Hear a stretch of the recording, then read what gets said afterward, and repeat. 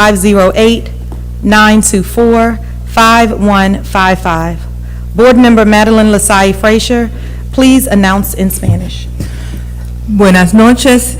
Se ha establecido una línea telefónica para que la comunidad pueda llamar y tenga acceso a interpretación en español en vivo. El número a llamar es el 508-924-5155. Repito, el número a llamar es el 508-924-5155. Thank you. For those who are not able to observe now, the meeting is being recorded and can be accessed on the PGCPS YouTube channel for later viewing. Lastly, for recording purposes, I would like to remind all board members to please turn on their microphones when you are speaking. Next, we will go to the board prayer and the Pledge of Allegiance.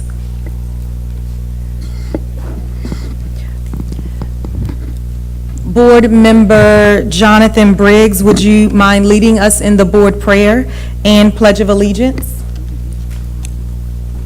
Thank you so much. No problem. O God, we pray to administer that which is just in all educational policies, being ever mindful of your guidance, steer us to action with love, wisdom, and understanding. Amen. Thank you. Stand for the Pledge of Allegiance. Flag of the United States of America, and to the republic for which it stands, one nation, under God, indivisible, with liberty and justice for all. Thank you so much. Ms. Adeline, please call the roll. Mrs. Adam Stafford. Here. Ms. Booth Estrada. Present. Mr. Briggs. Present. Dr. Harris. Here. Mr. Jackson. Here. Mrs. Lasalle Frazier. Present. Dr. J. Miller. Dr. Z. Miller. Present. Mr. Murray. Mrs. Rout. Ms. Walker. Present. Ms. Rivera Forbes. Present. Mrs. Mickinsbury. Present. We have 11 board members present. We have a quorum. Did you count 10? Ms. Adeline, what's the count? 10 present, 3 absent.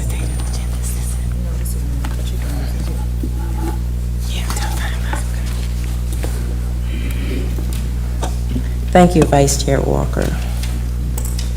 Colleagues, please be advised that the minutes for the March 21st, 2024 Board of Education and April 11, 2024 Board Work Session will be delayed until the May 9th Board meeting. We will now have the news break. Chair Mickinsbury, we did not approve the agenda. Okay, that's not here. Board members, the motion is to approve the agenda for the May 25th, 2024 Prince George's County Board of Education minutes. Second. It has been moved and seconded. Is there any discussion? Seeing none, Ms. Adeline, please call the roll. Mrs. Adam Stafford. Aye. Ms. Booth Estrada. Aye. Mr. Briggs. Aye. Dr. Harris. Aye. Mr. Jackson. Aye. Mrs. Lasalle Frazier. Aye. Dr. Z. Miller. Aye. Mrs. Rout. Ms. Walker. Aye. Ms. Rivera Forbes. Aye. Ms. Mickinsbury. Aye. And I have 10. In the affirmative, and I have 10 in the affirmative and 2 and none in the negative. The motion carries.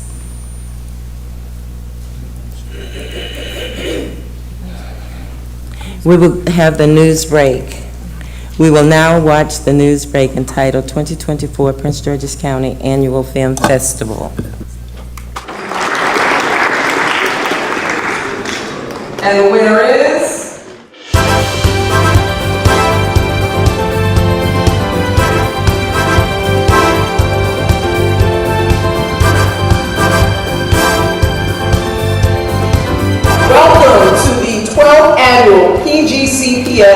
Digital Film Festival Showcase. We're here to actually highlight the films of our students. We have about 21 different schools represented here today at the Digital Film Festival Awards Show.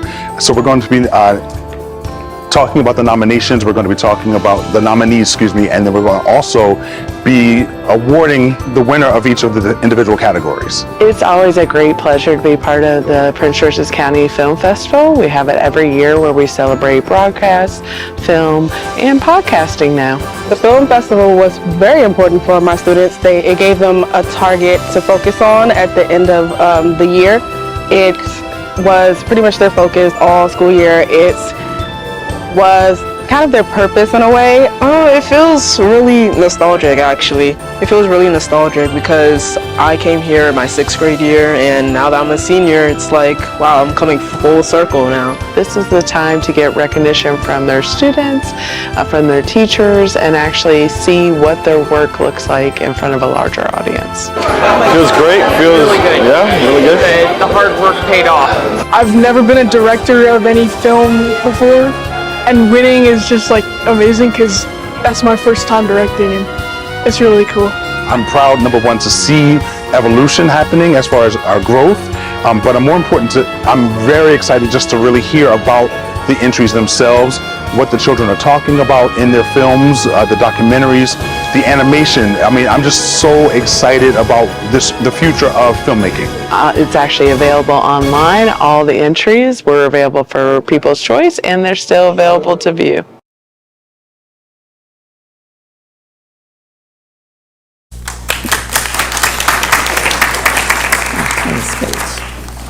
Thank you. Thank you to Chief Patel and Communications Department for the great presentation. We will now watch a video highlighting our first unsung partner for tonight. I don't have to pay. You can go.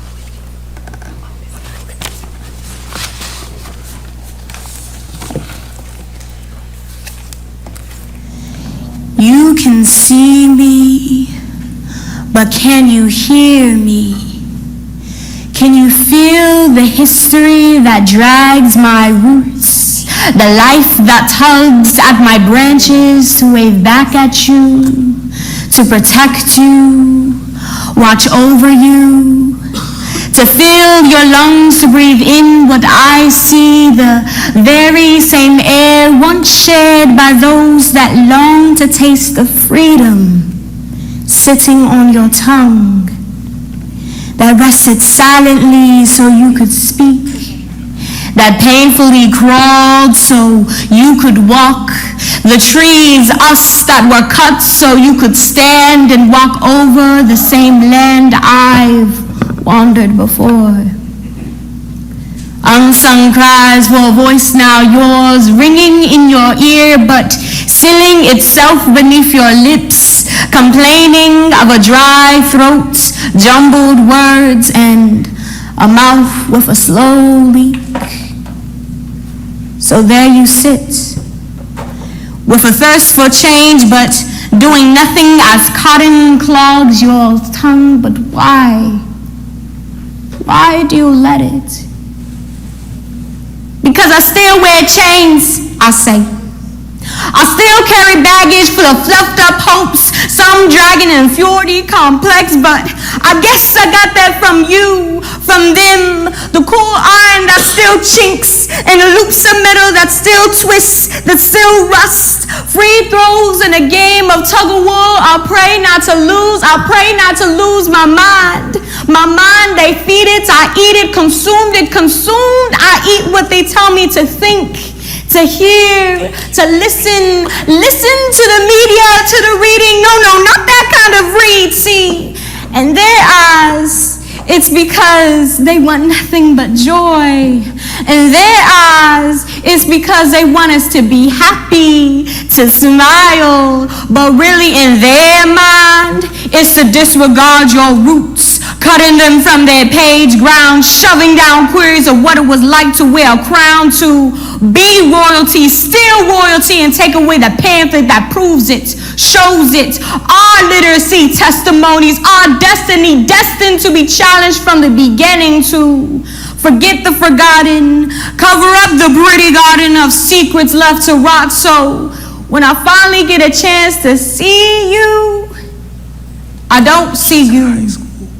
I can't feel you. I don't hear your cries because they're drowned out by lands romanticized. So when whispers seep into hungry ears, tormented by ignorance's arms, it's drowned out by the wind. But little one, you say, I'm all around you. I live through you. So why do you let them take it? Why do you let them tell you to swing your legs, teeter them off the edge of tomorrow? They didn't steal your soul, little one. So why do you sit and let your voice drip from its cries? Little one, don't you recognize you still have the power to rewrite the pages they took? To narrate your way out of the pretty garden of secrets, to expose the rotting that lies beneath its cotton fields. Little one, I can see you. I can feel you. I hear you. I listen to your prayers every night. I listen to you. Listen to me. All you have to do is close your eyes. I'm still here. So don't be afraid to speak out, to share your truth, our truth, these roots, to see my branches waving softly and wave back. Thank you so much.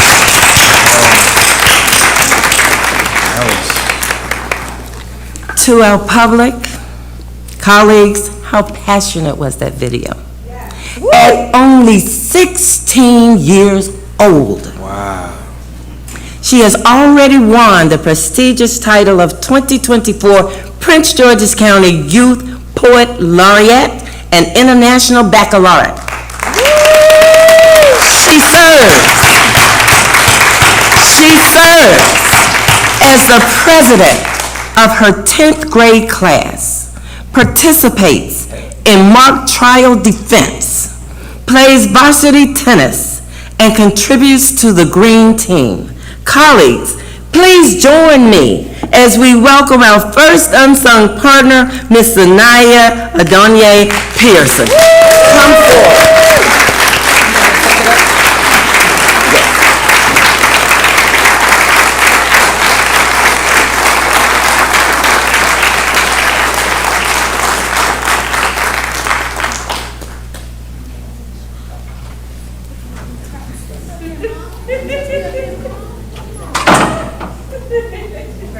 Now, yes, Mother, Ms. Pearson, nice to meet you, but I'm not finished. I'm not finished with the accolades for this young lady. Oh, I'm crying already. As one of Prince George's County's Youth Poet Ambassadors, Sanaya has performed her uplifting and socially conscious poetry all across the nation. Her performance include Marvin Gaye's 50th anniversary for his record, What's Going On? We can relate to that, right? At the Kennedy Center, the Lynx Incorporated Regional Conference after securing first place in the drama category, and Prince George's County Public Schools' first legislative day. She was our star. What you saw was at that inaugural legislature day here in Prince George's County. The list goes on. Recently, she was presented with a Senate resolution honoring her tenure as Prince George's County Youth Poet Laureate at the General Maryland Assembly. She also holds second place award in the Artistic Future Showcase from the Harbor City chapter of Society Incorporated. What wonderful achievement, Ms. Pearson. You have our utmost admiration. Continue your fantastic work. Now we have her mother, Ms. Pearson, and we, the Board of Education, are presenting you, let's present her with our, we need to take it out of the box, somebody. We need help. We need help. Let the public see it. We memorialized her speech from your first inaugural day. That is a memory for a lifetime. And we have some more things for you. We have a box full of goodies, and we're also presenting, I need to read this, I'm sorry. As our unsung hero, a thriving international baccalaureate 10th grade student from Central High School that holds the prestigious title of the 2024 Prince George's County Youth Poet Laureate, presented to you from the Prince George's County School Board. Thank you. Please. Wow. This is a youth from Prince George's County. This is a proud moment for us.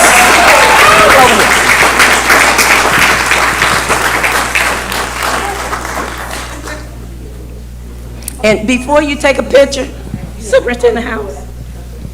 Absolutely. I think the necessaries have been made clear. This young lady is special, and the best is yet to come. We look forward to seeing your future thrive and wonderful things come out of Prince George County, don't they?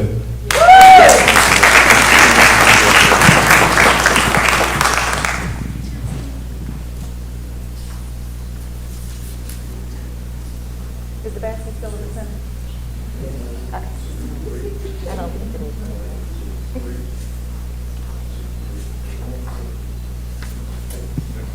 And now we will hear from our honoree. I'll hold this.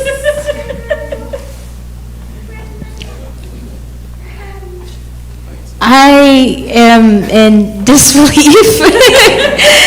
I just want to thank you all, the Board of Education members, faculty, all of the teachers who have poured into me in Prince George's County leading up to this moment. And I also want to thank my mother, my father, and the rest of my family for continuing to support me and nurture my gift into what it is today. And I am just so elated and in disbelief and shock to be standing with you all today, and it's an honor, so thank you.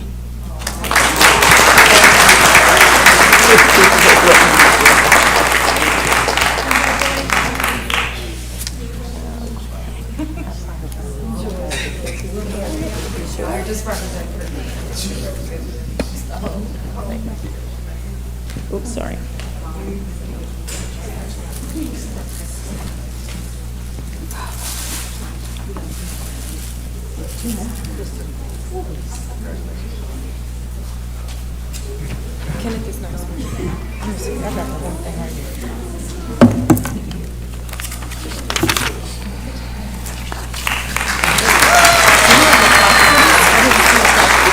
No, I didn't do that. Tonight, we also want to honor two of our own who provided stellar representation of our school district at the National School Boards Association Conference. And we have a video.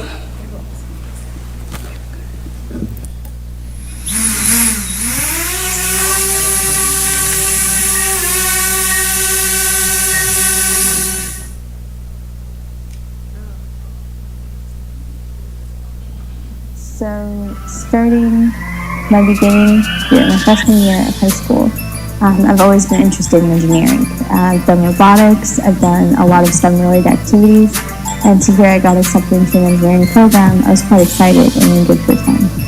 As I was in the program, I realized I learned a lot of things related to engineering or related to what we do in the field, and a lot of the experience taught me different things in this journey called life.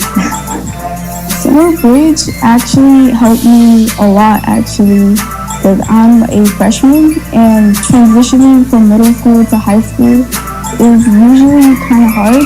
And I used to go to middle school and high school, which is around like 30 to 40 minutes away. So I had to move to a whole new school in a whole new area. And going to Summer Bridge actually helped me like open up and connect to others. So teamwork is a big part of the program. Like when I first got here, I didn't think I would be working with people this much, but like every project that we do, we work with each other, and like it's kind of important because it helps us learn more, and like it also like so we don't take so much time on projects. And like in my intro to flight class, we had to build a model of an airplane and also identify the 10 major components of the airplane. And we worked in a group, and some of us didn't know the components and some of us did. So by the end of the project, when we had to present it, we all knew the 10 components, we all knew where they were. Okay, my experience in aviation so far has been pretty good. I've been learning the components of an aircraft. I've been learning like what makes a rotorcraft and what makes an aircraft, like how they build it and how the components work to make one big aircraft and one. So while I was in high school, I realized a lot of the STEM activities I was doing really made me interested in the engineering career for a long time, and I was set in stone for engineering. But when I realized that as time went by that I wanted to explore my options more. And so I decided to consider going into more of a medical major or more of a science major. And STEM, and even though I was in the engineering program, everything in engineering was mostly related to STEM. And STEM isn't just engineering, STEM is quite broad. It's science mostly involved in a lot of it too. So when I think back and I look at all the things that I've done, I realize that no matter all the experience I've had has definitely taught me something, and I've definitely learned a lot from it. So my experience in the AET program has helped me in another class because it's helped me, well, with math, it's helped me, and science, and it's also like, regarding teamwork, it's much easier to talk to people in my other classes because I'm like so used to working with others. So. Something I really appreciate about the program is that it also helps me in other classes, like how right now I take physics and most of my aeronautic class is all about physics, so it's really helped physics class become easier for me as I understand what's going on in that class as well, so I really appreciate it. The aircraft systems are basically, we talk about the avionics and the 5 primary control systems for the aircraft, which includes the braking systems, ailerons, which controls your yaw, your rudder, ailerons which controls your roll, your rudder that controls the yaw, and the elevators that control the pitch. And we also talk about the flaps, which controls the lift on the wings. Okay, I think the Aerospace Engineering and Aviation Technology program is very unique to the students of today. Of course, back when I was a student, we didn't have these type of programs. The program offers a lot when it comes to just basic aerodynamics, getting introduced to weather systems, introduced to mathematics, and even the just logical thinking. The program, I think, generates a lot of rewards for students who pursue, regardless of what career that a student pursues. It's a great program to be in. I've been a teacher for 26 years. This is my 4th year at Duval High School in the Aerospace and Aviation program. I've taught aerospace technology, aerospace engineering, aeronautics, and the research practicum. In my class, the students get a general design, they research, they modify their designs, they test it. Once they do testing, they modify it even more, they do more tests. They get their final product, they make a PowerPoint to present to the client, and they also write a research paper that is APA formatted to explain their product to the client. We've had unique research practicum projects. We had one that she built solenoids over at her NASA internship. She grew them. They were going to be sent out to space. We've had some students design a spacecraft that would be able to land on, I want to say, Pluto. We're going to build the aerospace engineering program. They're learning 3D software. Hopefully they will actually be able to print and design their own designs. The aviation side, we have maintenance coming in, mechanics hopefully. We plan on the students building and designing and engineering and learning how to fly it in aviation. Thank you so much. Let's give a warm round of applause. So let me finish so that you will understand the prestige of this honor. The National School Board Association, along with the American School Board Journal, bestowed upon Prince George's County the Magna Award, which is one of 3 that they gave. That was the grand prize when we attended the conference. So now I would like for Ms. Christy McKenzie and Ms. Felicia Martin Latif, are they here? Yeah. Come forward. Superintendent, school board members.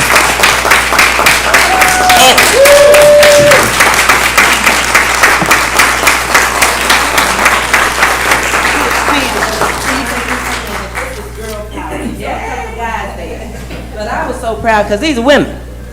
And these are young women that they are training. So we can do it, well, you can do it, young ladies, because I'm a little bit too old now. But I want to say one thing that I think this is the essence of the work that these 2 ladies do. We acknowledge the amazing staff and administration for being laser focused on our students' performance. It is because of our students that they do the work. It is because of our students we see the needs to be done for our students. We do that need to ensure that students receive what they need, and that is the essence of what you do. I will give this mic to Superintendent House, who I know is extremely proud of what you've done. As Chair Mickens-Murray indicated, we're super proud of the work, not only with you, but our academics team. Dr. Judy White leads that team, and I heard rave reviews. I actually had a flight right before it was time for you all to present. So thank you for representing the Prince George's County Public Schools in the manner that you do. Thank you for loving on our children academically in the manner that you do to build capacity. Let's give them a big hand. And I will add one other thing. Other school districts are coming here to meet these ladies so that they can do what we are already doing. I like being a leader in Prince George's County. You make us Prince George's proud. Thank you so much. And Dr. White, these are your, yes, wonderful. Thank you. So.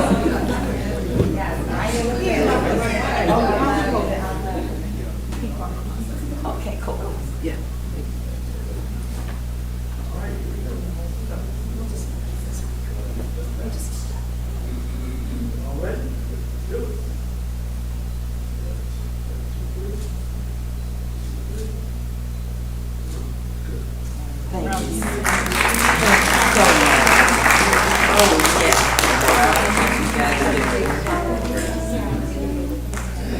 Thank you. Proud of you.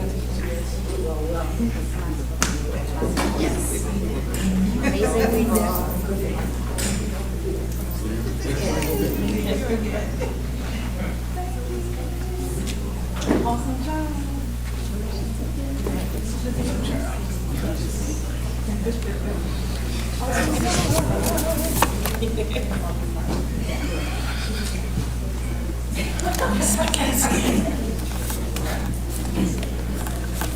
What did I do with it?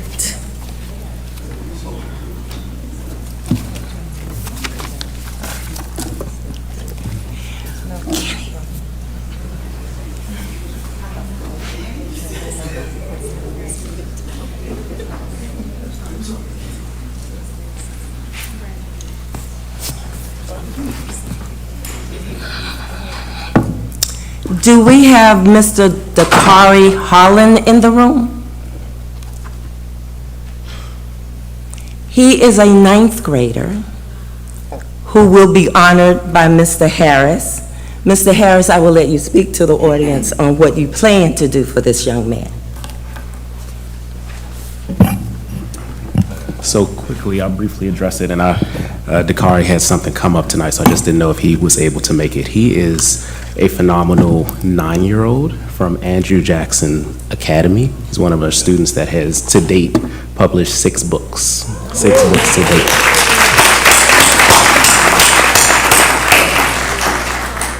And these books range from counting money to the importance of understanding American history, as well as he has one titled Dakari in Space, so that obviously resonated with me.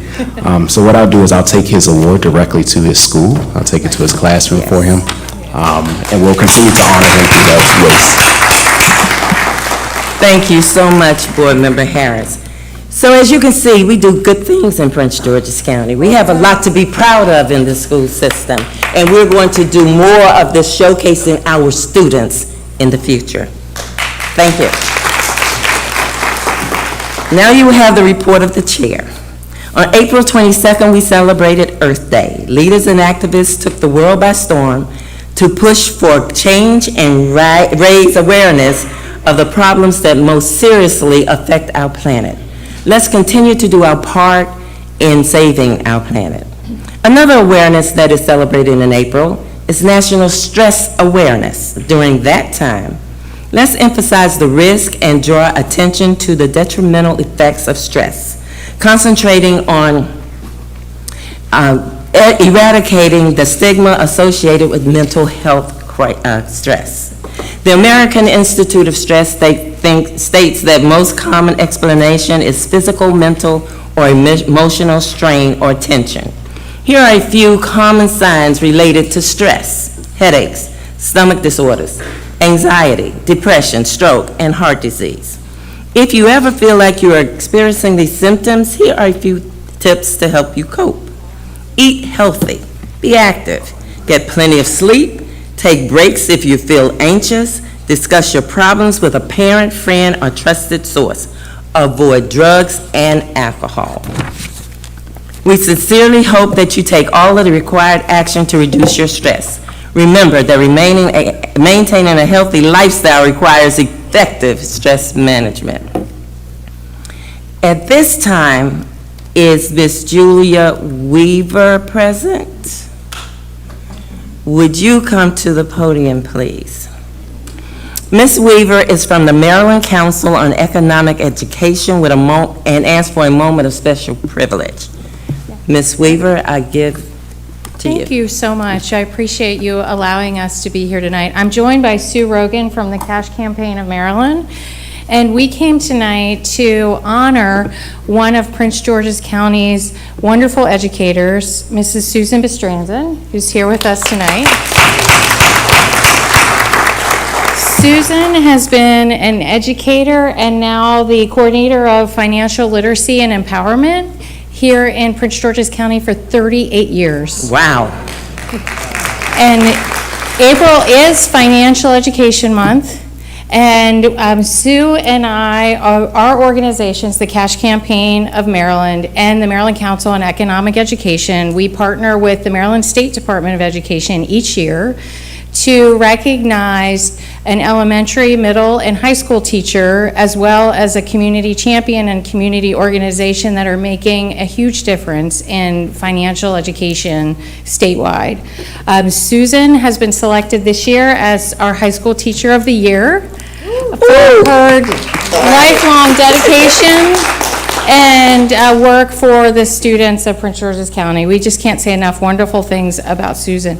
Sue, do you want to add anything? No? Okay. We had a recognition in front of the General Assembly of Maryland last March during spring break, which Susan had a well-deserved rest. So we bring with us a resolution from the Maryland Senate, as well as the Maryland House of Delegates, for Susan recognizing this achievement. So, well, meet us up here. Meet the board up here. Board members, we're going to take this picture.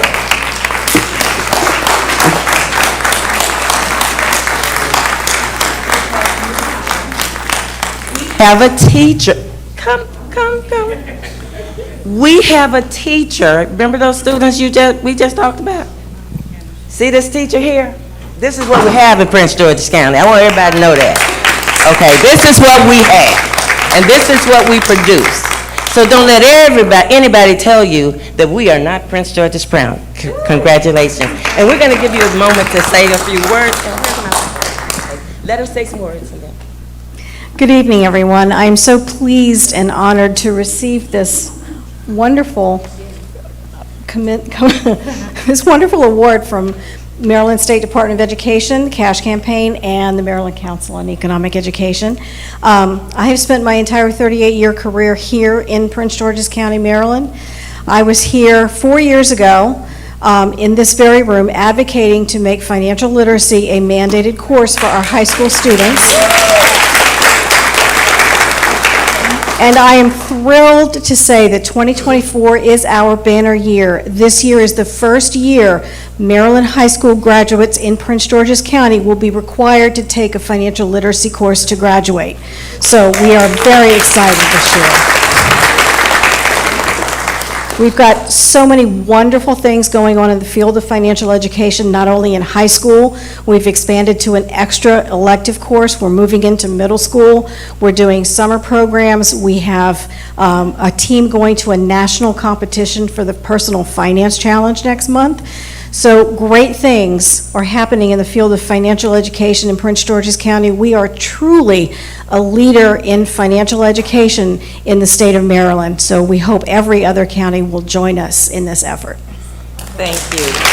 Mr. House, Sure, just on behalf of the administration, MSD, thank you. Thank you for your commitment to children. Thank you for your commitment to our state, because what you've done has not just been a benefit for the students in the Prince George's County Public Schools, but it's been a benefit for many students across the state of Maryland. So thank you, thank you, thank you. And now we will get our pictures. Is that your husband? Come on, bring your family. Family, husband. Come on down.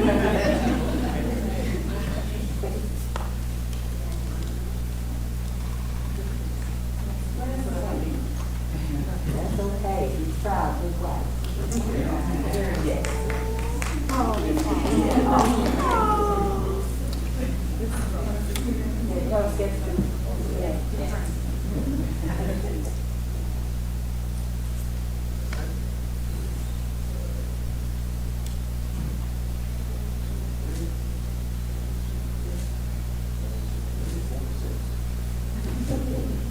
Thank you so much.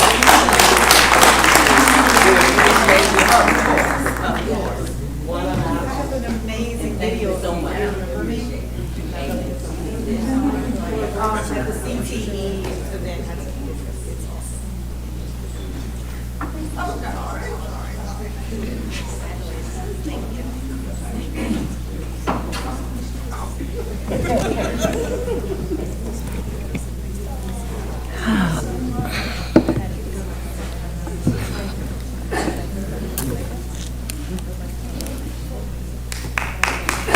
Another round of applause. Good stuff. Superintendent House is proud tonight. At this time, we will call for a moment of silence as we honor the memory of the following Prince George's County staff, family, and community members. Victoria Wells, School Secretary, Patuxent Elementary School. Leonard A. Ballinger, Automotive Service Attendant, Greenbelt Garage.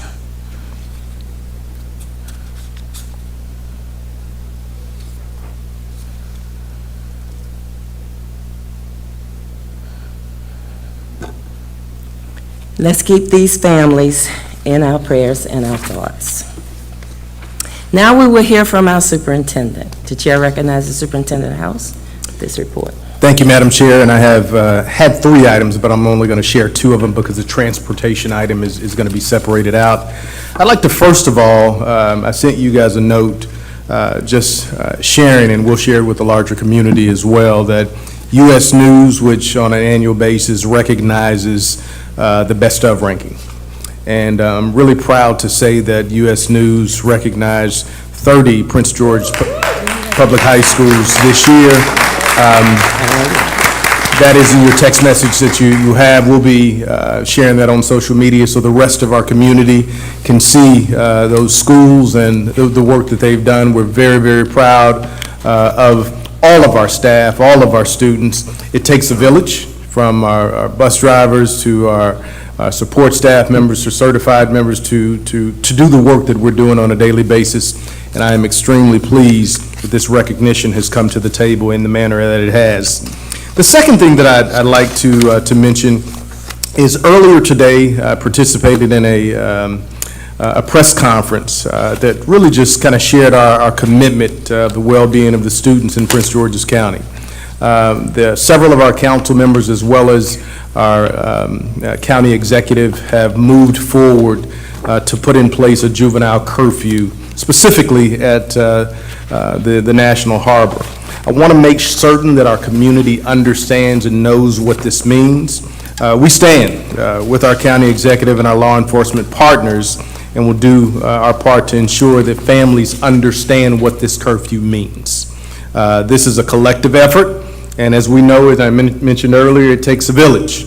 As always, the safety and well-being of our students is top priority, and we want to work alongside our county council, our county executive, Chief Aziz, to ensure that our students and community stay safe. Our schools will continue to offer resources to educate our students, appropriate behaviors and consequences, and engage them in the manner that they should. Especially with summer approaching and that long of a break, we want to continue to promote programs and opportunities for our students. Madam Chair, that concludes my comments until we get to our transportation report. Thank you. Thank you so much, sir. Now we will go to 213, Outcomes and Outputs, Policy and Governance Committee. The chair recognizes Board Member Jonathan Briggs, the Policy and Governance Committee Chair. Thank you so much, Chair Mickens-Murray.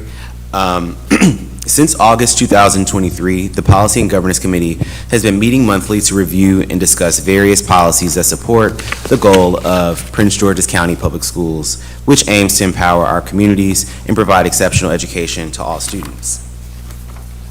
Outcomes and outputs. The committee concentrated on policies the board and the superintendent recommended that required revisions resulting from potential legal ramifications, citation corrections, rescissions, and and cycle updates. The status of the recommended policies are as follows. Number of enacted policies to date are 3. The number of rescinded policies to date are 1. The number of policies currently under review are 23. The number of policies awaiting review are 9. And the total number of policies recommended for the school year 23-24 are 36. Regarding proposed bills for 2024 under the Maryland General Assembly, the Policy and Governance Committee adopted the following stances. Number of bills supported, 21. Number of bills supported with amendments, 10. Number of bills opposed, 4. Number of bills with no opposition, 6. The school system could not take a stance on a couple of bills due to insufficient information about how they would affect the system. Total number of bills reviewed are 277. The committee will keep working to review, update, and implement policies that are in the best interest of our stakeholders, PGCPS students, staff, and the community. Thank you so much. Now we will have our legislative updates. The chair recognizes Superintendent House for the legislative update presentation. Thank you, Madam Chair. I'd like to invite my Chief of Staff, Quincy Boyd, to the microphone to share our legislative affairs that have occurred over the course of this year. Chief Boyd. Thank you, Superintendent House. Good evening, Madam Chair, members of the board. We appreciate the opportunity to present the advancements made during this legislative session, led by the Office of Government Relations, Compliance, and Procedures. Our focus includes connecting with essential stakeholders such as our elected representatives, governmental bodies, regulators, and advocacy organizations. In a moment, I will pass it over to my team, but before I do, I'd like to say that we are incredibly grateful for the collaboration with stakeholders across the county, including our senators, our delegates, staff, parents, students, our lobbyists, and of course, the Board of Education, who helped work alongside us through the Policy and Governance Committee. Over the last several months, many of you took our calls very early in the morning and late at night. So I'd like to give a special shout out to Chair Mickens-Murray, Vice Chair Walker, Board Member Boozer Struther, Dr. Juanita Miller, and Board Member Adam Stafford. I will now turn it to Director Robin Welsh and Administrator Shelby McRae, who will guide you through the notable achievements and milestones of the PGCPS legislative journey in 2024.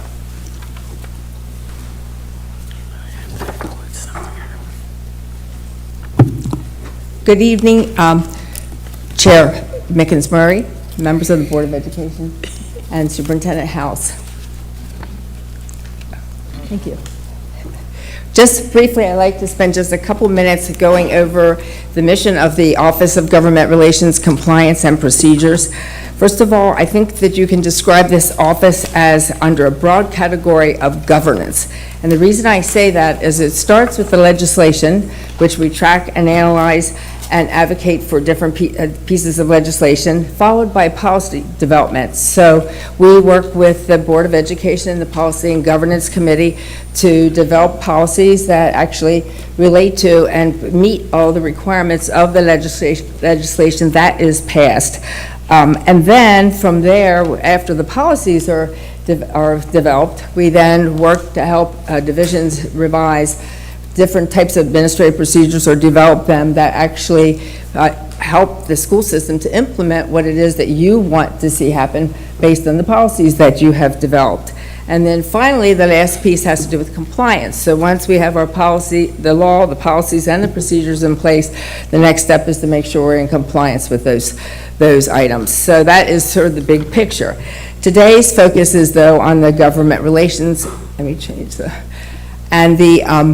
and I would like to say that we do have an administrator, Shelby McRae, and her title is Government Relations and Procedures Administrator, and one of her focuses is government relations.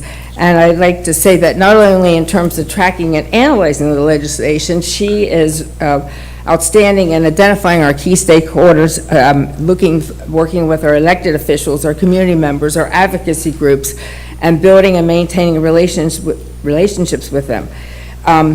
Advocating for Prince George's County Public Schools position on a variety of issues in order to influence those individuals is a big piece of the work that she does, along with the communication of our priorities and our position statements.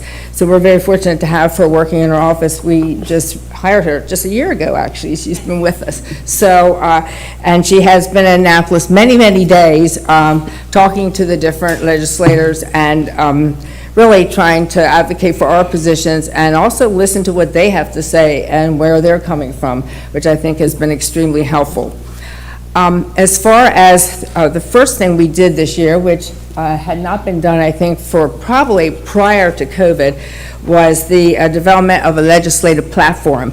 And it was developed and then adopted by the board. And the importance about the legislative platform, first of all, it summarizes the board's position on priority issues.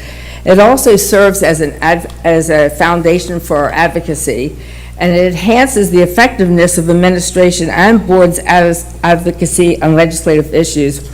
And also, we did have it distributed to the members of the Maryland General Assembly, our partner organizations, the community, and it is posted on Prince George's County Public Schools website. So the platform was really developed through a collaborative process. First of all, Shelby and myself started, and we met with each division chief, and we could not have put the platform together without the input from our division chiefs. We did ask them questions about what legislative issues were important to them and what types of actions they would support and oppose, and we utilized that information as we developed the platform. We also were fortunate because our Superintendent House had developed and had instituted several town hall meetings, which provided a lot of information for us in terms of identifying also what would be priorities, and also provided in surveys so that we could get more information. We also shared information with the PCAC so that they could provide information to us so that we could put all these pieces together in terms of putting, I have to, excuse me one second, I just have to drink water. I have allergies, so I apologize. Anyway, so we put all, What happened to our presentation? There it we is. go. Anyway, so we put all those pieces together so that we could have the platform. In addition to that, we conducted research on the legislative landscape, looking at local, state, and federal law and educational issues that we thought might impact Prince George's County Public Schools. So those were all the pieces we put together there. And then from there, we looked at legislative priorities from previous years. We also looked at the Maryland Association of Board of Education's priorities and current challenges that Prince George's County Public Schools face.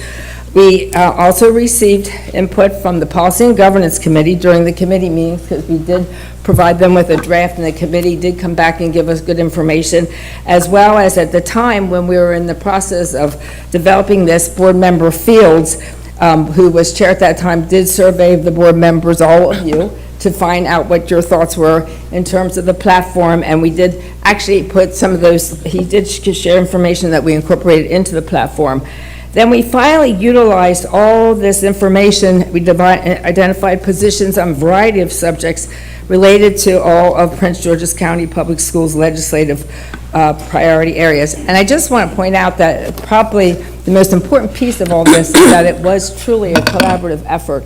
Our office alone could never have done it without the help of the board members, all the administrative team, the community, all the pieces that we were fortunate enough to be able to utilize to put the platform together.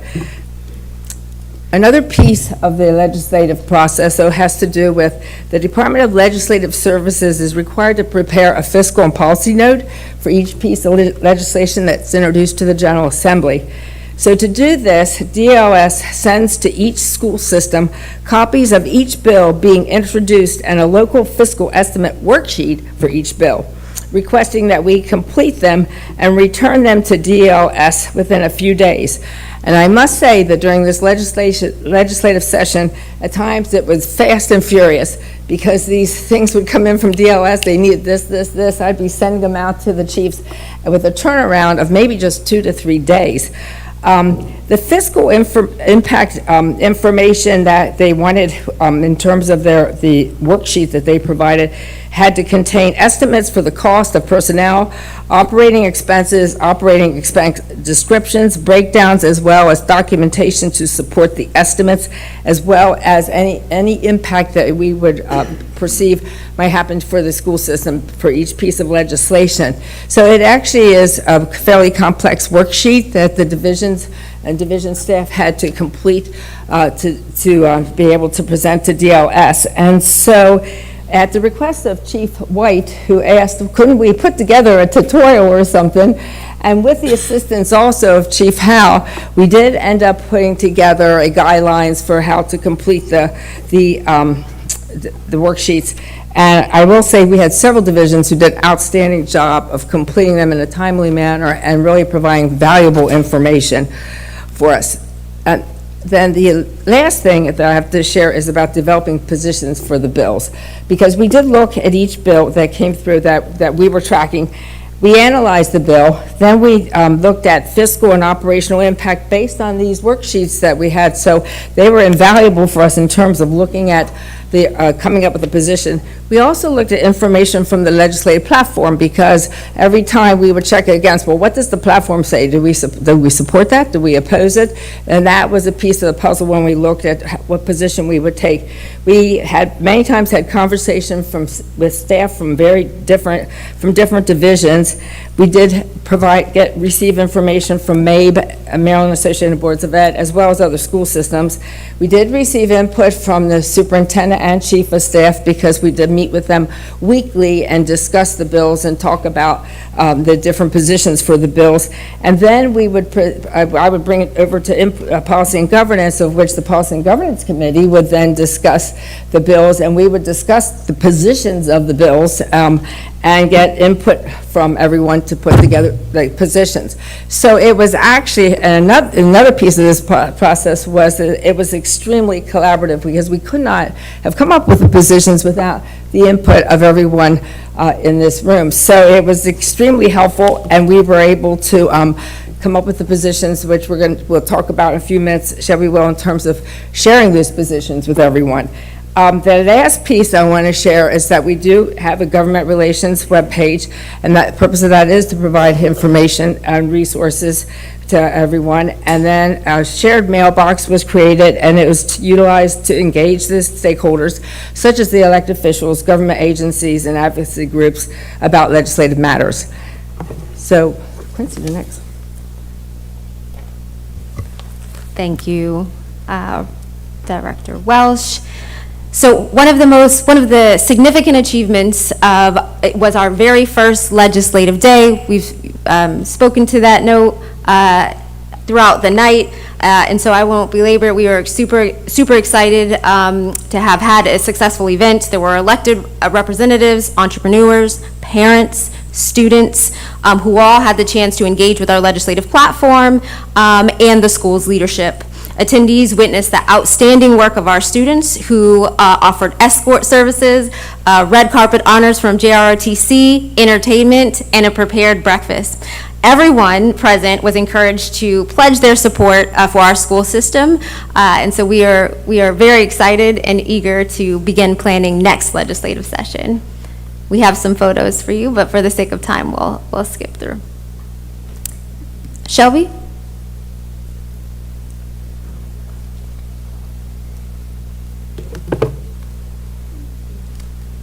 Good evening. It's my pleasure to be before you today. I'm just finishing up showing some of the items that we had for Legislative Day. Our creative passport, which was the vision of our Chief of Staff, and then also all of the branding that we are going to be using continuing on with Legislative Day. Let's see. Which one? Yep. This one?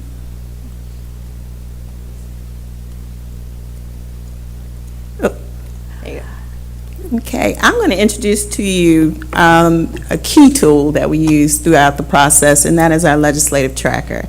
As you can see, we were tracking 277 bills for the whole entire session. And we hyperlinked all the bills so that you could go in, we checked for cross files, we kept dates for all of the particular status and positions. We always color-coded so we kind of know exactly where that bill was at any given time. That was quite important because it's a lot to keep up with. Whew. And it's just such a key tool. We were just able to keep up with fiscal notes, interactions with the divisions, and all of our key positions, but it got to be voluminous after a while. And we also kept notes. The notes were very key because we wanted to know who was talking to who was advocating with us and things of that nature. And then we really wanted to look at impact.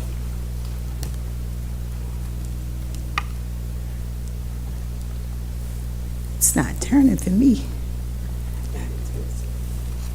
I'm short. Maybe it's because I'm short. Next, it was important to communicate all of our positions back to our stakeholders. So we developed the legislative exchange, which had all of our positions on it. So we sent that out weekly to the stakeholders and shared it with our administration and, of course, the board, because we wanted to make sure that the things we supported, the things we opposed, the things that we could work on. Some things were supported with amendments. We just wanted to be able to have conversations, but let the elected officials know exactly what our positions were on things. We wanted to stay informed of what was going on there, but we also wanted them to be informed of what we were thinking back here. We want to have successful legislation to make our students very successful. Bless you. Bless you. And I can't express just how important advocacy work is in Annapolis for PGCPS. It's just key. We're so appreciative of those of you all that went to Annapolis and had those hard conversations, met with legislators, provide position papers and letters, maintain those key relationships in order to grow our presence in Annapolis. So thank you, thank you, thank you.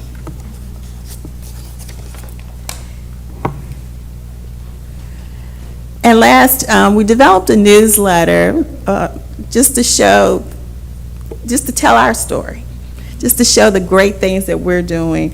We email the newsletter out to the stakeholders highlighting PGCPS's achievements, including leading the state in AI policy development. And this was one of the key things, but we try to look for all the good things that are going on in the school system and just give it to the stakeholders and the elected officials so they know when they're talking to their constituents, they have some good stories about Prince George's County Public Schools. Oh, thank you. In sum, we are incredibly proud.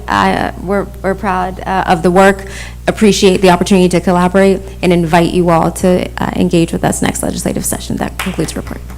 Thank you so much. Superintendent House, did you want to say anything else? Or you want me to just thank your staff? Absolutely. I'm just very proud of the work. This is necessary work to ensure that we build relationships so that we can be in the room to ensure that we're a part of the decisions that are made, not only for the Prince George's County, but for the state of Maryland as well. So thank you, staff, and thank you, board, for your engagement as well. Thank you so much to you and your staff. Now we will go to Policy and Governance Committee recommendations. The chair recognizes Board Member Jonathan Briggs, the Policy and Governance Committee Chair. Thank you so much, Chair McInsmurry. The Policy and Governance Committee met virtually and discussed the revisions to the following policies. Bylaw executive session. This policy aims to provide guidelines for executive session meetings. Bylaw regular board meetings. This policy aims to provide guidelines for regular board meetings.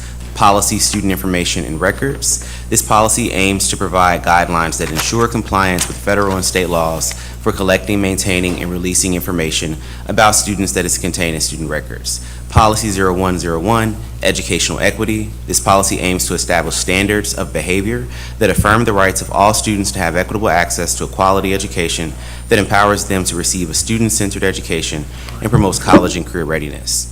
Policy service animals in schools. This policy aims to provide guidelines permitting the use of service animals by individuals with disabilities on PGCPS property and at school-related and school-sponsored activities. Policy 0119, theory of action. This policy aims to provide a framework that outlines what steps PGCPS must take to meet the required outcome of achieving equity and excellence in education.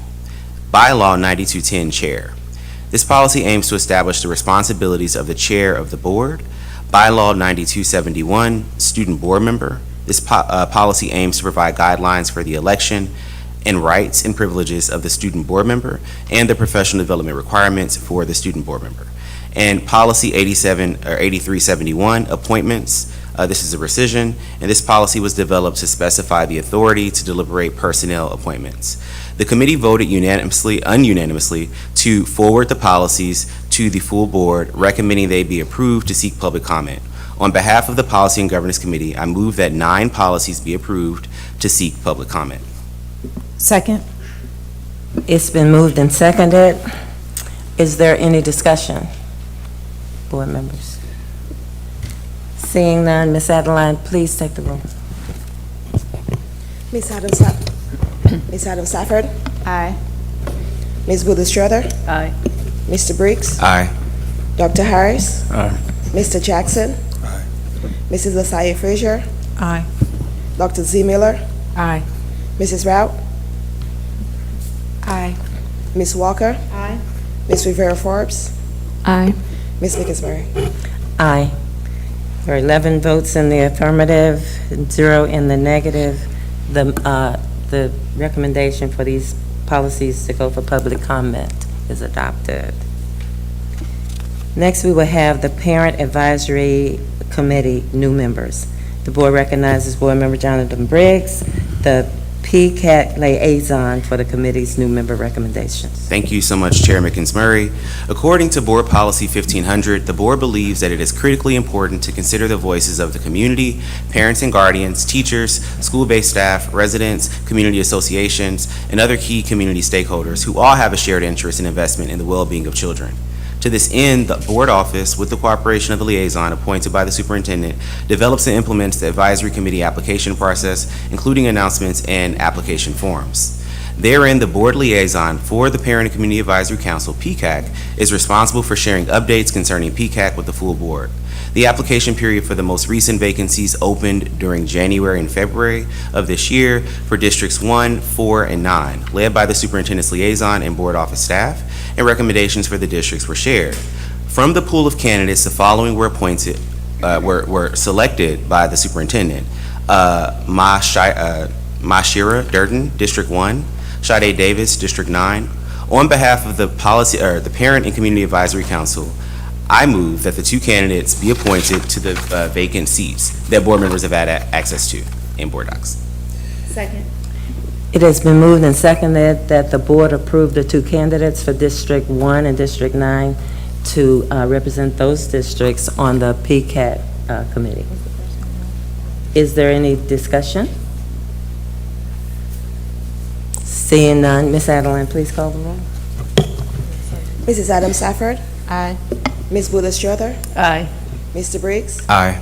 Dr. Harris? Aye. Mr. Jackson? Aye. Mrs. Asaya Frazier? Aye. Dr. Z. Miller? Aye. Mrs. Rout? Aye. Ms. Walker? Excellent. Yes, aye. Ms. Rivera Forbes? Aye. Mrs. Mickinsbury? Aye. We have 12 in the affirmative, and this motion carries for these two folks to join the PCAT. So someone will notify them, I hope, other than this notice. 11, I mean.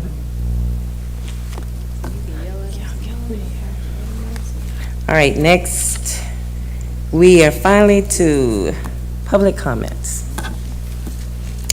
The board will recognize your comments, but will not address them. We skipped item 2.18. Oh, the MAID represent, oh, yes, I'm on the MAID. Oh, yes, I need to do that. I have a deadline. The chair nominates Board Member Boozer Struthers to represent the Prince George's County Board of Education on the Board of Directors for the 2024-25 school year. So, we'll make a motion. Second. It's been moved and seconded. Any discussion? Seeing none, Ms. Adeline, please call the roll. Thank you. Mrs. Adams Safford? Aye. Ms. Buller Strother? Aye. Mr. Briggs? Aye. Dr. Harris? Mr. Jackson? Aye. Mrs. Asaya Frazier? Aye. Dr. Z. Miller? Aye. Mrs. Rout? Abstain.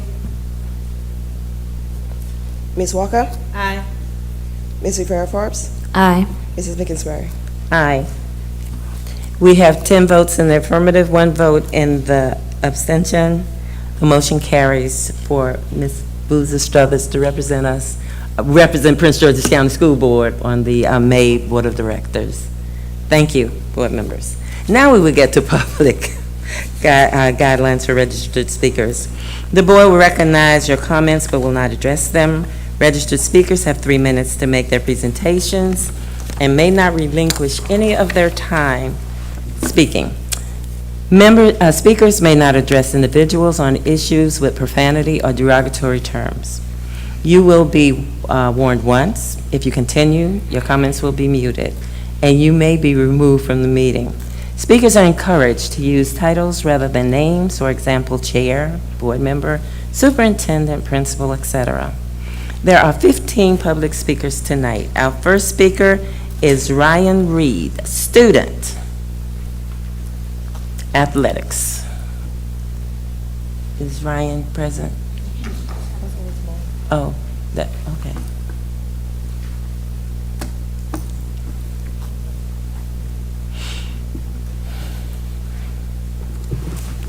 Good evening. In August of 2021, I joined the cross-country team at Wise High School. I had never run track before. I struggled for the first few meets. I pushed myself to no end to get better. At the end of the season, I was one of the 2 runners that qualified for states for our team. I fell in love with track. Throughout my entirety of my freshman year, I worked extremely hard to get better. I won my first county title that year, and I was ecstatic. At the end of my freshman year, during the county championship, I caught COVID. I couldn't run the regional championship the next week. When I came back to the team, I was mistreated. This was the beginning of a continuous uphill battle with the head coach that lasted throughout my entire sophomore and junior year. From simple microaggressions to outright disrespect, I have endured way more than I should have on that team. I am not the only one that has been mistreated. There are other athletes who have been continuously disrespected. When an athlete stopped running hurdles because she didn't feel adequately trained with only 1 day's training a week, the coach withdrew her from running events completely. For 3 seasons straight, she only did 2 field events. When she asked the coach about it a year later, he told her, quote, "I was mad that you quit hurdles." It was like the sport was for the coach rather than the athlete. At the end of my sophomore year, I had to drop out of my state 800 race for extreme Achilles pain. I went into the state championship tired and hurt from a long indoor and outdoor season of being overrun. I wasn't the only one. It's common for our team to be plagued with pains and injuries. Coaches or athletes who question or make suggestions to the head coach are met with immediate hostility. During team meetings, those who make suggestions become targets for his nasty comments disguised as jokes. There is a constant, tense, and toxic environment at practices and meets. I have heard multiple people say that they are scared to talk to the coach. It's draining to constantly have to modify your own personality or behavior to appease the attitude of the coach. Even the assistant coaches fail at this. After a heated argument at practice between the head coach and the assistant coach walked off and he went home. Later, he sent the team a text which included his farewell. He said, quote, "I regret not standing up for y'all more." An athlete, not the head coach, told him he was not coming back. He was the only coach who pushed back. The other coaches affirmed his inappropriate behavior with silence. In fact, a coach held me back after practice to advise me to continue to be nice to the head coach after he mistreated me. After the most recent sabotage, I walked away. I love track, but I'm walking away because I'm in an environment where coaches have destroyed me and other athletes' confidence. At the end of my running career, I walk away with 8 county titles, 4 regional titles, a county MVP, and 4 all-county first-team selections. I'm walking away with my dignity. None of these awards can replace a person's dignity. This is an opportunity to change the system to ensure student athletes don't have to choose between the sport they love and their dignity. Student athletes need passionate coaches who are able to encourage, properly train, and build them up. Student athletes need positive spaces to grow where their dignity and morals aren't compromised. Student athletes deserve better. You got it.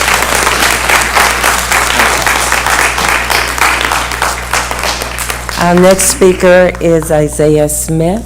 It's systemic too. Student special education presentation. It's systemic too.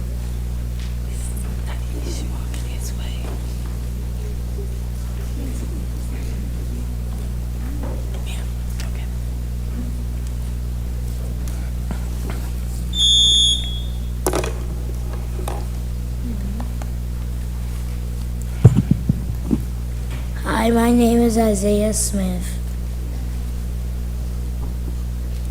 Help me to not be embarrassed.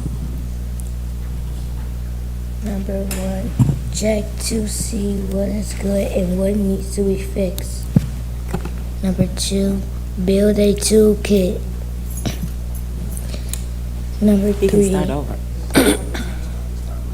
do rules harm us or help us? Reimagine PGCPS. Teach the teachers. Make this team work. Thank you.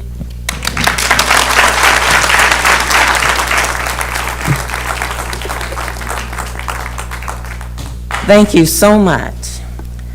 Next, we will have Mr. Timothy Meyer.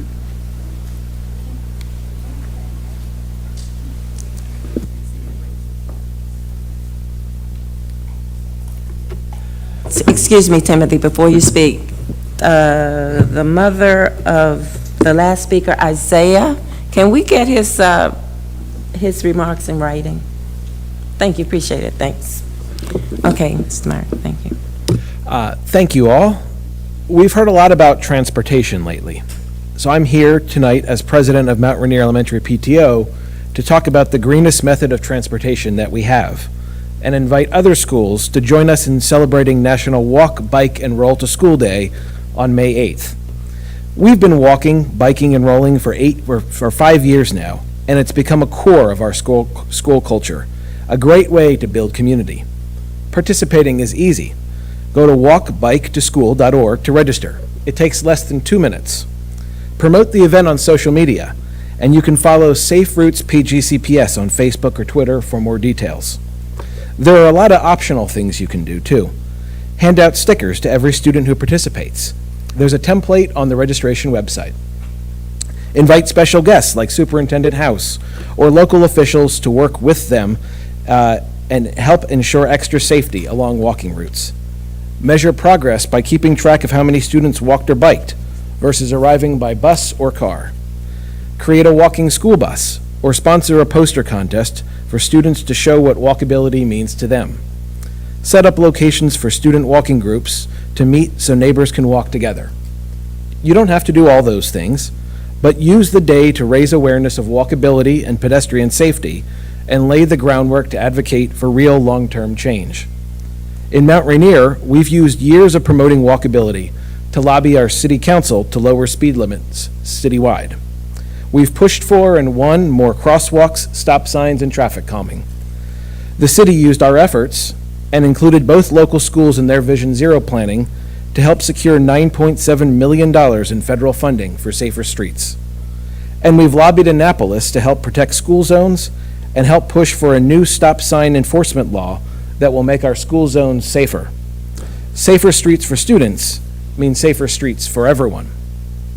So let's set a goal tonight and try to get at least 2 schools in every one of your board districts to join us in walking, biking, and rolling to school. To any parent groups, PTOs, PTAs out there, you can reach out to mountrainierpto@gmail.com, and I will personally help you get signed up for the event and walk you through how we've done it at Mount Rainier Elementary. And to board members, I'll also work with any of you to help bring the event to your district. Let's try to find the schools that have the most walkable communities and try to, like I said, meet that goal of 2 schools per district. PGCPS is already the statewide leader with 150-plus green schools. We can lead the way on walkability and safe routes, too. Thank you all. Thank you so much. Ms. Teresa Smith.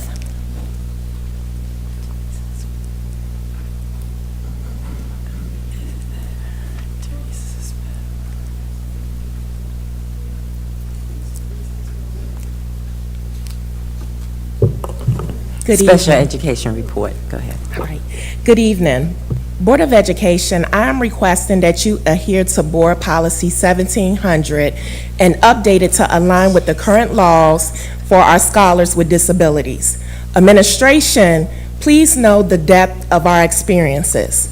Some of us have heard the phrase connection before correction. Well, research indicates that when students have a connection at school, there is academic achievement. It is inevitable to believe that disruptive behavior will not occur in the academic setting.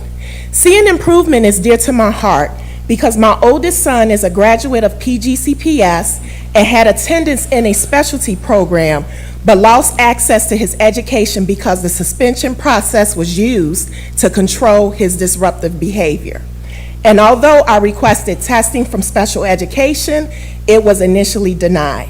It wasn't until I engaged with the pupil personnel worker that things began to shift, but by this time the principal shared with me that he had failed at doing what was needed for my son. It is now 2024, and it is very evident that our school system has a systemic issue, and the lack of effective change is costly. We should be ashamed that we are still positioning parents to fight for access. We are not even informing enough parents that resources PGCPS is paid for is an option for them, such as the RDI program. While I continue to encounter similar tactics over the school years, it wasn't just me. Other parents have shared that failed processes and just the genuine care is what prevents our children from being successful. The false narrative that the very student needing assistance has no desire to learn is what's pushed. I'm here to tell you that that is not the case for most. As an engaged and informed parent, I have children whose behavior can be better managed, but guess what? They still want to be educated about becoming an attorney, chef, musician, even a teacher. It has taken nearly 3 years for one of my children to get services under special education, and this is even after the IEP team had a medical diagnosis. A lot can transpire in this amount of time that adversely impacts the scholars. Today, I see change for not just what my family encountered, but for every child who is crying out for help because they want to be connected to the very thing that is going to get them to their next step. A guardian is the one consistent person throughout a student's academic journey. So hear our voice today. Let's connect before we correct. Thank you, Board of Education, for this time to speak about my experience with special education and the behavior management process in our specialty programs. Thank you. And, okay. I just want to say, and I know we don't make comments, but I like your red. Just want to say it. Our next speaker is Joseph Jacoda, right? He's the environmental guy. Thank you to the Board of Education for considering our testimony on the PGCPS legislative updates, in particular those that involve pedestrian safety. My name is Joseph Chikuda. I'm representing Climate Parents of Prince George's. It's a campaign to reduce climate change causing pollution in our schools. Fortunately, this session, Delegate Healy's bill, HB 364, passed, allowing for stop sign cameras in school zones in Prince George's County, though it placed challenging hurdles for them to be placed. We urge PGCPS to actively work with the Prince George's County Police Department and County Council to proactively seek approval for stop sign cameras at intersections near problematic schools. Unfortunately, SB 200 did not pass. It would have required PGCPS and other schools to prepare and post on the county's website each year a report identifying safe pathways for public school students to walk to school. While it is not required, we urge PGCPS to explore doing this independently. Advanced software now performs these types of tasks, and this can be helpful to students who need to walk safely to school or even safely from to their bus stops. Also, we did not want you to forget about HB 19 from the 2022 legislative session. It requires pedestrian safety plans for all new school construction and major renovations. We know there are important new buildings being constructed, and we have not seen any opportunities to comment on pedestrian safety plans for these schools. Concerning county legislation, recently the county adopted CR 9 2024, which created a Prince George's School Pedestrian Safety Working Group. We urge the PGCPS representative to take an active role in this, but not just to focus on crossing guards. We do need more crossing guards, many more crossing guards at our schools, but they can't be everywhere at all times. They cannot be there to protect students who are walking to each and every bus stop in the county.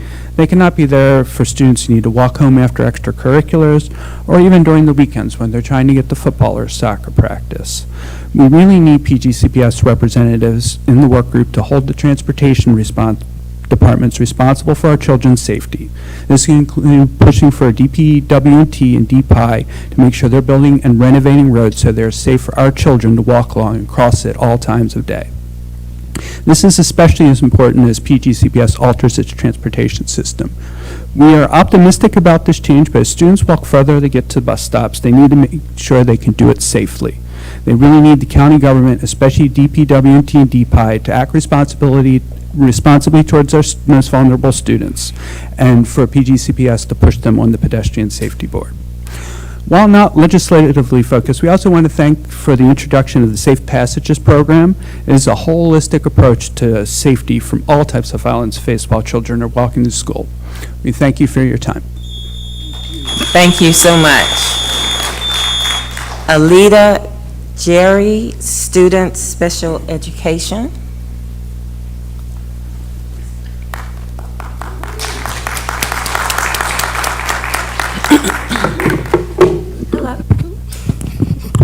Hello, I'm here to present a continuation of Teresa Smith's presentation. We have, as a collective, drafted some recommendations to help improve the experience for special education students in the support system. A petition of about 80 signatures was emailed to the board signatures with those recommendations, so at a very high level, I'm going to read over them. and give a bit of context, does PGCPS realize that the organization seems to be collapsing at a micro level for its special needs students population? The larger mission and vision are not always fully executed due to inefficiencies at a staff level, which also leads to adversarial relationships and causes disconnections between the students and parents. When misinformation is communicated or students with disabilities have been denied access to their rights for special education, PGCPS misses the mark in providing transformative educational experience and excellence and equity. Please review and provide a response on the recommendations by May of 2024 Board of Education meeting. We're asking the following. Reactivate the Disability Issues Advisory Awareness Board. Investigate if there are direct implications to the suspension rates by conducting an audit and analyze the data for students with disabilities who did and did not have a functional behavioral assessment and behavioral intervention plan. Integrate special needs students into leadership opportunities, such as the one that the young lady had at the beginning of this meeting.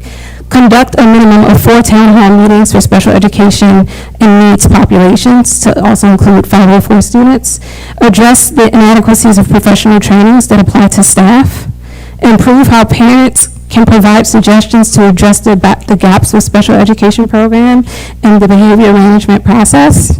Ensure there is accountability with staff who have adversarial engagement with parents. And then here are some more resource-intensive requests. So to collect data about experiences and conduct public-facing audits on special education program. In collaboration with the Family Support Center and the CCAC, revamp the toolkit for parents to include self-learning training modules and a fact sheet. Review and revise policies and procedures that limit, delay, and prevent students who have or have a suspected disability from accessing resources. Better align and allocate resources for behavioral health. Provide training for specialized education for twice exceptional students, and review staffing levels and address the need to provide competitive pay. Thank you for your consideration, and for questions or concerns, please contact our lead on this initiative, Teresa Smith. Thank you. Thank you. Ms. Karen Hendricks, Individual Accessibility of Special Education Support. Is that person? I don't see anyone. Okay.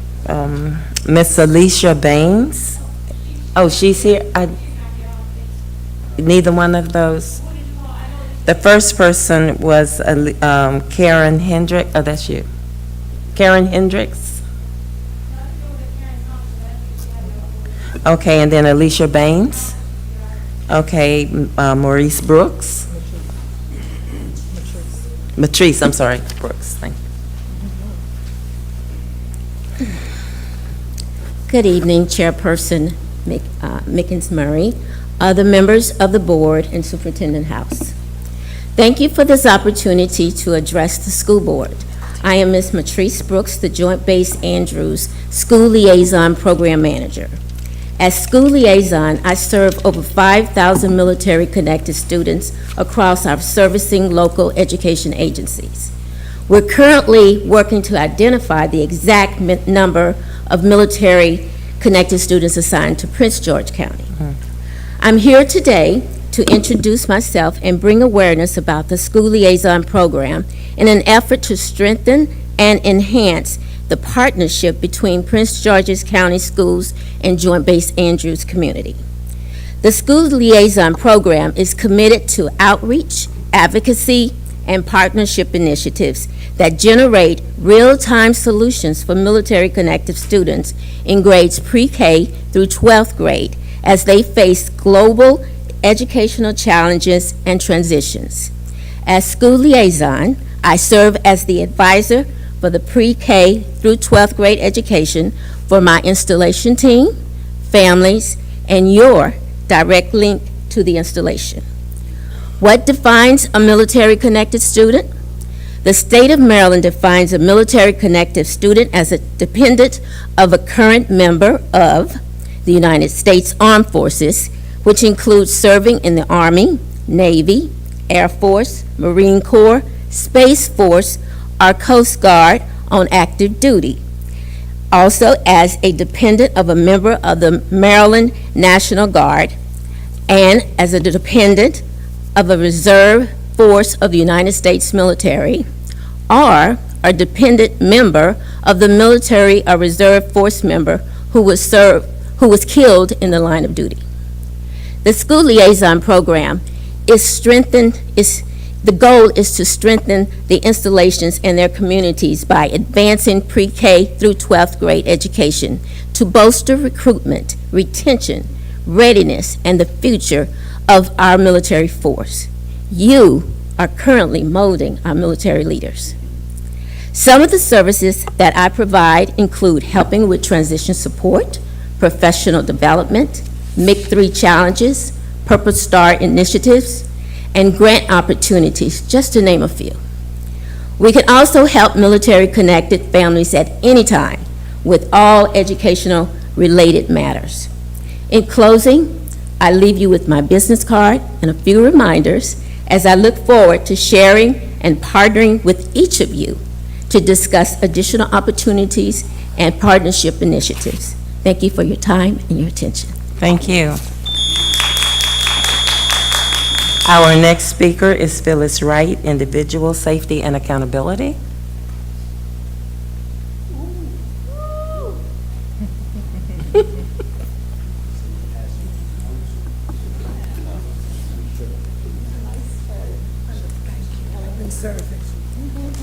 Thank you. Good evening to everyone. Good evening. Special shout out to this young lady right here who stayed with me for 2 hours, Miss Quincy Board at Flowers High School. She walked the halls. She saw the need that we had in the school, talked to each and every one of the students, those who was in class and those who was in the hallways. Thank you so much for giving me those 2 hours that you said that you would. Julie Meeky Murray, thank you so much for being on this board and showing me that you are doing a wonderful job. I appreciate everything that you have been doing. I listen to all the criticism that you have to stand up there and endure, but you are doing a wonderful job. As a parent of 2 beautiful students here in Prince George's County, I just want to say thank you. House, I want to say thank you. I appreciate the work that you're doing, but we got to do better. As you can see, I'm representing with my school board member here, Brandon. I'm on Suitland, William Hall Academy, and Flowers High School. William Hall Academy, please, we have not had a principal since our principal left 2 years ago.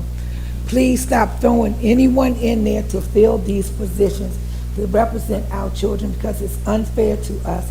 It's unfair to me as a parent when I have to go to the school, because I'm still having parents calling me a parent when there's an issue going on with the school. Dr. Forsett had to come to William Hall Academy because there was a chaotic situation there where a parent attacked a child. Unacceptable. Unacceptable. That could have been my child. We need to do better. We need better security. We need to have better people in these positions that you put in for principal that represent Prince George's County Public School, not just to put someone in there to fill the board.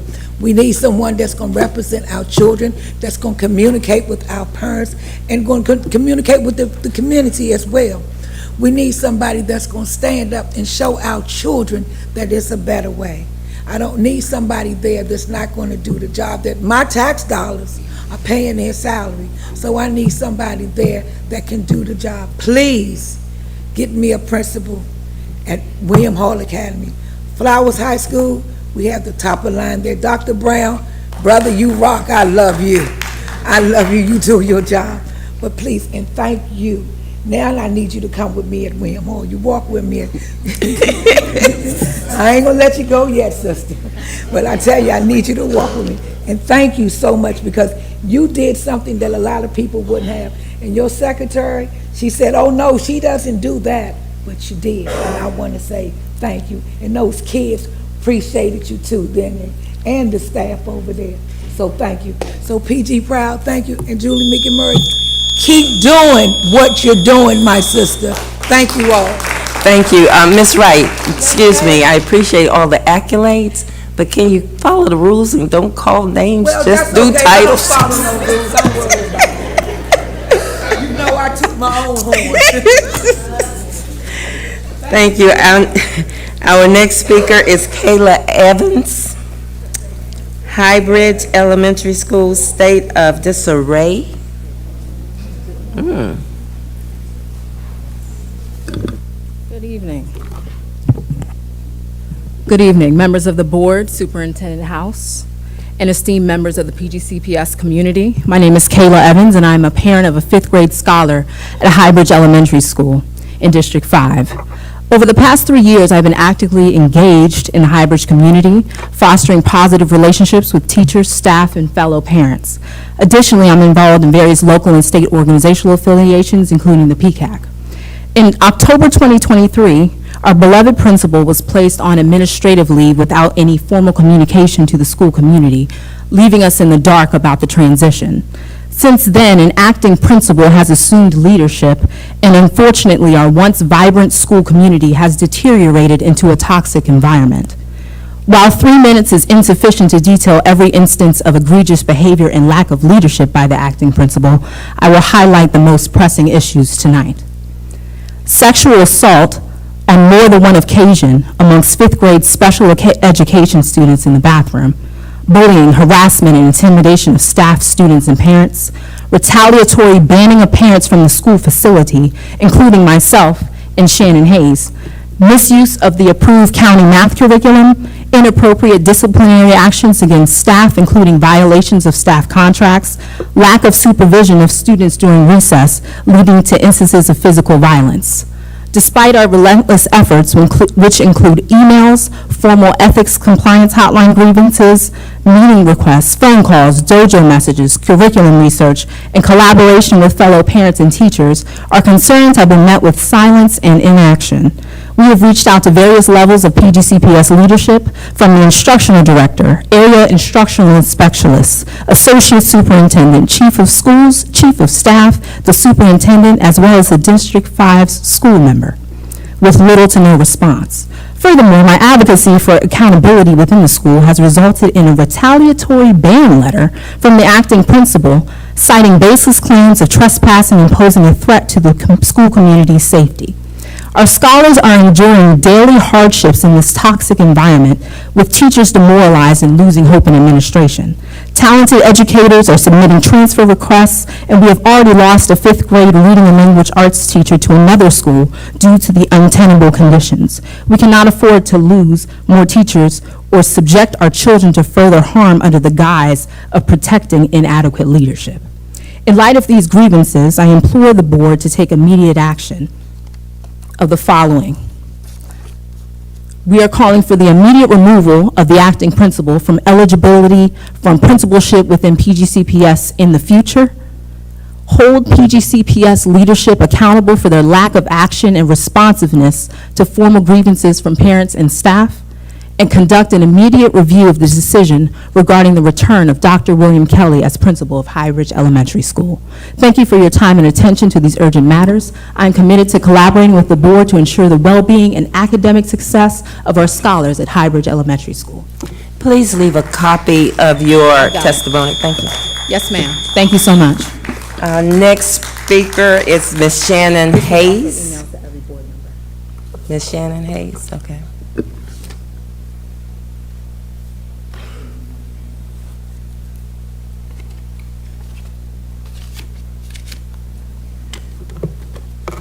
Good evening, Superintendent House, esteemed school board members, and members of the PGCPS community.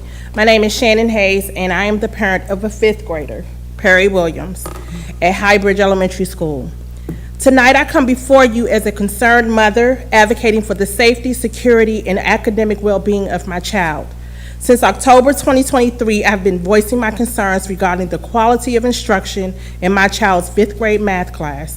As I delved deeper into the classwork and homework, I conducted research into the materials being presented. I've met with the math teacher, the math instructional lead, and the assistant principal to gain clarity on the curriculum being taught. Unfortunately, one meeting with the math teacher and assistant principal resulted in shouting aggression towards me and the math teacher lunging across the table to punch me. On April 12th, the same math teacher incited physical violence on school premises by calling a family member to fight another parent.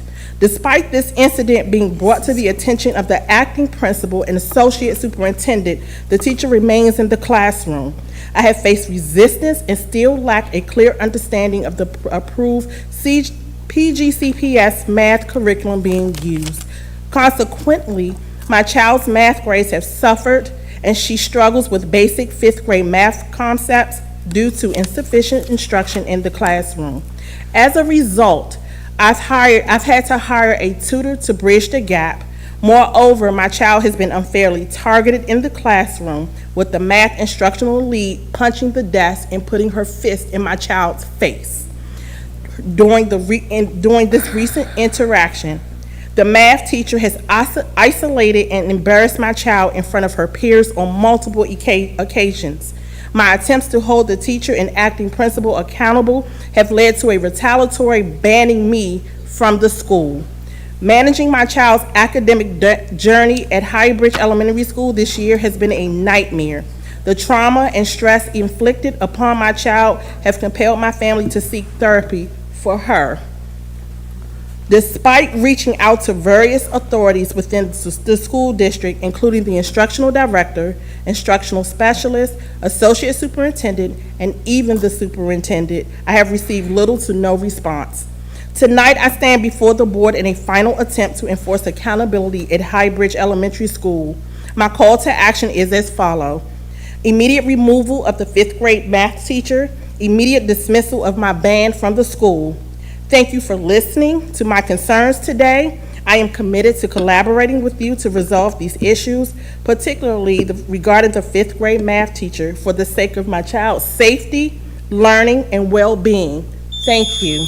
Thank you, and leave a copy of your testimony, please. Thanks.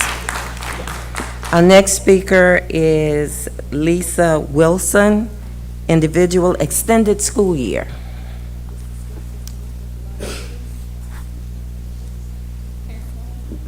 Good evening to all, Madam Chair, Superintendent, esteemed Executive Cabinet.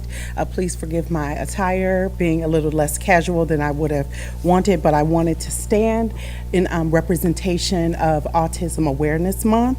And I am a parent of a child who also attends Highbridge Elementary. He has multiple disabilities. But today I'm standing for all the students in Prince George's County who received a no for their ESY eligibility determination. I would like to introduce you to a term, a legal term. It's called predetermination. And this is what I suspect is happening across Prince George's County. Many times when parents go into these meetings, the decisions are already made. There's one thing to work together ahead of the meeting to put together concepts and goals and objectives, but there's another thing when you engage in predetermination. Predetermination in the space of K through 12 education, predetermination occurs when a local education agency predetermines decisions related to a student prior to the development of the IEP and regardless of any data and or any other type of input from parents, which parents might provide during the IEP meeting. There is United States Code that says in all matters alleging a procedural violation, which is what this will amount to, a hearing officer may find that a child did not receive a free, appropriate public education if the procedural inadequacies significantly impeded the parent's opportunity to participate in the decision-making process. Regarding the provision of a free, appropriate education to the parents of the child.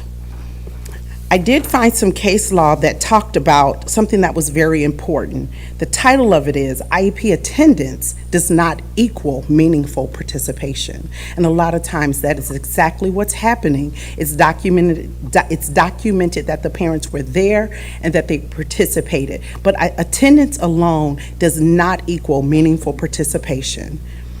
There, in one case, Deal versus Hamilton County Board of Education, the district court erred in assuming that merely because the Deals were present and spoke at various IEP meetings, they were afforded adequate opportunity to participate. Participation must be more than a mere form It must be meaningful. We have unanimous Supreme Court decisions that reinforce and reiterate the importance of parent participation. What I have observed, and the parents that I work with, I have a full-time job, but in the evening, I volunteer my time as an emerging educational advocate. I'm literally interacting with parents all over the country. The themes are the same. Here in Prince George's County, the themes are the same. Thank you for your time. Thank you. Ms. Shannon Reed, individual engagement. I know it's hard. Don't see her. Finally, we have Dawn Williams, individual lack of competent teachers in the country. In the county. Yeah, I need to put my glasses on.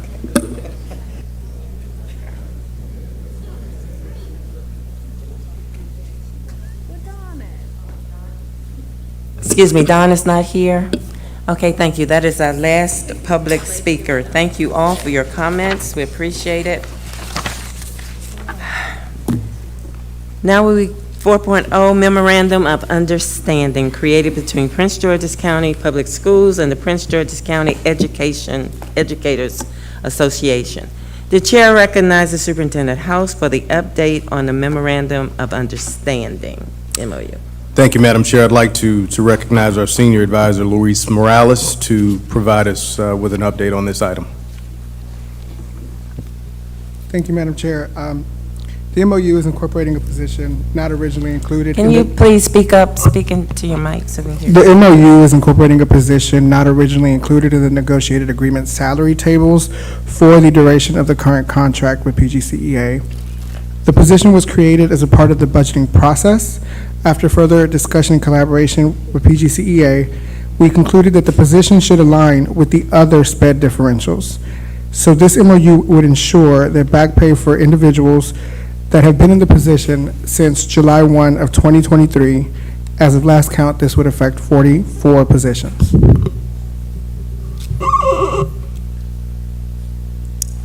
Are you complete? Are you finished? Okay, Superintendent House, do you want to add anything? Okay, does anybody want to give us the documents that support the fiscal note associated with those 44 positions? Do you have that documentation? I know my team was working on it, but I'd be glad to have my Chief Academic Officer to share some insight as that document, I'm sure, will be coming to you as soon as possible. Good afternoon and good evening. Speak in your mic. So I was saying good evening to everyone. So these positions, originally, they were already in the budget. They were in the budget in last school year 24. We brought them forth last year. At the schoolhouse, at our middle school and high school level, we had department chairs servicing special education students. They handle all of the paperwork, all of those things that are done outside the classroom. But what we realized is that the job description that supported those positions was either based on a classroom teacher or resource teacher. Therefore, we wanted to create a job description that aligned to the specific work that they were doing. Therefore, we created the IEP facilitator. When we did that, what we identified is the same stipend that they were receiving under the department chair doing that work. That new title was not in the contract. Therefore, all we're doing is asking for the stipend to be given to those employees because it's aligned to the work that they're doing.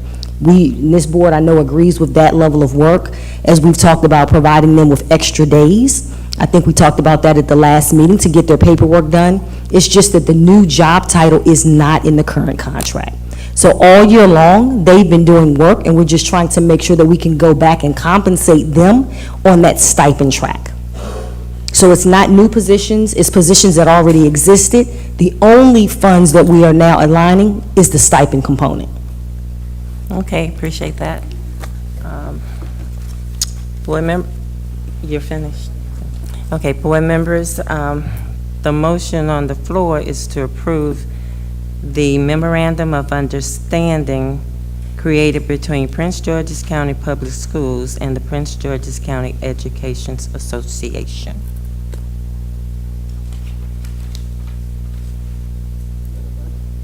I need a second. Thank you. It has been moved and properly seconded. Now we're open for discussion. And we have Board Member Rout. Yes, thank you so much. I need a little bit more information to make an informed vote. You know, I'm very happy to support our staff who are doing extra duties, but just for being fiduciary, fiscally responsible, I would like to see the amount. So I'm asking at this time if we could possibly come back to this in May, if that is an opportunity, if that's the will of the board. Are you making a different motion? Yeah. I move to table on this discussion until May 9th. And Madam Chair, I might say we do have that Where am I? fiscal note, so we'd be glad to have my Chief of Finance, Lisa Howe, to share that amount at this time. Yeah, I just wanted to, I actually don't have a fiscal note, I wanted to just provide some clarity. As Dr. White stated earlier, this is not a new position and it's not a new stipend. Therefore, there's not a fiscal impact. We've already budgeted for the stipend. It's already in the current budget for 2024. We just now want to pay it out. So there's not a fiscal impact because it's already in the budget that the board has already approved. Thank you so much for, I would like to still know the fiscal note. Let me offer this. I think the school board is confused, and we need to be unconfused. So we need something in writing now. I understood that you were asking for new positions along with the stipend to give the back pay to the employees. So we need that clarified now, because in what we have in writing, that's not delineated. So, Mr. House, Superintendent House, can somebody redo the MOU so that we can see that language? Because we don't need board members thinking they're voting for one thing and then end up, because of MBA. So I don't know that there's a need to redo the MOU, but what we can do is put in writing to make it as clear as possible that there's not a fiscal note, and what the change in duties and responsibilities are to pay this particular stipend out. We'd be glad to do that as soon as possible. Okay. Board Member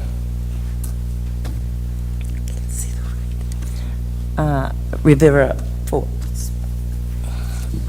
Thank you, Madam Chair. I have a question. It's not about the MOU, it's about the project partnership itself. It's okay to ask that, right? Okay. So I'm wondering, because I see that this is going to be a pilot program in next school year, right? I'm correct? No? Okay. Sorry, one second.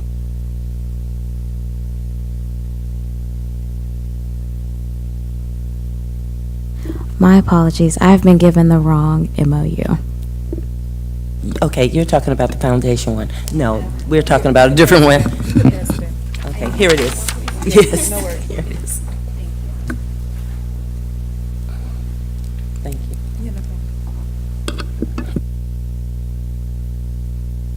While she's reviewing that, do any other board members have any questions that they want to? Board Member Harris? What's the motion on the floor? The motion on the floor is to approve the MOU as they have stated. And then we had questions around it.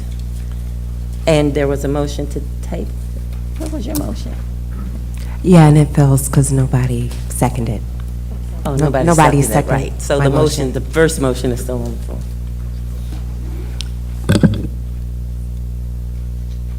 First motion. So we're dealing with the first motion to approve the MOU as it is in your book. So I need board members to read that MOU.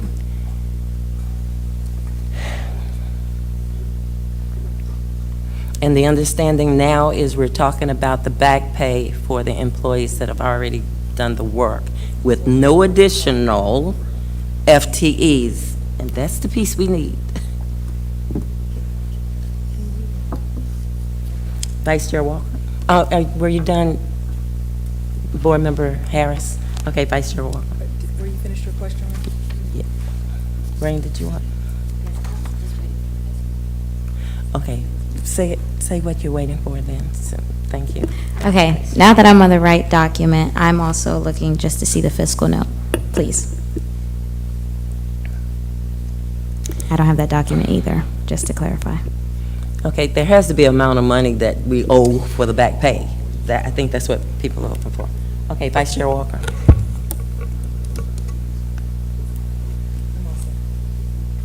Are you ready?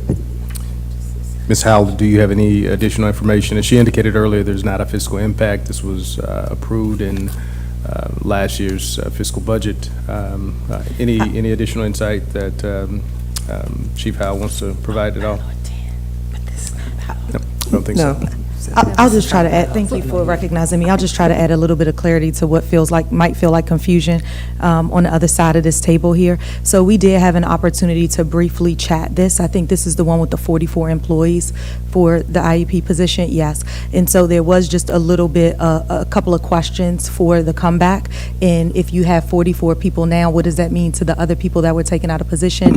The recognition is, I think you can answer the question, but it wasn't fully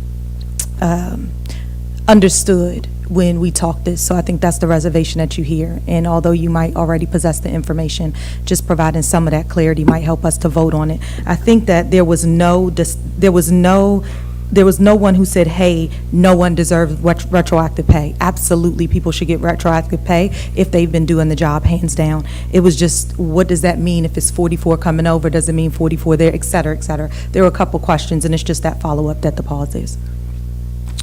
And I appreciate that, Vice Chair Walker. I'd like to give my Chief Academic Officer an opportunity to bring clarity to your specific comment as well. Dr. White, anything else you have? Yeah, we'll make sure that we put it in writing. At the end of the day, when we change a title of a position and employees go back and they interview for a position, no one lost the position. It's just that we wanted to clarify roles. So sometimes we have job descriptions that are out of date. They don't have the right language. It doesn't really capture what someone is doing. And so we want to put them on the right job description to make sure that through time it's aligned to the actual work. What happened is when we did that in our negotiated agreement, we have certain job titles that qualify. While they did the exact same work under a different job title, the new title was not we didn't capture it in the contract. And so the only way to now get it in the contract so that we can give them the pay for what they have done previously and what they're doing now is to bring forth an MOU. But if there's additional questions, we'll gladly put that in writing and clarify. Okay, I have Board Member, wait a minute. I have Board Member Jackson, first round. I just want to know how much was it? Can we just say the number? Is that possible? I think we'll have to bring it back to see whatever the stipend is. We'll calculate that and bring it back. My bad. I thought she had it. I'm Oh, sorry. I don't think. We'll add it as a follow-up item, Board Member Jackson. Board Member Rout. I had a similar question to my colleague. I yield. Board Member Harris. Come on, I thought Jocelyn was going to say it. You have a question or you do not? Okay, my only concern is this. We understood one thing, and the first thing that we understood with this MOU, the way it is written, is that, and the communication that I had, is that there were 44 positions, and they needed back pay, but that the renaming those positions would be for new people, and other people were going, so, and that's all I'm saying. We have confusing information, which needs to be clarified, I believe, before we vote, because we need 10 votes if we vote on this tonight, because it's a discussion item. Tonight, we have it on the agenda as a discussion item, so that we could bring clarity to the board. So we can bring it back in May 7th. We'll bring it back May 9th. I think that's May 9th. I mean, May 9th. And if that's the will of the board, we will, much before that time, we'll provide the insight that's Appreciate it. needed along with the fiscal note. Thank you so much, we appreciate it. Okay, next I'm sorry, I overlooked. Oh, that's you, Mr. Harris. You still have a comment? Yeah, so for my colleagues that still have questions, is this because it's an MOU between two parties, is this a question for administration or a question for the other party affiliated in this MOU? The other party hasn't, the administration is presenting. Right. So our communication has been with the administration. Is there anything that the other group can clarify? I have no idea because our information is from the administration. That I'm asking Mr. House. Ask Superintendent. Are you asking the question of whether we want to ask a question of the other party? I'm asking do you believe they can provide clarification in this instance that would allow us to not have to go back and then come forward again? I don't know, that's what I'm asking. I think we've tried to Yeah. provide the clarification, and I think, I would think that they would agree as well, because they want their employees compensated in the manner that they deserve and want. So I know they're clear on that, as we are as well, to try to move this down the road. Will represent our attorney, Mr. Whitley. After the conversation, I believe there's currently a motion on the floor that would need to be withdrawn before we moved on. I understand that. Okay, just want to make sure. All right. Trying to get through lights. Mr. Jackson, did you turn your light on again? So I just wanted to get a better understanding of what's going on right now. Kind of, I don't know if Kenny Dr. Harris was headed down that way. I think the hesitation of the board tonight from passing the motion, I think, is not that they don't think it's, passable, but more so just what's the dollar amount that we're passing on, just from just a fiscally responsible standpoint. And if we can understand that, we can move forward. Yeah. Instead of making them wait until They're waiting until May 9th. Yeah. 2 weeks. Yeah. They can still get the back pay. What we're saying is that we were given information. Right. The information that we received Right. said it was 44 positions and 44 different additional positions. Now we're hearing that that's not the case, that we're only talking about back pay. So what we're saying is we need it in writing, that's all, Got it. before the board votes. So we still need to entertain the motion, or who made the motion? Oh, I did. Well, I can withdraw the motion. Chair. Well, Chair. Madam Chair. Where am I? Luis. Luis, okay. Hi. If I may, I just want to be real clear about what the MOU is saying. The MOU is solely adding this title into the negotiated agreement that does not currently exist in that negotiated agreement, and it is also just guaranteeing the back pay to those individuals who have already been doing the work. Because there is no impact to the budget, and this was already approved, it lives within the budget. I know we'll provide the cost, but this MOU only adds the title to the negotiated agreement and only provides that back pay to compensate those individuals for the work they've done already. And I agree that the board hears you, and we don't want the community to think that we are not going to give the back pay. But we must have clarity in writing. That's what we're asking for, in writing. Well, I think, So, I think the administration said they're going to give it to us. and they in said writing. that they would give it to, correct. But So we don't have to vote tonight. From what I understand, we can go to May 9th. So I'm withdrawing the motion. So I will withdraw the motion, and I think we should wait to May 9th. I'm trying to be nice. You know, they gave us wrong information. Okay, so we're waiting until May 9th. We'll go to 4.2, school bell times. Thank you, Madam Chair. I'd like to recognize my Chief Operations Officer, Dr. Sharaska Coleman, who provide a much-anticipated update in reference to transportation. Dr. Coleman. Thank you. Good evening, Board Chair Mickens Murray, Vice Chair Walker, and members of the board. Thank you, Superintendent House, for this opportunity to present to the board members and members of the public on the much anticipated, as you stated, item 4.2, school bell times.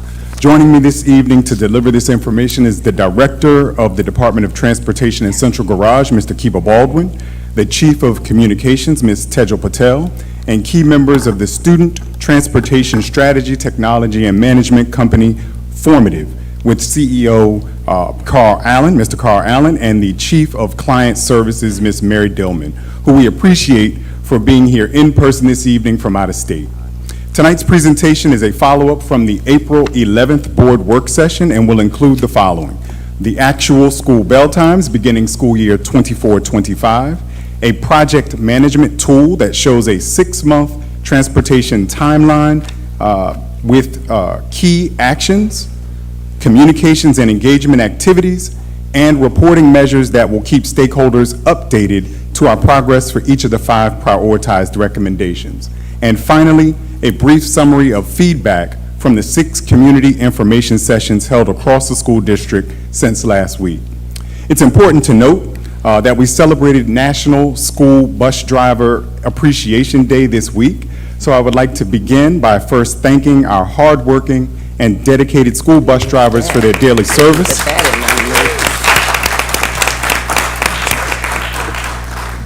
To the students of Prince George's County Public Schools. If we can move to the next slide. I have the clicker. All right. The actual, not projected bell time shifts represents a modest change overall to school start and end times, yet will yield significant improvements in transportation efficiency and the on-time arrival of buses. In this prioritized recommendation, 84% of schools will have no bell time shift or will shift 15 minutes or less. The specific breakdown is as follows, according to the chart. 22% of our schools will have no shift in bell times. That translates to 41 schools. 62% of our schools will shift 15 minutes or less. That translates to 118 schools. 8% of our schools will shift bell times between 16 to 30 minutes, which translates to 16 schools. And finally, 8% of our schools will shift between 31 and 45 minutes, which translates to 15 schools. There will be no schools that experience a shift greater than 45 minutes. Okay, that is important to note. Each Board of Education member has been provided the full list of bell time shifts for all schools, and all impacted schools and communities received official notification this evening at 9 p.m. from the Division of Communications. Formative will now discuss the projected efficiency gains based on our bell time realignment. Good evening. This is just to emphasize again and to underscore the role of bell time balance as a core foundational element in what sorts of efficiencies are possible in a student transportation system. And so, and then the rationale for creating balance is threefold. First, to maximize the amount of time between bell tiers so that vehicles can pick up as many students as possible during their individual school runs. Secondly, to create alignment so as to, or rather balance between the bell tiers so that each vehicle can do as many trips as possible and serve as many schools during the day of each vehicle and of each driver, therefore reducing the total number of drivers and vehicles required to serve the system. So what you see here is just for the AM, and then I'll show the PM, just an example of number of trips or routes at each of the various bell times. And you can see on the left a large number, a varied distribution of bell times with a distinct peak at 7:45 are the very earliest tier. So recognizing that then the peak load dictates by and large the number of vehicles and drivers required to serve the system. And you can also see a high degree of variance in terms of later times that limits the number of choices that are available for vehicles to pair, and therefore also limits the number of vehicles that can do more than 2 trips or even sometimes 1 trip in the morning.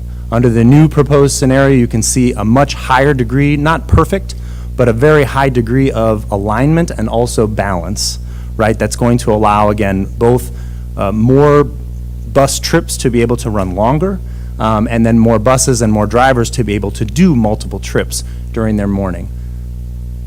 Next slide, please. In the afternoon, again, you see on the left scenario where the current scenario in blue and the more balanced scenario under this measured and very targeted set of shifts where we have more balance, more discrete set of PM options, and therefore more an allowance for trips to run longer and for more vehicles to be able to do multiple trips, therefore maximizing their utilization in the afternoon. The reason that the AM and the PM appears different is because of the very day lengths of schools. So a shift in the AM to balance the AM doesn't necessarily result in a commensurate balance in the PM. But this, again, just to emphasize the balance that's been achieved and the possible efficiencies just from this bell time solution alone, we've estimated that it could reduce the need for routes and drivers by as much as 70, and then is very synergistic with the other recommendations that are part of the more comprehensive plan. Thank you so much. At this time, we'll turn it over to communications to discuss communications and engagement. Good evening, board members. I'll provide an update on how we're communicating bell time shifts and other transportation improvements to our school community. Firstly, we're ensuring effective communication with our principals, empowering them to share information with their respective school communities regarding the impact of school start and end times. Earlier today, we engaged with impacted principals, walking them through a toolkit created just for them. In this toolkit, we included templated email and text messages for them to use. These messages are pre-formatted. All they need to do is insert the name of their school and the new school start and end times. Additionally, the toolkit contains templated messages for principals who are not impacted by any bell time shifts to also share with their community that information. Similar to the board toolkit that y'all received last week, the principal toolkit also includes key messages and FAQs regarding the 5 transportation improvement recommendations.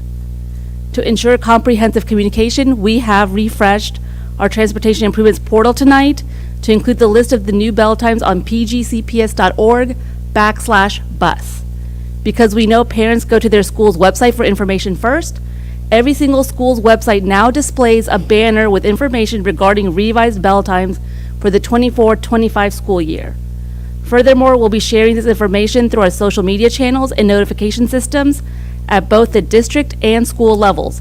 A letter went out to all staff and the community at large a little while ago sharing the school start and end times for the coming school year.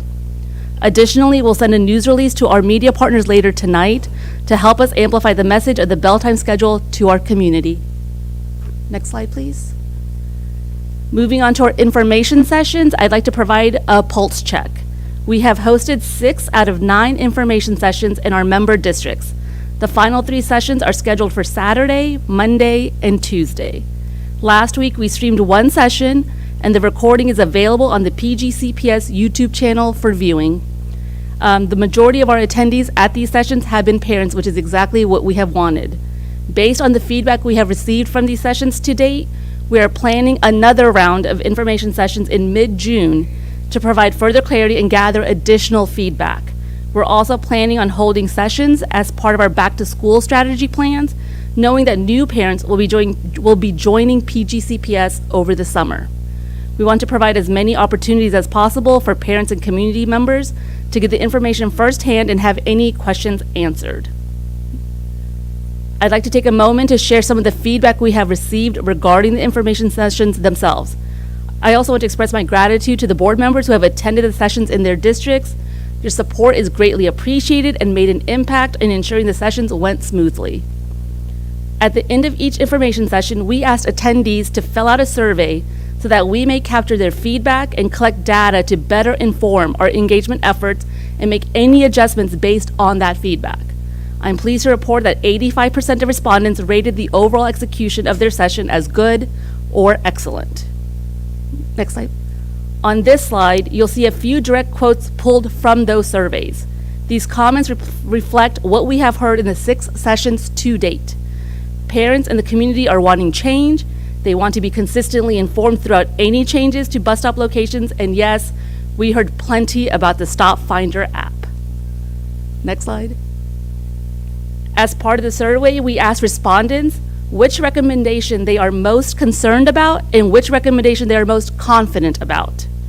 Based on what they heard at the information session, a majority of respondents, nearly 62%, are most confident about the bell time shifts, and 38% are most concerned about service level differentiation and stop consolidation. That concludes my update. Thank you so much, Chief Patel. As part of this ongoing multi-phase and multi-year improvement process, we will continue to enhance transportation services through implementing these prioritized recommendations to engage the community in deliberate ways to ensure a collaborative approach and to regularly evaluate our progress using defined data metrics. Director Baldwin will now discuss the Transportation Improvement Project Management Plan for the first 5 prioritized recommendations. Thank you, Dr. Coleman. Recommendation 1 is the bell time alignment. Our goal is to implement a 3-tiered bell time system schedule to create efficiencies that lead to consistent on-time arrivals. Key actions under this recommendation include balancing bell times across tiers and plan to consolidate routes and stops as students transition between grades and schools. As of today, recommendation 1 is on track for full implementation. As you can see, there is communication and engagement as well as a reporting overlay, which highlights important milestones over the next 6 months. Next slide. Recommendation 2, service level differentiation and target stop consolidation. Here our goal is to identify stops for consolidation that would result in the greatest efficiencies across our ridership. Key actions include creating an evaluation plan to address each stop safely and consolidating stops following site reviews. As of today, recommendation 2 is also on track for full implementation. And again, the communication and engagement as well as the reporting overlay is here to highlight any milestones for reporting for over the 6 months.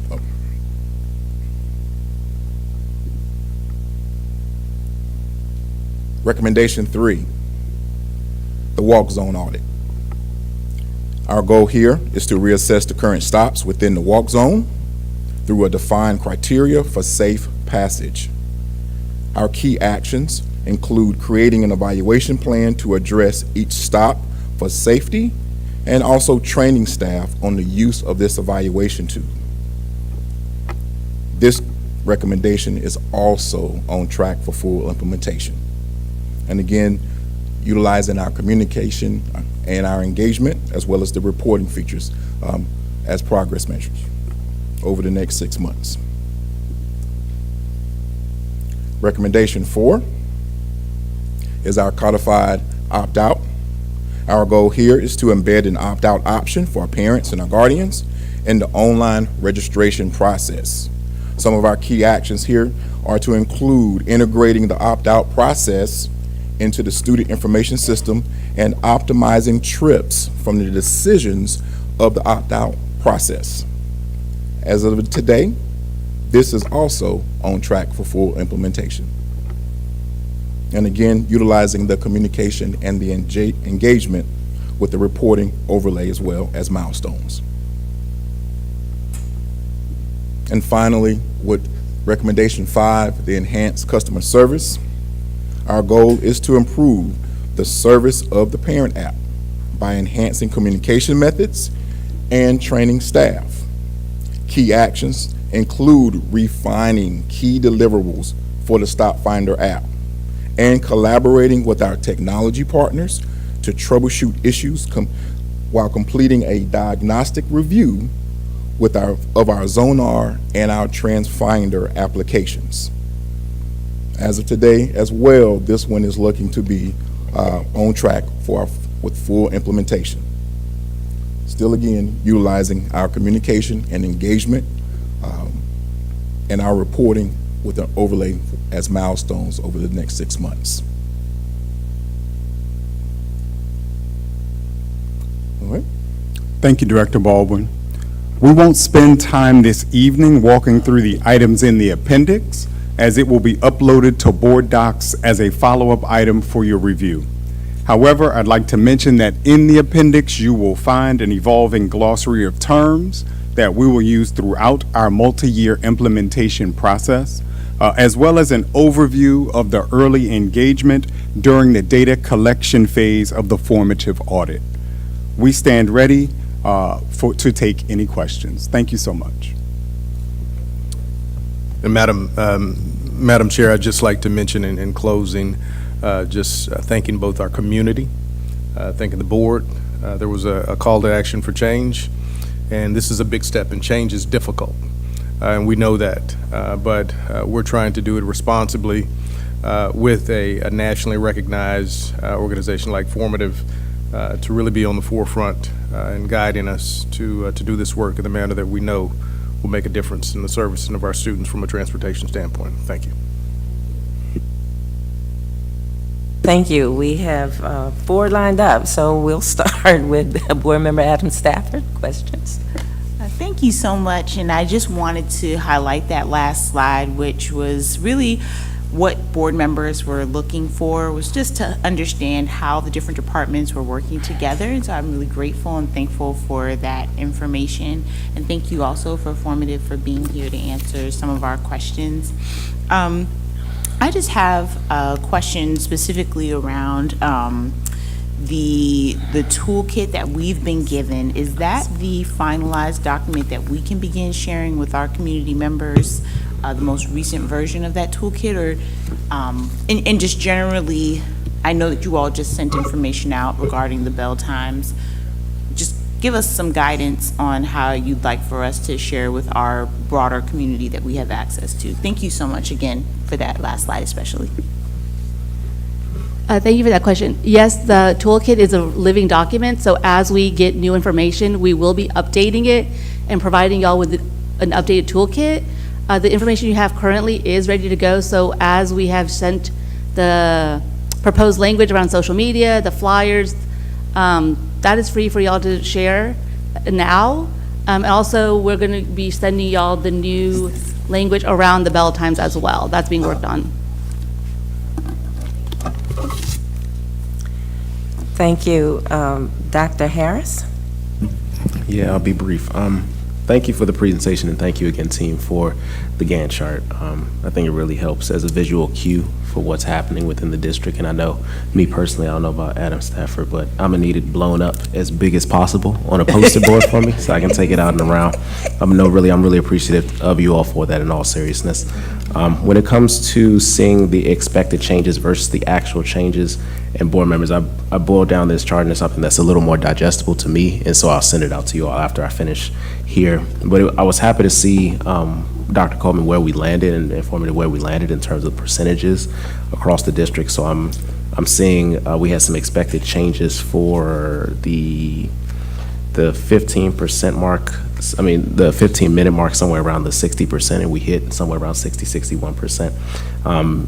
And the same thing throughout the rest of the percentages. So it's not really a question. I'm just thankful for the work that you all have done, and thank you for just everything you're continuing to do. Thank you. Board Member River Forbes. Thank you, Madam Chair. Thank you for the presentation. I always love when there are a bunch of colors because it's easy for my young eyes to understand. I also definitely love the charts. It was also making just the data easier to consume as well. I will say I am a bit disappointed in the 2% for student attendance, though. I love that parents are involved. I think it's so amazing because, you know, they are the reason why we're here, but the students are the ones that are also impacted by the changes in the bell schedule, which look amazing. I just wish, like I said, they were more included in the process, especially our student leaders who are constantly advocating and again are the first point of contact to their schools.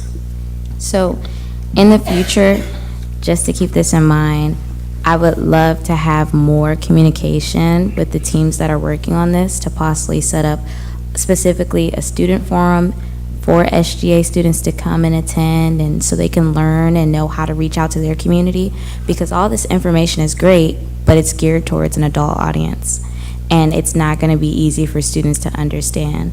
So even with the flyers as well, just making it more easy for our younger audiences and for them to find as well.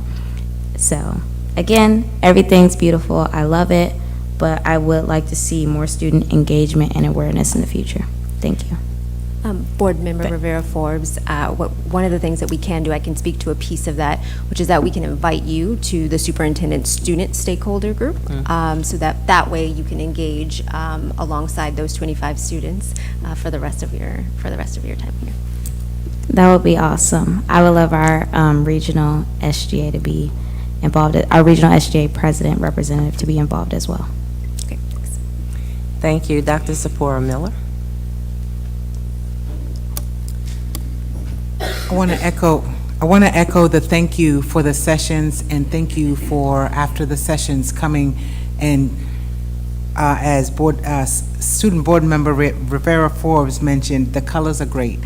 As you went through the sessions, one of the things that I'm very grateful for is you were particular about ensuring that you customize them for each district to meet the unique needs of our constituents. So as you collected the data, and I'm happy to see that you shared some of the findings from the data, were there any resonating trends that you found from that data as a result of the sessions that you could share with us? I actually have Dr. Sheila Jackson here, who has been at all the sessions, so I'll let her answer that question. And then I'd love to follow up following Dr. Jackson.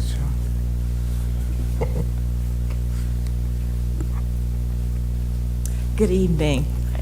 So, those of you who were there know that the main trend was that parents really wanted to know what we found out tonight.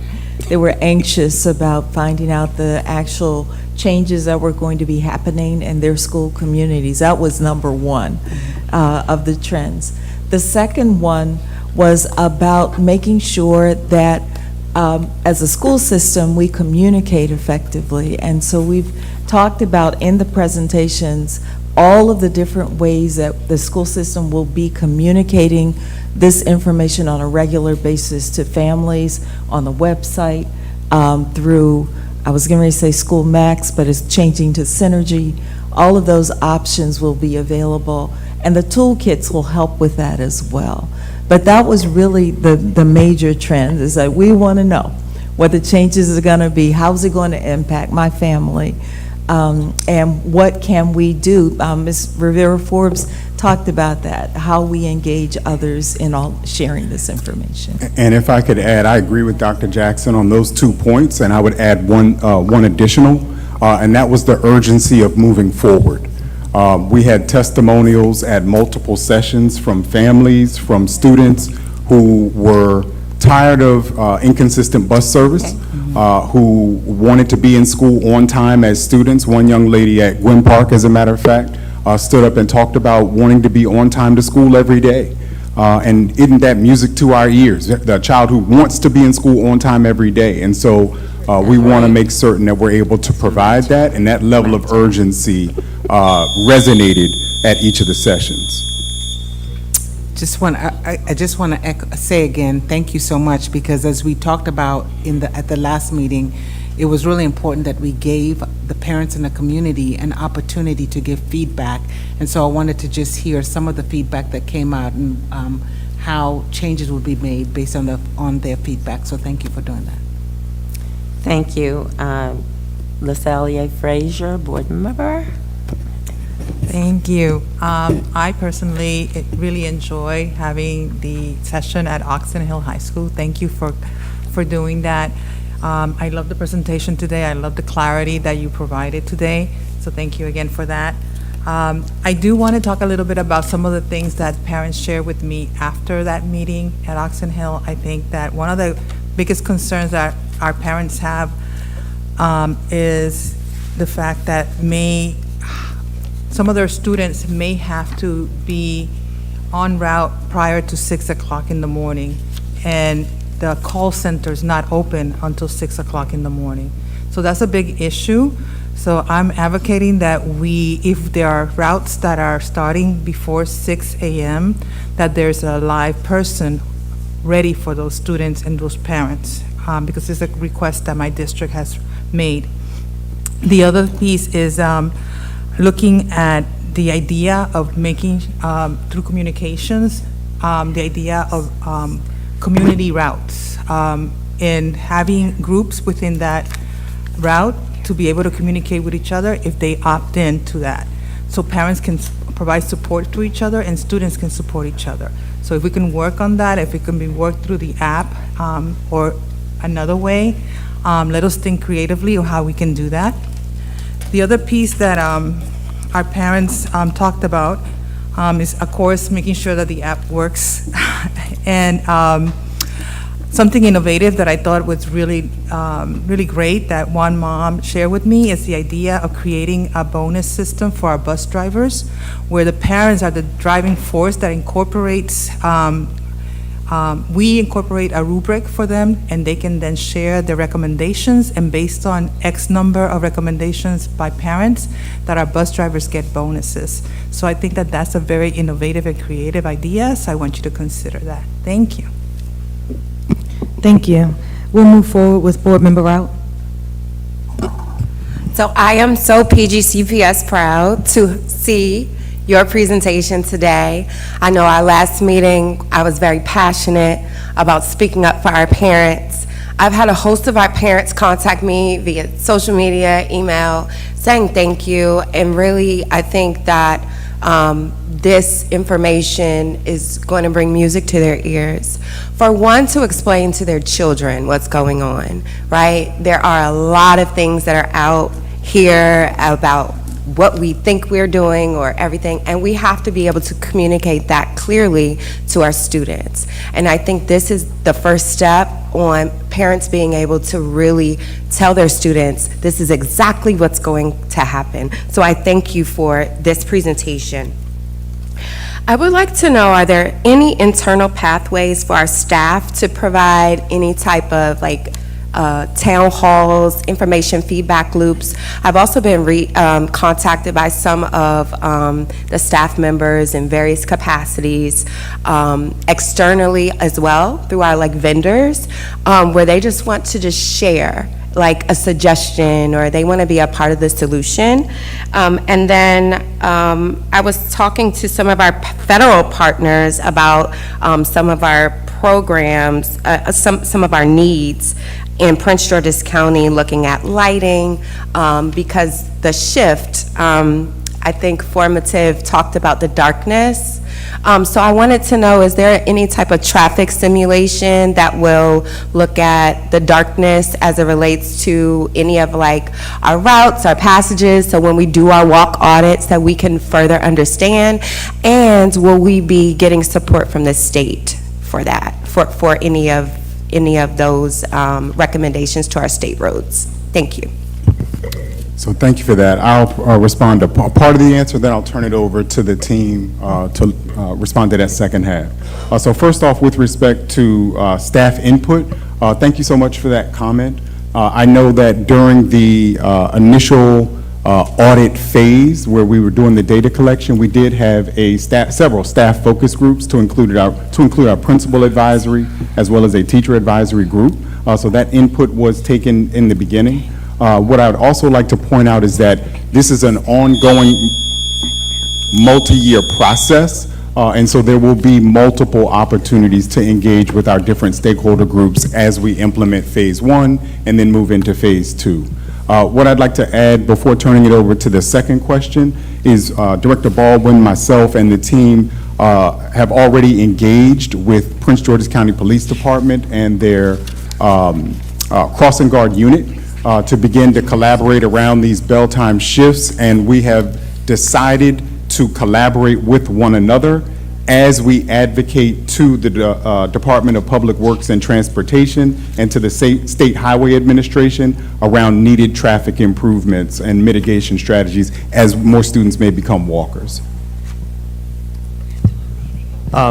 Just to answer the question about was darkness included in the analysis, I can say it wasn't included per se, but we were careful not to simulate any routes that ran any earlier, right, than what the current threshold is within the system currently. And then I would also just say that part of the implementation recommendations and the strategy around both the walk to stop distances and the walk zone audit is really about putting safety first, and also empowering the team with their local knowledge of the various neighborhoods and streets and contexts to be able to, make the corrections to our theoretical model in order to ensure that any changes, preempting concerns about safety before we implement, and that any future investments in safety, the pedestrian zones around schools, as some of the comments were brought forth today from other community members, all that is mutually supportive of, the goals of our proposals as well. And just to add, I know our senior advisor wanted to add a comment regarding our labor partner collaboration. Yes, thank you, Board Member Rao. Real quick, that is another avenue there. We do meet with our labor partners monthly. We have already started collaborating in terms of what kind of FAQs they need, what kind of questions they're hearing, to work with communications to specifically address staff concerns as well. And if I can, real quick, just to go back to the lighting concept, part of the walk audit, walk to stop, as well as the walk zone audit, what our routers are doing to identify the stop from a computer screen, we then will put our eyes on the stop. So that local knowledge to make reference for lighting, that safe passage, personal touch, the eyes on it, that is the final call for a bus stop. And I just have a follow-up question. Have we talked to our neighboring school districts about possible overlap with, I know we border a couple other of our neighboring partners, so maybe a second phase of outreach, our external stakeholders, in addition to any of our public transportation partners that some of our students and staff utilize as well. So certainly the public transportation partnership component is one of the recommendations out of the 12 that was lifted up by formative. That is not being implemented for phase 1 because we've actually tried a pilot over the last couple years and with limited success, but certainly it will be revisited as a potential option as we move into phase 2. Okay, thank you. Second round, Board Member Adam Stafford. Thank you so much. I know that our number one goal is for students to get to school on time, and we're very excited about the direction in which we're moving. It is also encouraging to hear that there is a cost savings opportunity with these changes, and so I want to know how we plan to go about tracking that over the next year. We've asked for dashboards for pretty much everything, but do you all have just sort of a way that you plan to track that and maybe give us a report at some point in the future? And also, I wanted to know how we're doing outreach to our McKinney-Vento students. And for those who aren't familiar, McKinney-Vento students are students who are experiencing homelessness. I know that we have a new program that we have been implementing with smaller vans to support students with transportation that we've been piloting. We've discussed this a lot in OBAFA, but I do want to know just what is our outreach to those students and their families, as they often may miss some of this critical communication that they would need to be aware of as well. Thank you so much. So a couple things. I think on the financial end in reference to savings, we definitely, through our Chief Financial Office, can contract those savings by essentially taking a look at what we spent over the course of the last couple of years in comparison to what we spent this coming school year. I'll also share a little bit in reference to McKinney-Vento. It's a little bit different than any other element of transportation. Those students are really treated separately because of their circumstance, and it's a federal law. in terms of how we support them. So regardless of where they are, if they are still in the circumstance that place them under the McKinney-Vento umbrella, we'll continue to serve them in that manner and support them by transporting them from where they are to their current school versus the idea of changing a bus stop or doing something different. It's a completely different scenario for them. Just for my understanding, they would be receiving, different communication. They're not going to be adhering to these bell times. They're having a more customized, specialized pickup and drop off. And that's an excellent word to use, customization. Customized, okay. Okay, Excellent thank word. you. And just to follow up on Superintendent House's point, absolutely, that customization, an example of that is we've prioritized servicing many of our MVP students through the use of the van service, or I shouldn't say service, the vans driven by our own employees who are non-CDL drivers, as a way to customize the support that they need. Thank you so much. Vice Chair Walker? Dr. Coleman, of course, our scholars in District 9 want to be on time. Thank you so much for calling that out.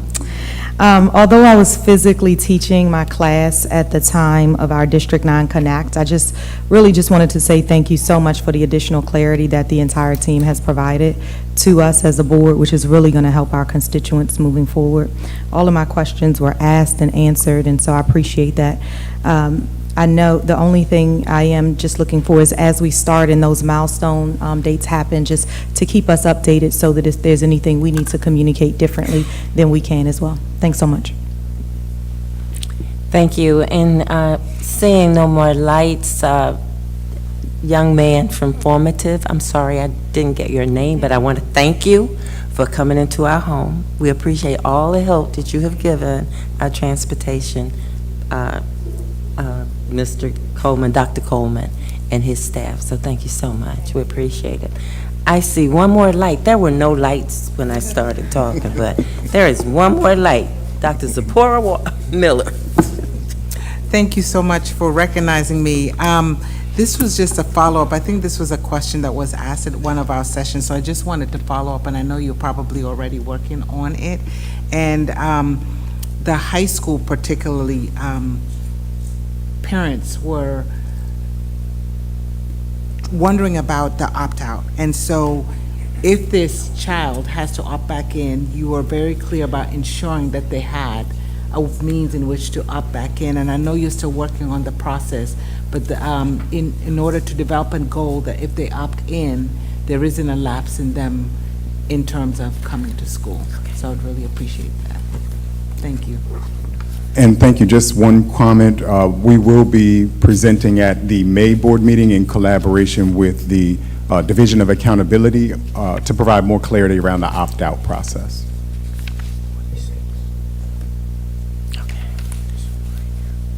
Thank you. Seeing no more lights, thank you. We appreciate the presentation.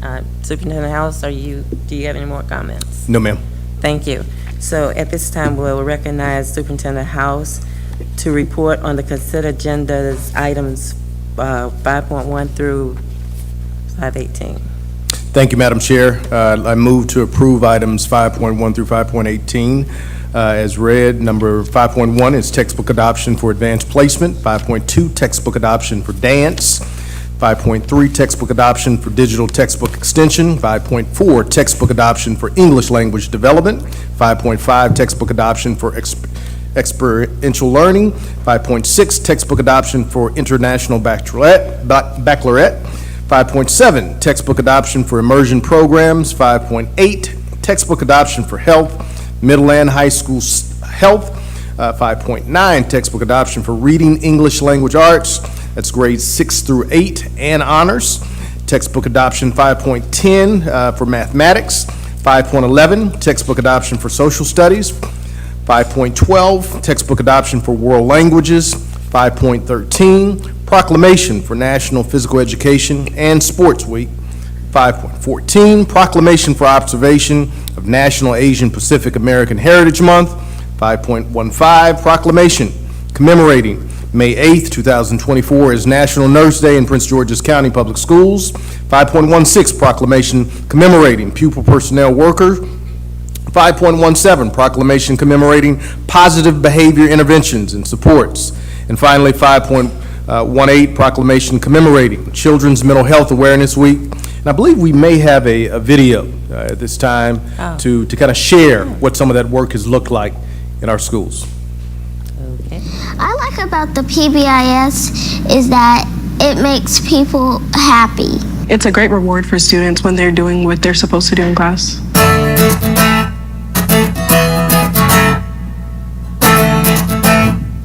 It's like a movement, it's a culture that the students have really embraced. I think that it helps in terms of reinforcing that positive behavior gets rewarded.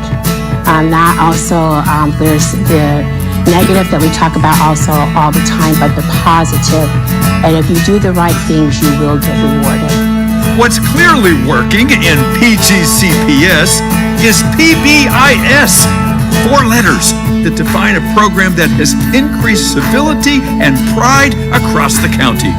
It stands for Positive Behavior Interventions and Supports, and it's so great because it's a framework that builds the positive climate and culture in your school building, making sure that everyone is safe physically and emotionally, and that we are functioning at a level of efficiency and being effective so that our students can be successful. At this point, all schools are PBIS schools based on federal laws and the Every Student Succeeds Act, known as ESSA, and IDEA, which is our special education federal law, and it can be found in our own administrative procedure 5062, that PBIS is to be implemented in the schoolhouse. It has encouraged them to be better students, be better citizens of Greenbelt Middle School. The behaviors in the hallways, I've seen them change. I've seen the attendance in the after-school detention as well as the in-school suspension.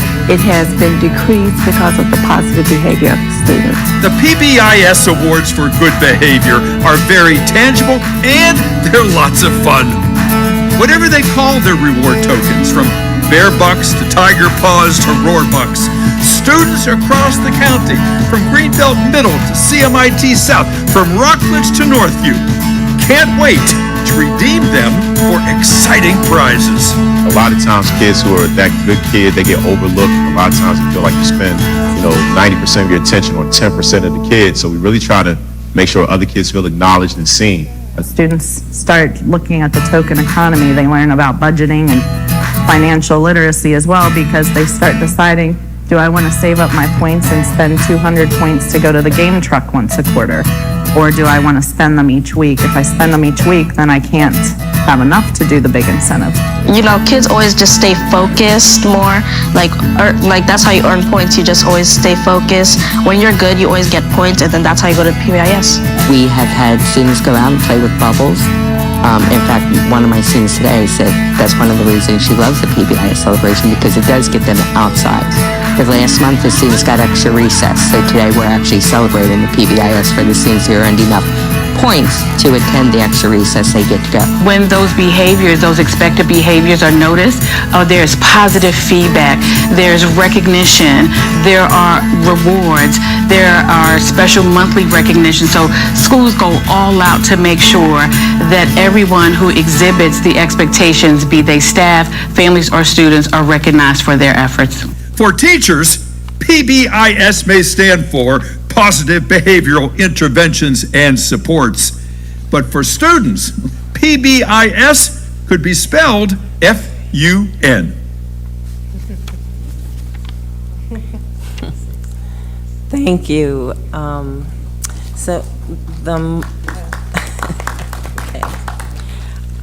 The motion is to approve the consent agenda items from 5.1 through 5.8. Second. It has been moved and seconded. Discussion, I see 2 lights. Adam Stafford, 5 through 18. What did I say? Okay, 18. Board Member Adam Stafford. Thank you so much. I just first want to say I'm really encouraged and thankful to see just the prioritization on cultural responsiveness in the board action summaries is the first line item there, and then also how the committees that selected the materials are extremely diverse and include the equity office. So thank you so much for, of course, always making that a priority. I have just two questions.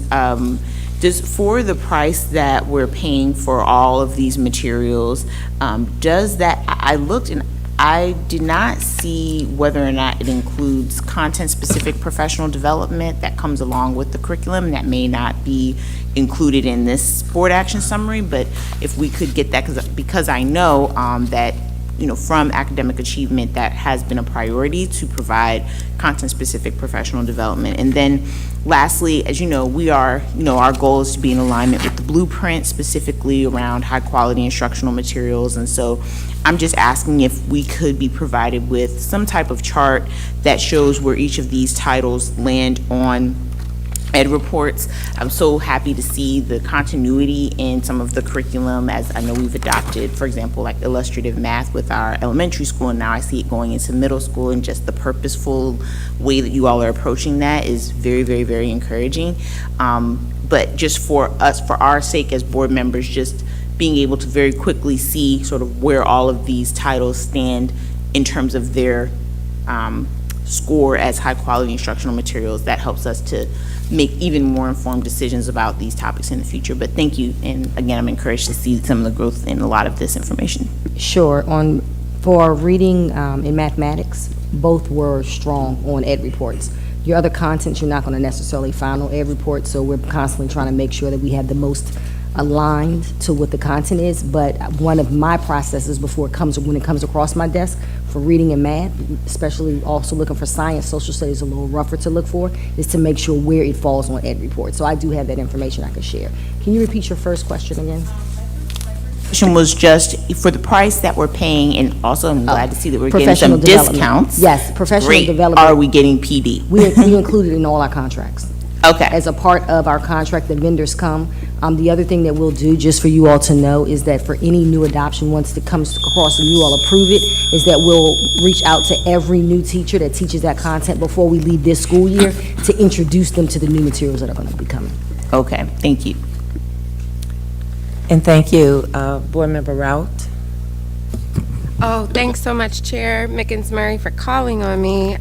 Just so happy to vote in favor of all these consent agendas. I do have two questions about our PBIS system based on the testimony that we heard tonight. Are we tying our PBIS EBP to any of our special education, like tools and resources? We heard tonight about behavioral intervention plans, and I think positive reinforcement, I'm such a fan of PBIS. It really works. And then my second question is, are we hosting any parent engagement sessions to bolster the relationship between what goes on in the school and different PBIS goals and tied to home? Oftentimes that reinforcement from the parent, you know, whether it's, you know, if you do X amount of reading, then you get, you know, 2 books, or whatever. Are we preparing our educators and our school leaders to have these conversations with parents during parent engagement nights? Thank you. You're welcome. I'm a fan of PBIS as well. And so to your first question, school teams, so the instructional leadership team would come together and they talk about just behavior across the school. They look at discipline data and they make sure that there's a through line across all populations. And so they're making sure that, you know, PBIS is reaching everyone. I'm sure it's happening to different degrees at different schools, but you know, that's what the instructional leadership team is there for. And so the counselor is there, and any fully released teachers, the AP, if there's one, the principal, and they all come together and they discuss, you know, what's going on around and what are the trends that they see. And like you heard in the video, do we see a decrease in suspension or a decrease in detention, and what are the things that are working so that they can make sure that, you know, they replicate those things. Through Class Dojo, most of our schools use Dojo or School Messenger.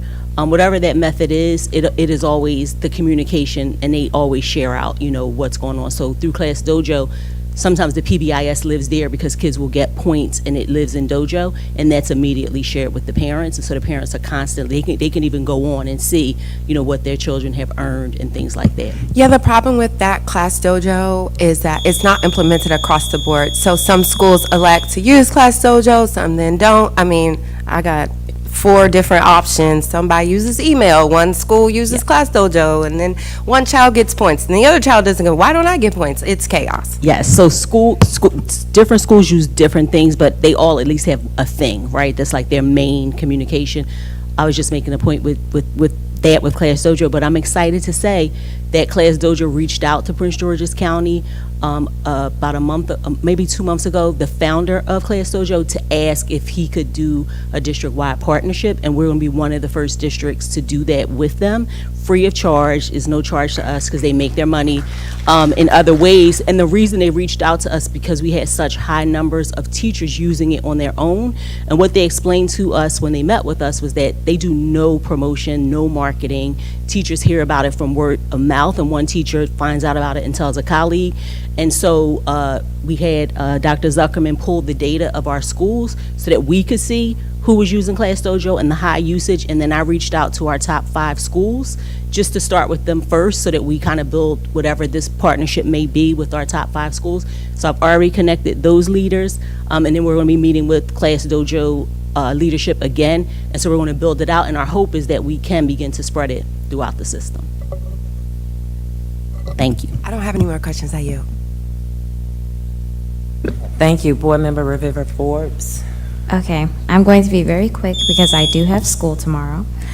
But I just wanted to say, I love the Class Dojo partnership that's coming up. I used Class Dojo when I was younger, many, many years ago. And it was wonderful. I enjoyed using it in elementary school. So I'm so excited to see students being able to, participate with it more. Awesome. Thank you. Seeing no more lights, Ms. Adeline, please call the roll. Mrs. Adams Stafford. Aye. Ms. Booth Estrada. Aye. Mr. Briggs. Aye. Dr. Harris. Aye. Mr. Jackson. Aye. Mrs. Lasai Frazier. Aye. Dr. Z. Miller. Aye. Mrs. Rout. Yes, aye. Mrs. Walker. Aye. Mrs. Forbes. Aye. Mrs. McIntyre. Aye. With 11 affirmative, the motion carries. Next, we will have budget consent agenda. The chair recognizes Superintendent House. Thank you, Madam Chair. I'd like to recognize at this time our Chief Financial Officer, Lisa Howell, to provide some insight around this update.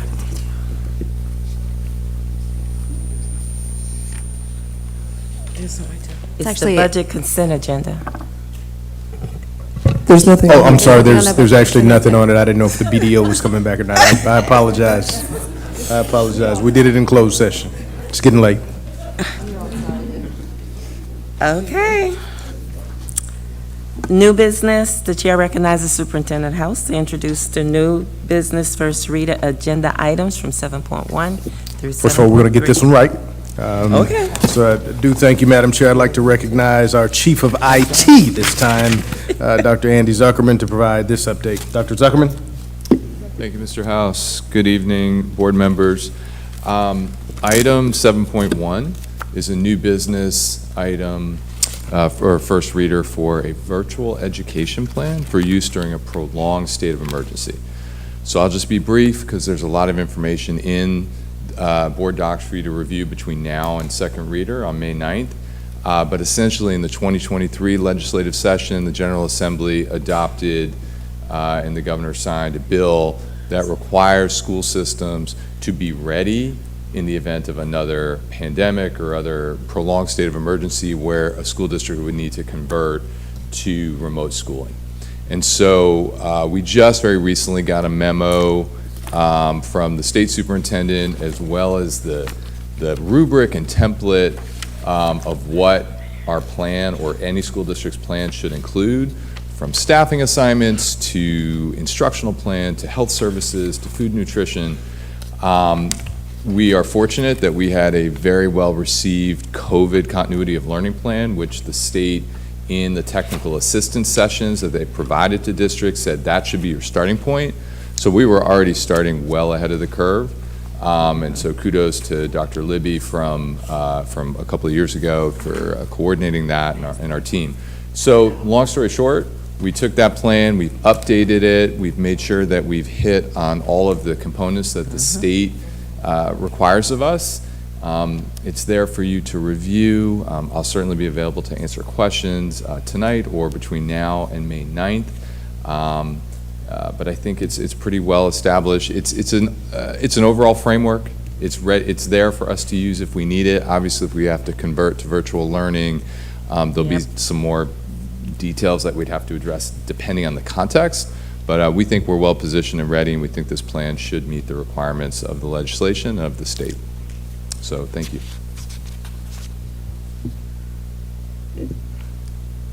7273, you going to introduce? Absolutely. Thank you, Madam Chair. In reference to Glen Ridge Area Middle School, I'd like to invite Dr. Sharaska Coleman to the mic to provide an update.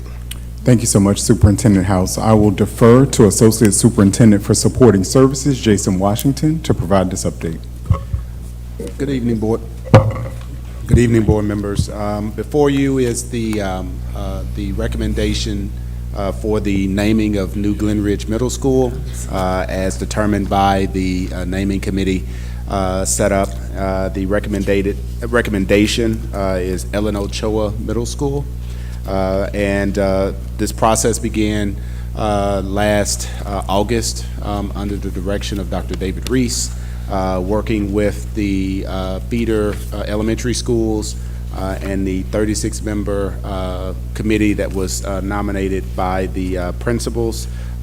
This was the top selection out of 3 options that are provided. The other option was Glen Ridge Middle School and Landover Hills Middle School. Just for awareness, New Glen Ridge Middle School opens this fall, and so we're excited to welcome a new 1,200-seat middle school into the package of schools for the district. And Madam Chair, 7.3 Greater Washington Partnership. I'd like to invite Chief of Staff Quincy Boyd to provide an update here. Chief Boyd. Madam Chair, members of the board, I am so excited. I will be brief to share that we have the Greater Washington Community Foundation joining us this evening to answer any questions that you may have about the Brilliant Futures pilot. The documents are on board docs, including the MOU, the presentation, as well as the double-sided 2-pager that you have in front of you. We've been working in collaboration with the Community Foundation, who has a long history of public and private partnerships, to bring this MOU before you for board approval. We know research shows that children with a modest amount of savings are 3 times more likely to enroll in college and 4 times more likely to graduate from college. We are excited to have been selected as one of the pilot locations in the region to bring this exciting initiative to PGCPS, to our students and to our families. So I do have the Greater Washington Foundation here if you have questions. Thank you. You're finished, Chief of Staff Board? Madam Chair, I am finished. Did they want to speak before we vote, or they want to speak? Okay, go ahead. Hear me okay? Yeah. Hi, good evening. We are so excited to be here. I know it's late, but that cannot dampen our enthusiasm for being here. We have been working in partnership with the Superintendent's office. We want to thank him. I thank Ms. Boyd for all of the work that they put in during the review process and getting the MOU before you this evening.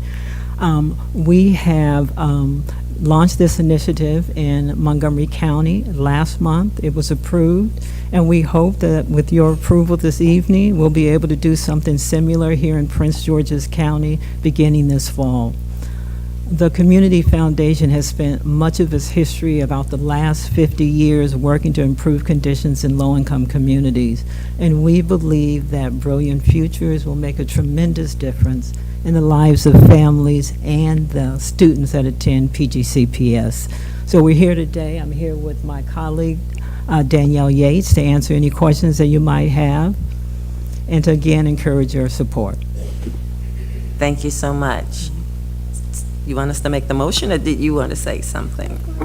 Okay, so the motion is to approve the new business first reader agenda items from 7.1 through 7.3. For first reader, second?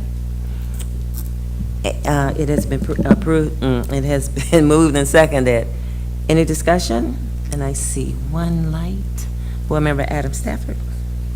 Thank you so much, and I just wanted to echo the excitement for the MOU that's happening, and I wanted to give a special shout out to the director, Tanya Wellens, for her work over several years to bring this to fruition. So colleagues, this is going to be an exciting pilot that we're going to really see the fruits of, and so thank you so much for your work there. Really quickly on the virtual plan, I'm wondering, I know that in our last, during COVID, when we were in total virtual learning, we identified some challenges thinking about equity of access for a lot of our students. And, you know, I would like to know and see that we are taking that into account in situations, again, for example, if the period is longer than 3 months, what would we do to accommodate for students that need some in-person support that maybe are, you know, not attending online or are having some dire circumstances in which they need in-person support. And I think that we address this issue with the development of equity hubs during COVID, and that was successful. And so I just wanted to ask that we also, you know, leverage some of that knowledge and use an equity lens to consider students that may find it very difficult to access virtual learning, and incorporate some of those lessons into this plan as well. Thank you. Okay. Thank you, Board Member Rout. Thanks so much, Madam Chair. So I just have a question about the Greater Washington Community Foundation.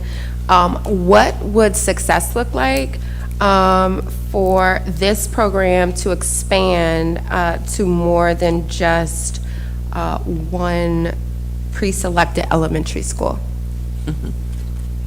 Great. Thanks for the question. I'm going to ask Danielle to join me here. So this is a pilot that we've selected 2 schools in the region, one in Montgomery County and then one in Prince George's County. It would be great. We wish we had the resources to do more, but right now we don't. It is our hope that over time we can expand it to include other schools, and that will depend on the resources that we're able to raise. But right now it's a pilot. We're going to learn as much as we can about how this works. We know that it's effective. The research has already demonstrated that. Again, we hope to expand should the resources allow us. The only thing I'll add is that we know this program works because there's hundreds of them operating around the country. We want to see how it works for our community, and so we will be designing an evaluation process. We will be following along with the parents and the students from day 1 to the final day, offering different programming that meets them where they are in the process, whether they're, you know, still a young child or whether they're a young adult about to graduate. And so our hope is that we can define and decide on sort of what those metrics will be to define success for our program, that then allows us to make the case to local and hopefully federal government that this is a program that's right for their investment. And not just right for investment, but ready for scale. And that's our ultimate goal, is to prove that this is a program that can be replicated all around the region and all around the country, hopefully. Yeah, this is so innovative, and this definitely speaks to the social determinants of health. Lastly, I just wanted to know, how is the school selected? How was that equity, equity? I'm an equity advocate, so just wanted to know what metrics were used to select the school. The one school from us. So the Community Foundation launched a year or so ago a new strategic vision to close the racial wealth gap. And we looked at communities in the region that where Black and brown people are not doing well, where they have the lowest home ownership rates, low income rates, and generally they're not faring well. And then we looked at those neighborhoods where that is occurring.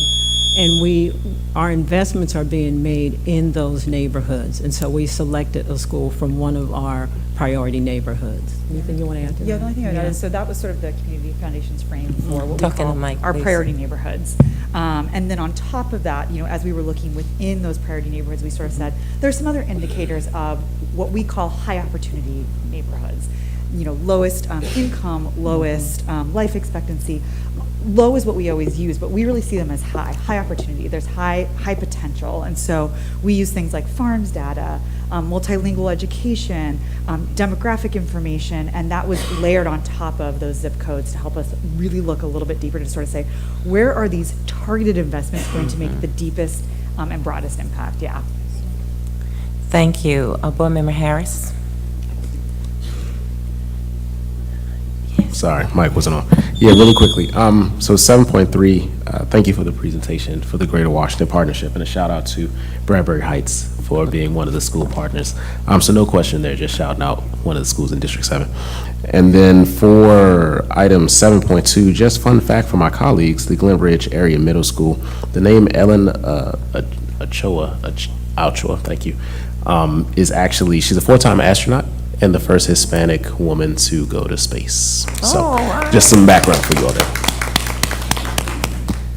Okay, thank you. Board Member Rivera Forbes? Thank you for item 7.3. I did have questions earlier when I had the wrong MOU, but since we are running on time, who can I send my questions to so I can get a response back? Feel free to send those to Chief Boyd. Okay, thank you. Okay, thank you. Board Member Jackson. Cool.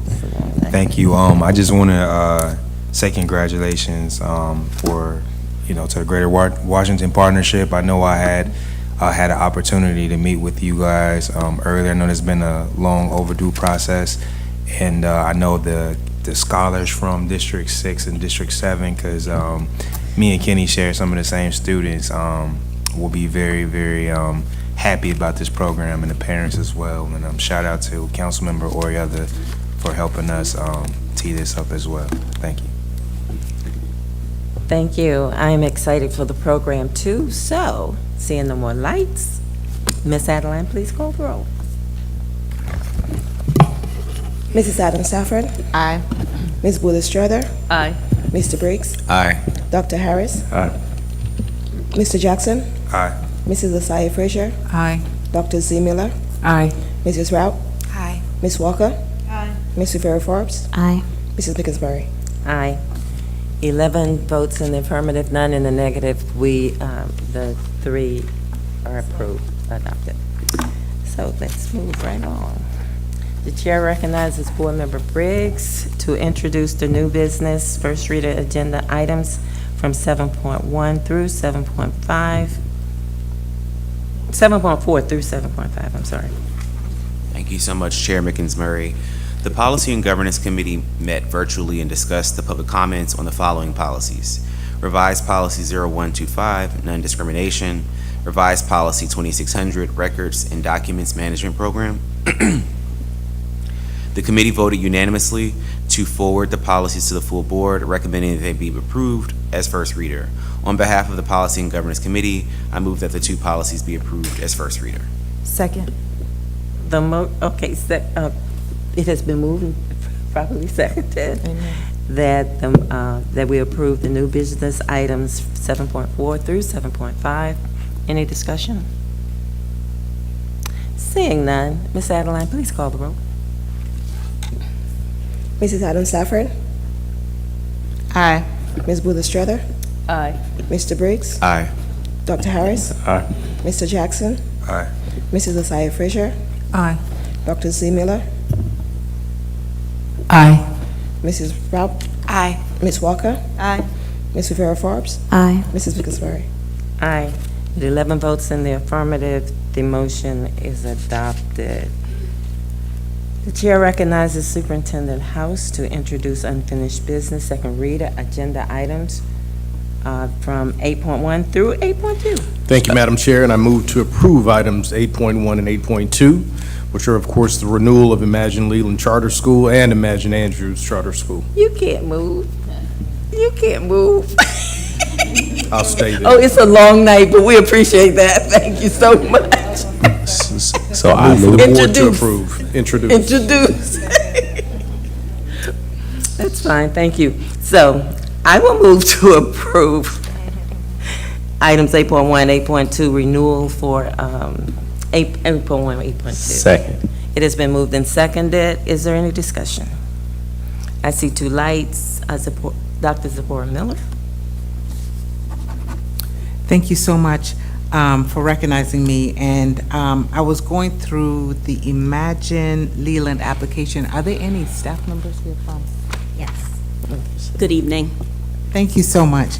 And always happy to see that they're doing well in ELA. It's a 4-star school.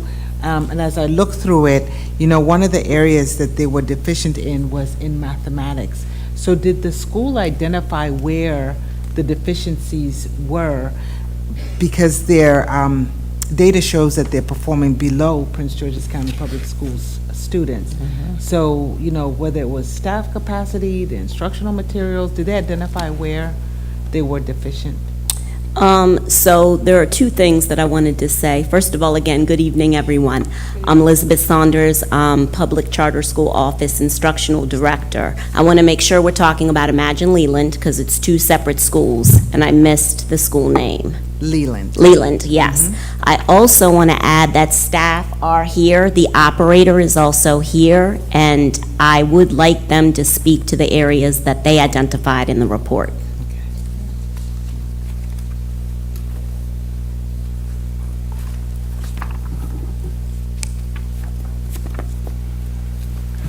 Good evening, Sean Toll, Executive Vice President for Imagine Schools. I'm going to defer to my Regional Academic Director, who is Mr. Travis Miller, and also call in Mrs. Sherilyn Williams, the school principal. Good evening, Dr. Miller and board. So in the report, the school has responded by supporting the new teachers in the math department. I believe all but 2 of their math teachers are new, and so Ms. Williams. Please speak into the mic more. I know you're tall. I'm sorry. Sorry, excuse me. So the principal and the leadership team, they've done a great job at developing professional development, practices for the new teachers. The school has implemented the program over several years, but we found that last year a lot of our teachers were new.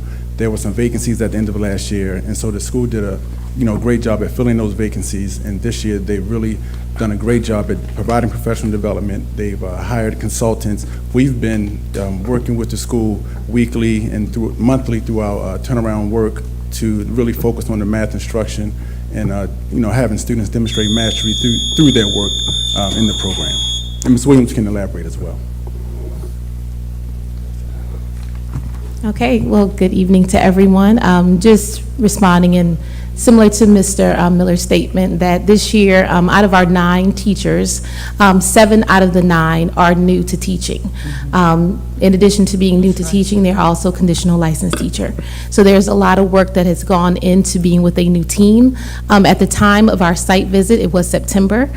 So being new members to the team, it was not only, learning the content of math, but it was learning teaching, it was learning population, it was learning a full new experience in professional learning for new teachers. So since that time, as Mr. Miller stated, we have monthly Rise Up sessions that is a part of our improvement opportunities with our operator. In addition to that, had a great learning experience with our site visit. They immediately referred us to consultants. By November, we had the consultants in our building. They actually supported myself. Our leadership team did a great deal of summer planning prior to the site visit, just being able to dig deeper in our curriculum and use it differently, have a greater understanding of how to properly implement mathematics. But not only of that, they were in our building for about a month, providing one-on-one coaching sessions with our classroom teachers. We also increased the opportunities for support through our curriculum associates. We use Ready Math program. This year, we had consistent professional development in our building. They monitored and supported us with walkthroughs, as well as providing instructional support to our teachers. So from that, since our visit, we've implemented our own internal benchmark assessment, and we've actually seen the most growth in the last 5 years as it relates to student growth. And just more specifically, student growth, looking at where students come in and the amount of understanding and mastery from the point of September to currently. So we're very excited to see all of our hard work and determination shown in our MCAT, but then also our STAR data. Thank you so much, and you answered my follow-up question, so thank you. Thank you. Board Member Adam Stafford. Thank you so much. You know, I'm concerned as I look at the rubric category around aligned curriculum and effective instruction, and in 2020, the finding was that the school did not meet the standard, and then in 2024, it also did not meet the standard. And I mean, curriculum and instruction, that's really what is going to drive the student outcomes. And so I'm trying to understand, well, why is this? What support are you receiving from PGCPS in order to align your curriculum to the school districts and the state standards? Additionally, you know, when we talk about, you know, really just looking at the math scores and the fact that most of the teachers are new teachers in the math department, what support are you getting from the district around maybe mentor teachers for these new teachers, or just, you know, some support in getting veteran teachers into the school? Okay, so as a charter, we do have a separate curriculum from Prince George's County. However, we are still held to the same standards as it relates to state performance. What we've done is we started that work. There were also recommendations in pacing and supporting. Prior to this year, our focus has really been, we utilized the PG County benchmark assessments as a monitoring tool. As you look into that 2020 year, you'll see that a lot of the recommendations was the misalignment between using the county's benchmark and our Ready curriculum. So that was learning on our side to more or less use it as a data point, but was it really effectively demonstrating or showing the learning that was taking place based on our pacing? So since that point, there has been some adjustment. We no longer are using that as a benchmark, but we're actually using what accompanies our curriculum. That was also some guidance provided by our site team visit. And as I stated, the data points that we're currently looking at is our Ready usage. It provides a diagnostic, a benchmark, and really still aligns the standards in which we're teaching connected to the standard with our current instruction. If I can just know, I just don't know that usage equates to student understanding. Like, if that's our benchmark, I mean really what we're looking for is students' understanding of the concept. And so I'm concerned that that's a benchmarking tool that we're using as opposed to, you know, what the district has developed, because a lot has gone into that. But I guess my question around veteran and mentor teachers, what supports have you received in order to get more veteran and mentor teachers into the school? Right, and as I stated, what we do have is we do have the partnership with the site team visit recommendation. And she is a veteran teacher, a doctor in the content of mathematics that is able to provide that support. We also have intervention teacher positions that support our teachers, as well as a coach through our Imagine side that is in our building twice a week, who provides supports, as well as myself. I've taken on the hat of serving as that lead in our building. And in addition to that, as we think about future planning on our campus, we are just closing out our budget session. Next school year, we've added not only a math intervention person, but also a math coach, as well as an additional math teacher that will provide that additional support. As a charter, we do still have access to mentor teachers in our building that are able to support and come and guide and lead our teachers as well. Thank you, Vice Chair Walker. Hi there. I'm specifically looking at my District 9 school. hi to the principal who is here. I just, two things. The first is, of course, around the aligned curriculum and effective instruction. I'm actually talking about Imagine Andrews, in case nobody knew, it's District 9. Around the aligned curriculum and effective instruction, I know last month, or the month that we talked about this, what was said was that there were several different criteria inside of that single line item or rubric category. And so it was a broad topic that contained, I thought the number was 20-something different categories within it. And so I was just wondering, which pieces of that do you have an action plan around so that I can feel more comfortable? I love Imagine Andrews, by the way. So that will help me to understand where your mind is and where the school is going as far as getting to meet that standard. This is not Andrew. Well, it's on both the same, isn't it both on? Speak to their They're school. both on 8. Yeah. Oh, you want me to what? No, it's their school. What's No, your school? Andrews is over here. Oh, Andrews just stood Yes, up. Okay, Andrews, he because just we got were, it. I was going to deal with them separate, but okay, we can deal with them together. Okay. We can deal with them together, just say Yeah, which well, that's ones the you're first dealing piece. with. Thank you so much, because I know you're going to knock it out. I only Okay. have 1 minute and 16 seconds left. So the second piece is that I see you have been declining in enrollment by 17%, and so I was just hoping you could just share whether or not that's a concern for you, or if you have an outlook on what that looks like as we look to approve the charter moving forward. Thanks. Thank you, and good evening, everyone. So I'll start with the piece about the particular area of the Yeah. rubric. So our biggest piece that we found was with math, and it was implementation. So the curriculum, as we moved into the second year, we found that some teachers were not implementing the curriculum as well as they should have been, and maybe supplementing too much with other materials. So that's feedback that we got from the charter review. And so that's something we've already started to, well, actually, by the time we got the report back, we had already started working with them on implementation, particularly our newer teachers, our less than 2-year teachers who have been in the building. So having the academic coach from our Imagine side, working with them on implementation, and also doing classroom observations, formal and informal. And then during our Rise Up, we also go in, Rise Up is a time when we go and do classroom observations and give feedback. So between that feedback and that coaching, we've already started to shift that implementation of iReady. Thank you. I'll come back for my second round. Okay. Appreciate it. Well, you want to turn your light back on? Oh, is it time? There are no lights here. Okay. So you want to Thank do you. second round?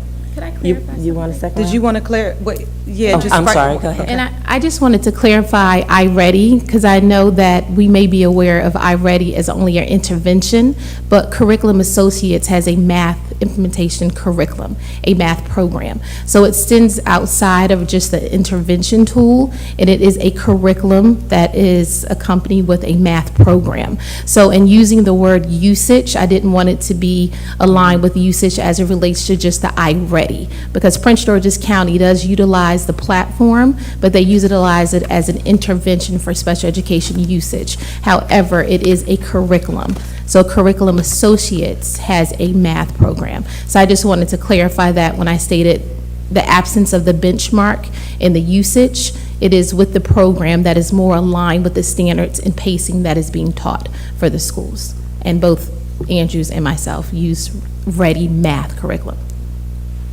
Thank you. And then the follow-up, thank you so much for my Andrews Imagine. This rubric category always gives room for pause, because it's the first one. It talks about alignment to curriculum. It really gives a red flag whenever we see this on charter schools, right? And so I think what will be helpful, especially since it sounds like you have an action plan, is to just update the charter office on where you stand with this. It's tough to get something that's red and say, okay, we're going to move you forward, when, especially if there's multiple categories and what's making you red is a couple of items. So we just really need to feel comfortable that you really have a clear action plan, not only the plan, but actually that you're putting things in motion and giving updates for milestones that you deem most appropriate, so that we can feel comfortable with this moving forward. Thank you. Thank you. Seeing no more lights, I have a couple of questions. So both of you, my concern is that your curriculum does not align to Prince George's curriculum, and Prince George's is now going to be held to another standard with this blueprint that we need to deal with. are you even entertaining looking at the pillars of the blueprint and integrating any of that into your curriculum?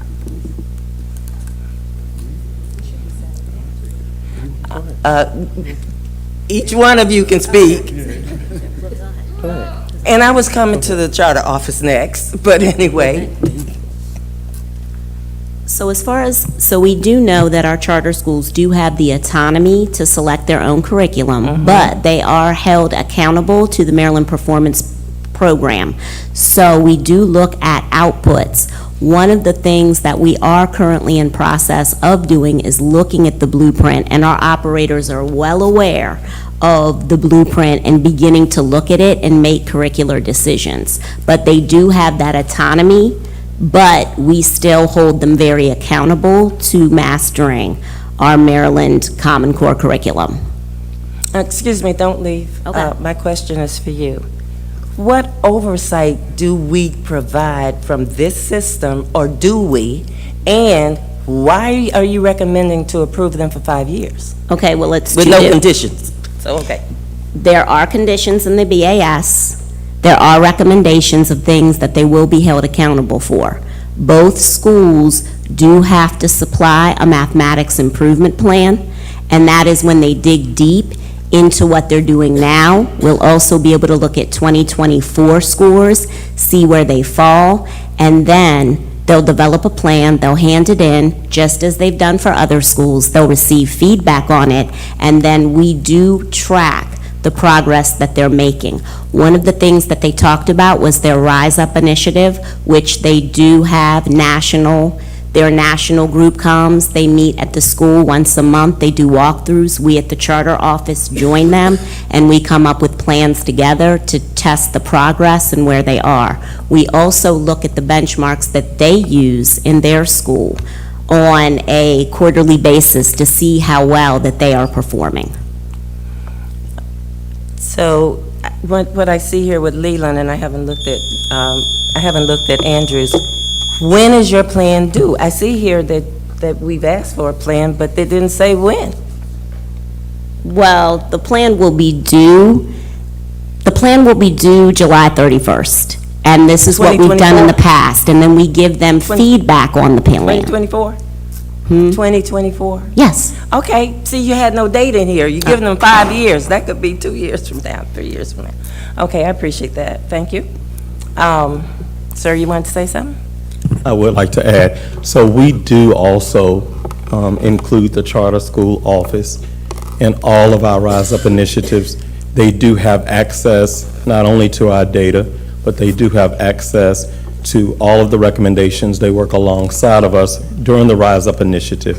So they have access to all of that. We will devise the plan, we will put the plan together, but I just wanted the board to know and understand that there is consistent collaboration and there's consistent access to everything we do through the school improvement.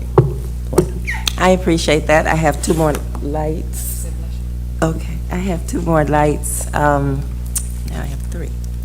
Let me see. Board counsel? Oh, Support. Dr. Support, okay. Jeez. Adam Stafford. No, she did have a question. Oh, you did have a question. Okay, but. Okay. Turn on your mic. That's fine. Dr. Zipporah Miller. Thank you. I just wanted to follow up. Again, this is on academics. So I have 3 questions.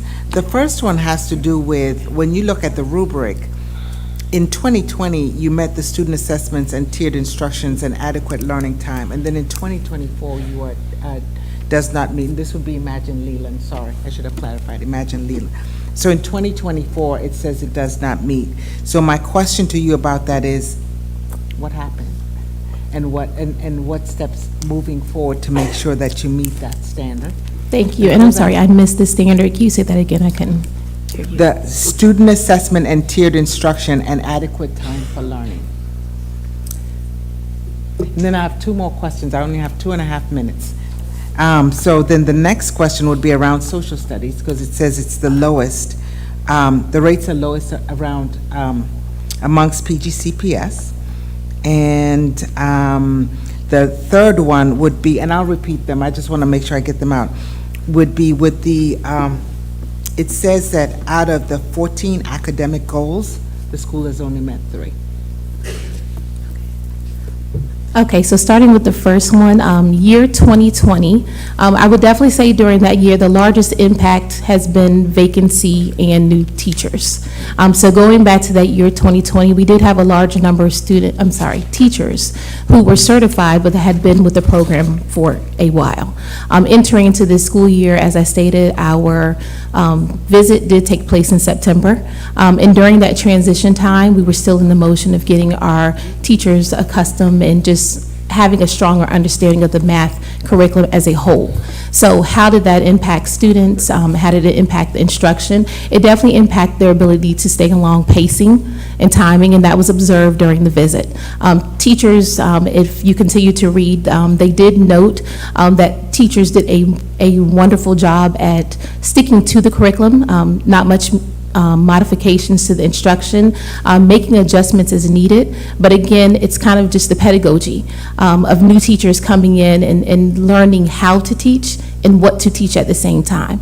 So again, early on in the year with our coaching within the support that we had in reference to the site visit team, we really started with how to teach and what methods are best for improvement. Am I able to answer the other questions? I'm sorry. Oh, you keep going. Okay, and then I'm sorry, can you please, the second question was in reference to social studies. Yeah, social studies. Yes, so we did see a drop in our social studies, and where we saw that drop really was really looking at, this is year 1 that we would have implemented the social studies MCAP assessment for our students. And we really had to take the time to look at the structure of the assessment as a whole, and begin to re-examine the delivery of instruction. We also paired that with our AVID instruction. It was a shared content teacher who provided that instruction, and that didn't seem or allow for the amount of time in which we needed to focus on the content area. So there are some structural things that we're doing differently next year as it relates to that content area, to ensure that teachers have ample time for social studies, as well as just having a stronger understanding of the demands of the content area. And then the last question, I'm sorry. If you It can talks repeat that about one. the academic goals, and it says for which the data is available, the school only met 3 of the 14 academic goals. And you can imagine as we look at that, that would be concerning. So where are we? And I know you said the site visit was in September, but where are we and what are we doing to ensure that you meet all 14 goals? So the site visit was very detailed. I will definitely say the variation in site visits is we did transition this year to 10 Square, which was a lot more comprehensive, definitely in the direction that we needed to go in for school improvement, but there were different demands than our 2020 year. Even the breakdown of the rubric was different. So just really looking at the comparison between what was looked at that time, it was definitely different. But in addition to that, the work started as soon as the site team visit was really in the building. Like I said, we did take this as a learning experience and opportunity for growth. So much of the plan, again, if you kind of look into it, multiple areas were out of that mathematics. In the mathematics area, it did look around assessment, it did look at teacher delivery of instruction, it did look at materials.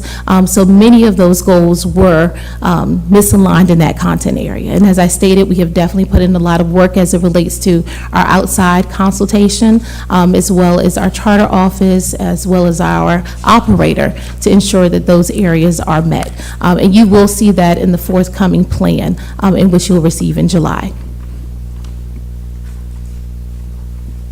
Thank you.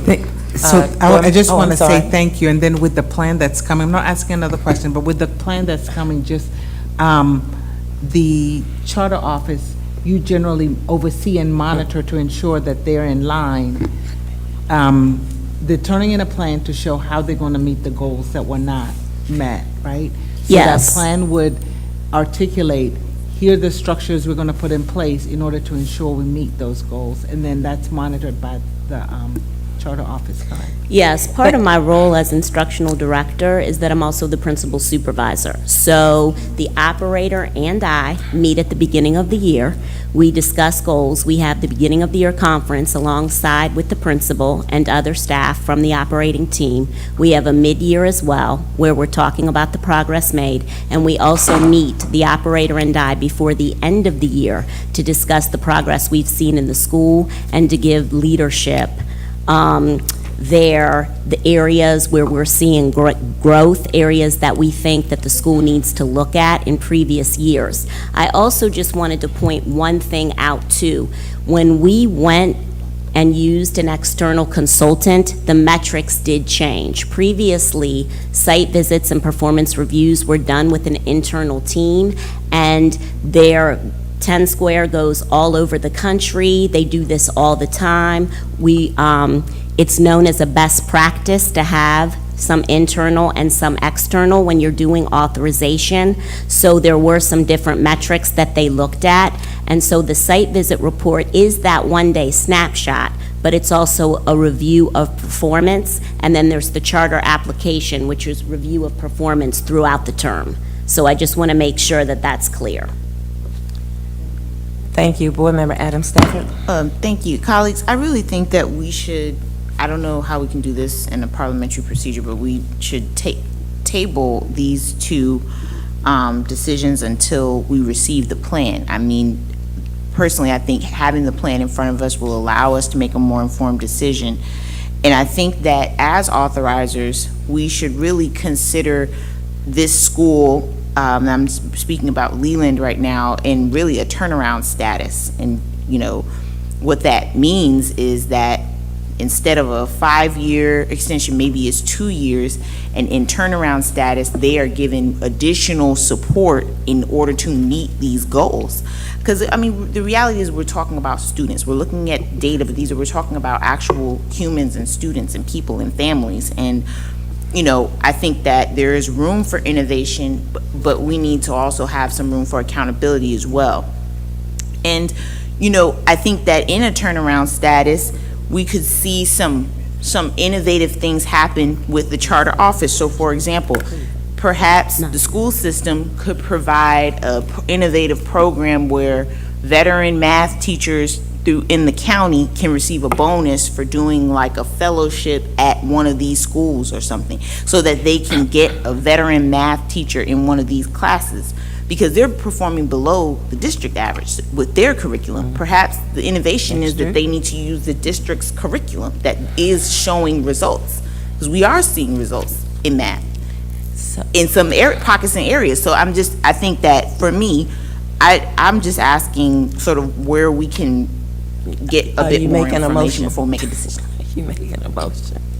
Well, I move that we pull out items 8.1 and 8.2 and table it until next meeting when we receive a plan. You want to postpone them? Postpone to the it. next, to Till May the next 9th, meeting. to May 9th?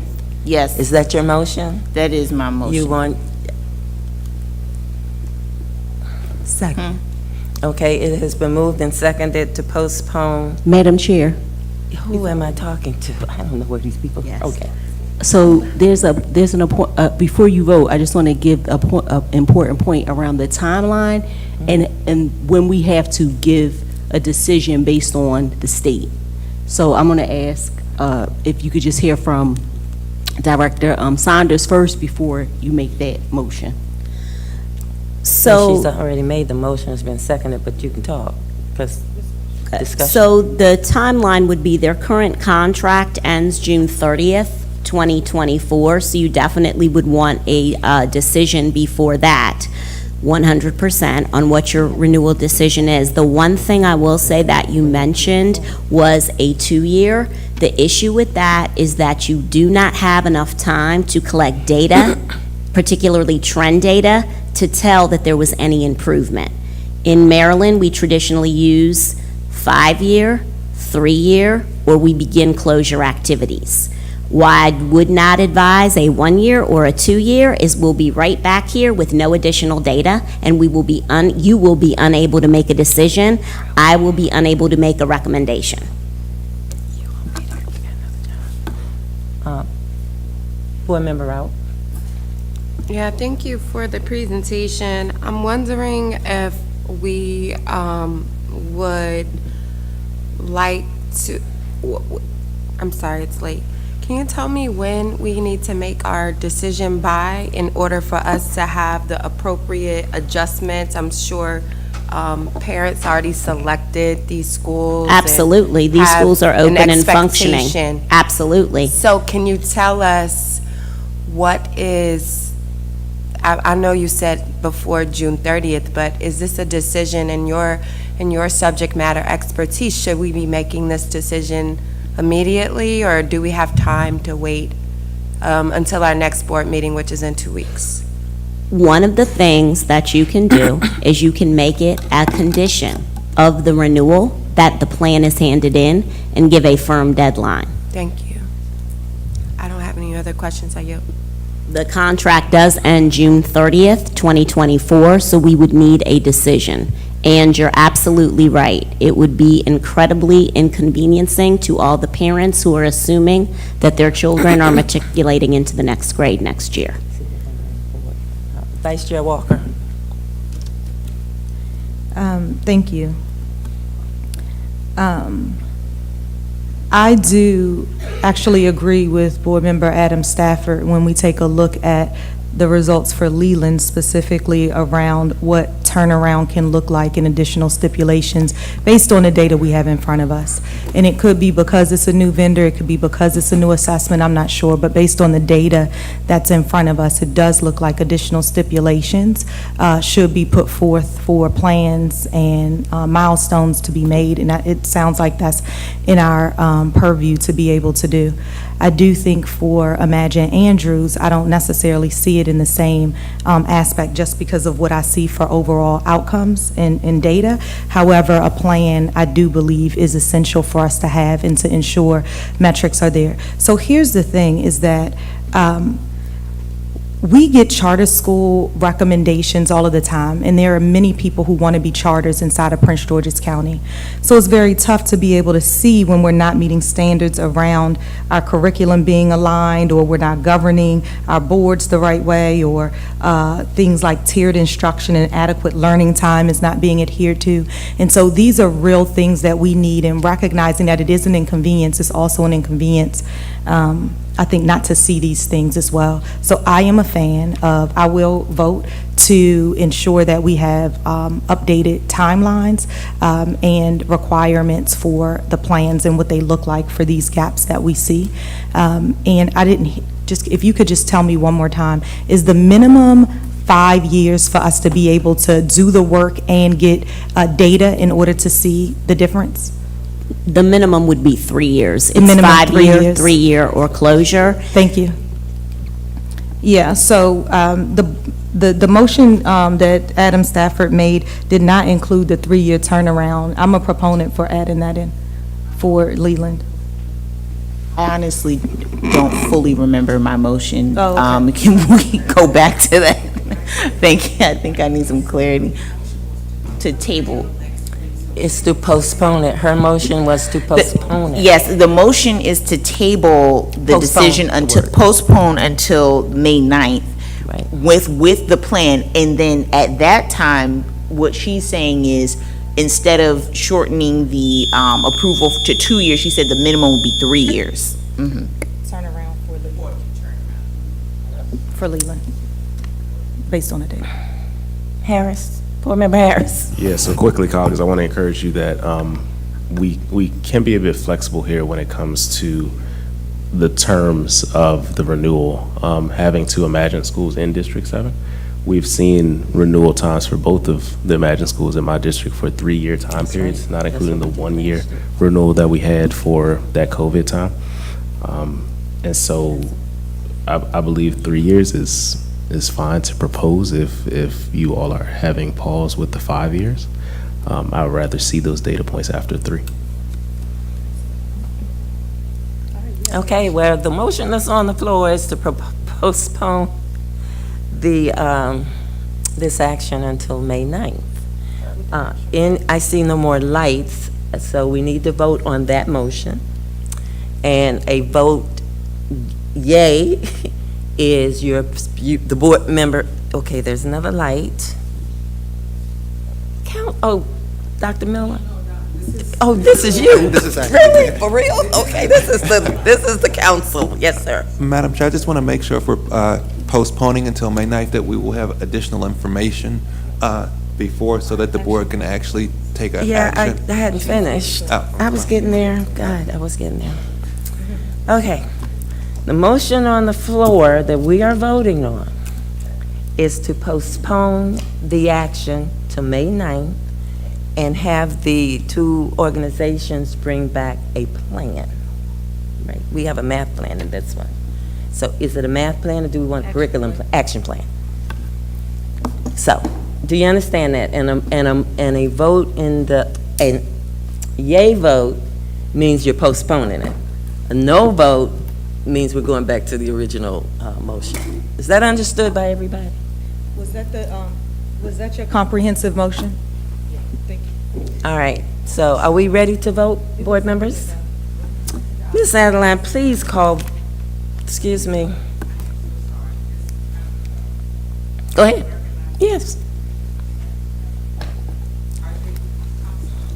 Yes.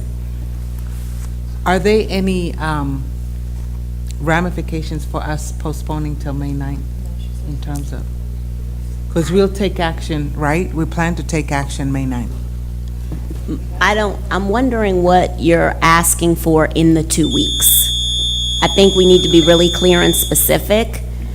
There is no reason to not put it as a condition of renewal, but in 2 weeks, we're in the middle of budget season. I'm just not, there is a way that you can do a 5-year renewal. You have the, you are able to do a 3-year renewal. You are able to do a closure. You can do a 3-year renewal with conditions. A condition could be a robust action plan in math that then the operator comes and gives an update at the Academic Achievement Committee. There are many different ways you could do this. I'm just wondering in 2 weeks what they are supposed to put together that will be succinct and enough for you to make a renewal decision. What I will say is, someone had talked about a plan, because the plan is in this resolution. Yes. What were you asking for in that plan, or was it over 2 or 3 years? And you said that they would have it by July the 3rd. Well, I said July 30th. 31st, So that's right. like in how many months is that? So they would have time to end the year, look at their data through the year, have discussions with their school community. Now we're talking about doing something in 2 weeks. And so I just want to be clear that they're giving you what you need to make a decision. I understand the make of the motion, Adam Stafford. Yes, I mean, I just feel like, generally, I feel like the board is, and I can't speak for everyone, I would like to see a plan before making a decision, but I do understand what you're saying. And so I could revise my motion to state that, say this properly, so that we would, 3-year renewal. 3-year renewal. 3-year. So I think what I'm trying to say is that I would like to approve the charter renewal for 3 years with a comprehensive action plan, with the condition of a comprehensive action plan. And they can keep the date of July 1st. July what? 31st? I said July, it could be, excuse me, What's the Yeah. date? It can be June 30th, that's fine. Okay. June 30th is fine, the end of the school year. Okay, we're trying to work it out. Entire. So, go ahead.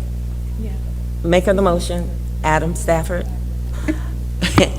Are you good with 3 years with an action plan that is due June 30th of this year, of 24? Yes. Okay, so the motion on the floor. Second. Oh, wait.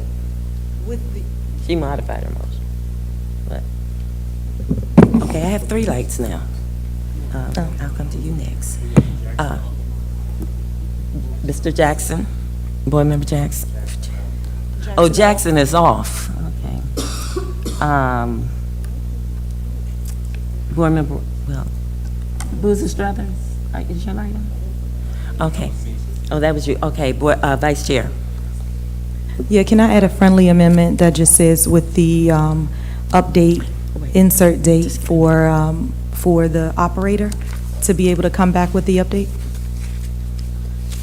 Is that part of a condition that can be added? For them, yes. For Leland. Throughout next school year. Yeah. Throughout next school year, yes. Yeah, throughout next school year could be once. I don't know whether we say quarterly, you tell me what feels right, but for this type of plan, it would be. People have presented, there's ways that it can be presented at Academic Achievement Committee, Perfect. a subcommittee. There's ways that it's. Perfect. Thank you. And can you work it through there? Thank you so much. Okay, so let's make her the motion. Let's see if I got it right. The motion is to approve tonight the 2 charters for 3 years with the condition of a, excuse me? We're doing them separate. Oh, we're doing them separate? Was your motion separate?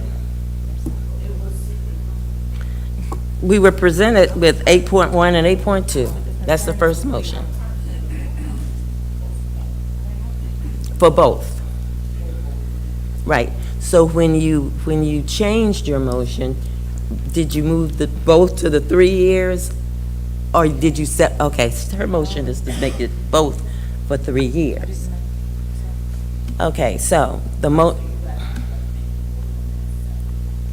no, some want to vote on it, but we vote on the motion that's on the floor. The motion, no, she changed it. No, she did not. Shayla, repeat your, Board Member Adam Stafford.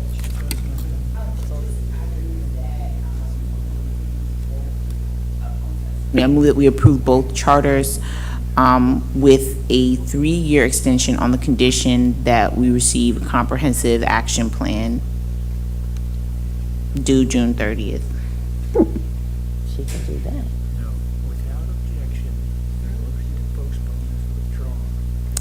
Oh, without objection, the motion to postpone is withdrawn. We need to get that. We need to get that one off the floor. So we've withdrawn that motion. Now, your motion. Your motion is that to approve both charters tonight for 3 years with a comprehensive, on the condition of a action plan on what, math, and are we saying math, just math? Okay, so the motion is just a curriculum plan. Action plan for what? The action plan has to do something. Yeah, just the comprehensive action plan. Okay, so all areas that they're deficient in, you want them to do an action plan by June 30th. The term would be comprehensive action plan with the friendly amendment that Vice Chair Walker said for checking. Comprehensive action plan by June 30th. I just need to ask him one question. Were you looking at a comprehensive plan, or are we expanding what you were going to do? I'm just trying to make sure now that it's doable or not. We were, Go ahead, sir. it was a math plan. It was a math plan, that's what I Correct. thought. So In now we're reading- asking you for something In different. reading, we outperformed the district and the state. So we're asking you for something different now. I just want to be Okay. clear. Okay. I want everybody clear. Okay, so what the maker of the motion is doing is asking for an action plan on all areas that, in areas that you're deficient in, Per the 10 Square report. per your report. Is,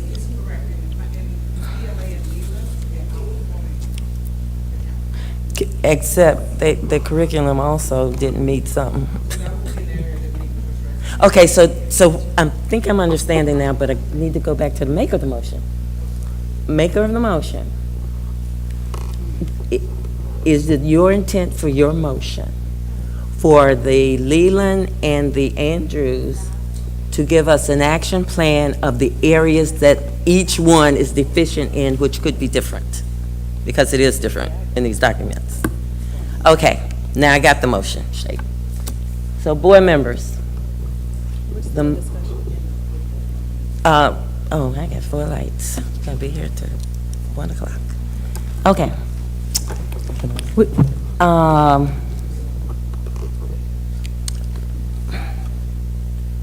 Second. Jackson, did I turn your light off or not? You have a question, Jackson? Jackson, do you have a question? Okay, then it's Rout. Board member Rout. Thank you so much. So I just wanted to hear, have there been any other plans that have been submitted in the past, reviews? So we have submitted a plan. Again, the plan is ongoing, right? It's comprehensive. So we will just literally add to the plan that we have already created. And that's under the umbrella of our school improvement initiative, which is entitled Rise Up, and you've probably heard that term numerously. So, How long have we been working on the Rise Up plan? so for both Leland and Andrews, this is the first year for that Rise Up plan.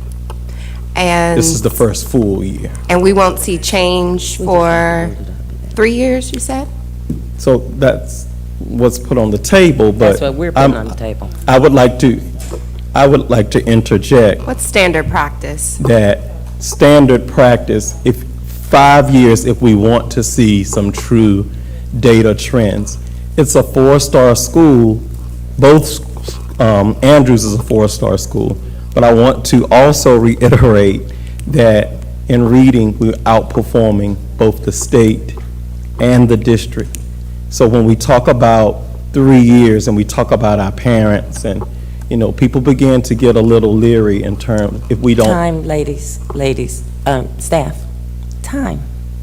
Thank you. Go ahead. I'm sorry, am I over 2 time? minutes. Okay. So I just wanted to reiterate that we have a population that's committed to our schools. Both Andrews and Imagine Leland are 2 of the most sought-out schools in the district. So I just wanted to put that out, put that on the table. I appreciate that. Okay, so the motion on the floor is that what we're voting on is to approve what we're voting on, your second round, and then we vote. Go ahead.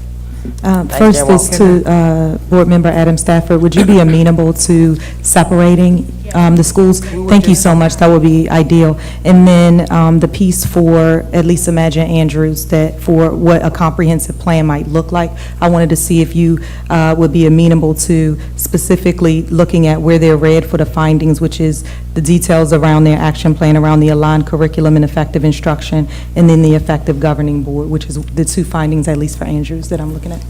Thank you. Are you withdrawing your motion that's on the floor?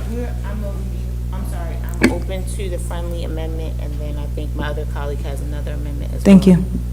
Okay, I don't know what a friendly amendment is. I need to know what a motion is. So the motion that's on the floor right now is 3 years with this comprehensive plan. So, are we doing another motion? That'd be motion number 3. We're amending the motion, so we're separating the 2, and then I was going to make the amendment where Imagine Leland is conditionally approved for 5 years with the condition that they provide a plan in the areas that were deficient according to the, let me give the name of the report. Foursquare, yeah. 10 square, 10 yes. square, there. I would love for my colleagues to make this a little bit cleaner. So, Board,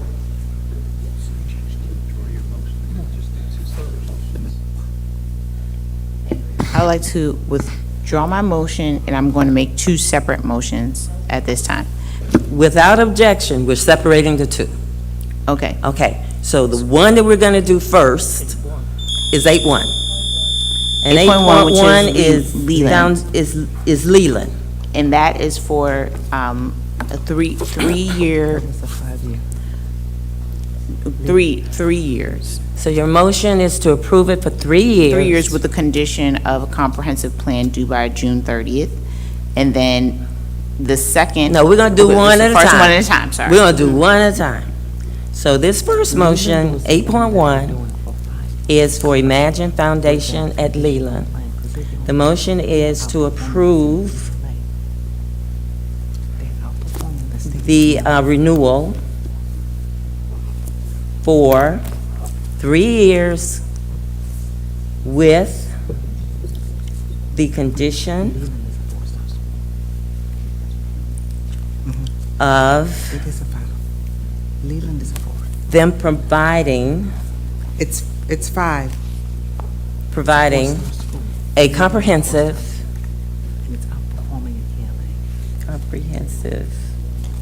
plan addressing the deficiencies.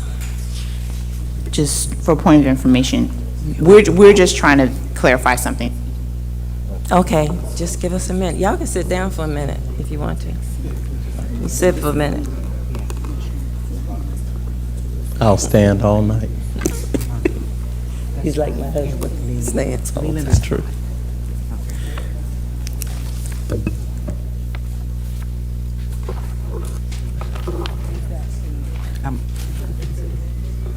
This is Leland's.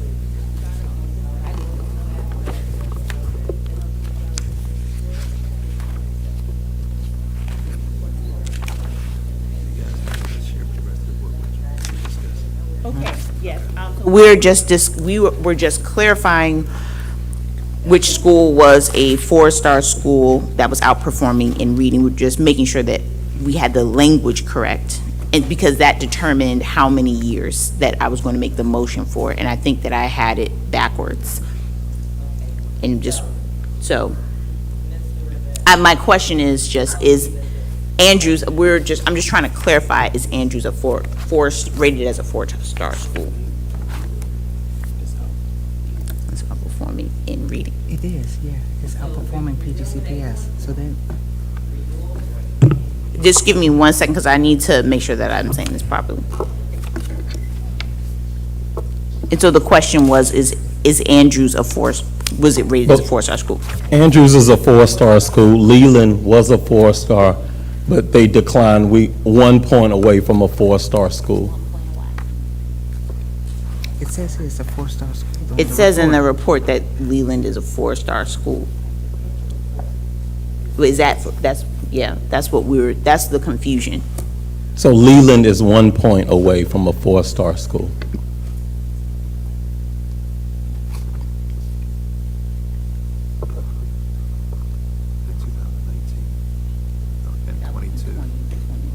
First year ratings were after the pandemic.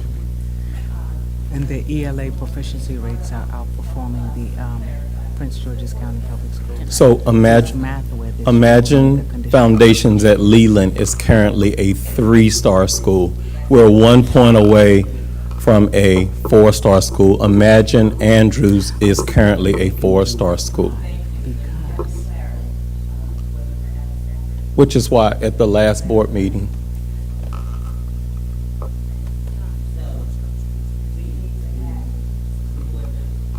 Board members, we need to act on 8.1. I need a motion for renewal for Imagine Foundation at Leland Public Charter, which is currently a 3-star school.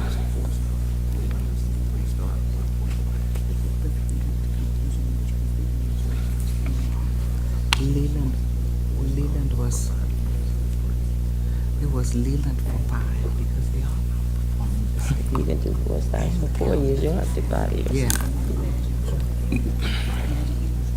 Right. But they're not. Okay, we just need to do the one first, you guys. Board members, come to order. we need to make a motion, or we can postpone this I'll make the. until May 9th. I can make a motion for I'll make the 8.3. mo- I'll make the motion for Thank Leland. you. Okay. So, I move that we conditionally approve Leland Imagine for 5 years with the condition that they provide an action plan in the areas that they were deficient according to the 10 Square report. Okay, so, Mr. Revelle, read that back to me for the record, please. I have that you conditionally renew for Imagine Leland. That was what was it? Imagine Leland with the conditions of a comprehensive plan. Not and comprehensive, in the areas that they were deficient according to the 10 Square plan. I'll strike that. And a plan in all areas of deficiency outlined in the 10 Square report. Okay. By June 30th, 2024. Second. Okay, so the motion is on what you will type right to get in the record for Leland for 5 years. Who seconded, Chair? Go ahead, sorry, go ahead. Who seconded the motion? Brandon, Pam. Pam, somebody. For 5 years with the conditions. Okay. Any discussion?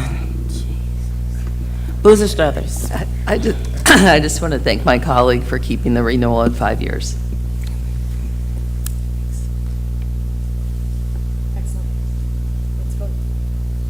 Call the question. I see no more lights, so call for the vote. Ms. Adams, Adeline. Ms. Adams Stafford? Aye. Ms. Buda Strother? Aye. Mr. Briggs? Aye. Dr. Harris? Aye. Mr. Jackson? Mrs. Asaya Frazier? Aye. Dr. Z. Miller? Aye. Mrs. Rout? Abstain. Ms. Walker? Aye. Ms. Rivera Forbes? Aye. Ms. Vickers-Murray? Aye. 1, 2, 3, 4. Okay, we have 10 in the affirmative. The motion carries. I'd like to make a motion. Okay. Please, I- Mr. Revelle, capture her motion. For item 8.2, I move that we approve the renewal for Imagine Andrews Public Charter School for 5 years with the condition of a plan being delivered June 30th of 2024 in 2 rubric categories. The first in aligned curriculum and effective instruction, and the second in effective governing board systems and school support and intervention, which are the 2 red areas. Second. It's been moved and seconded. Mr. Revelle, can you repeat that motion for the record? Can you repeat those 2 areas, please? Absolutely. The first is aligned curriculum and effective instruction. And the second is effective governing board systems for school support and intervention.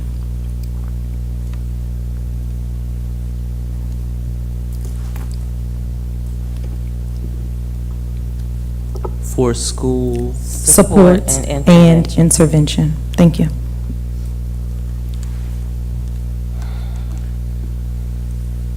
We just need a second. Thank you so much. Yeah, I just need you to repeat it, please, for the So record. it's already been seconded. So the motion on the floor is to approve the renewal for Imagine Andrews Public Charter School with condition of a plan being submitted by June 30th in 2 areas, which are aligned curriculum and effective instruction and effective governing board systems for school support and intervention. Yep, and just right in the front of the renewals for 5 years. Thanks. Thank you. Yeah.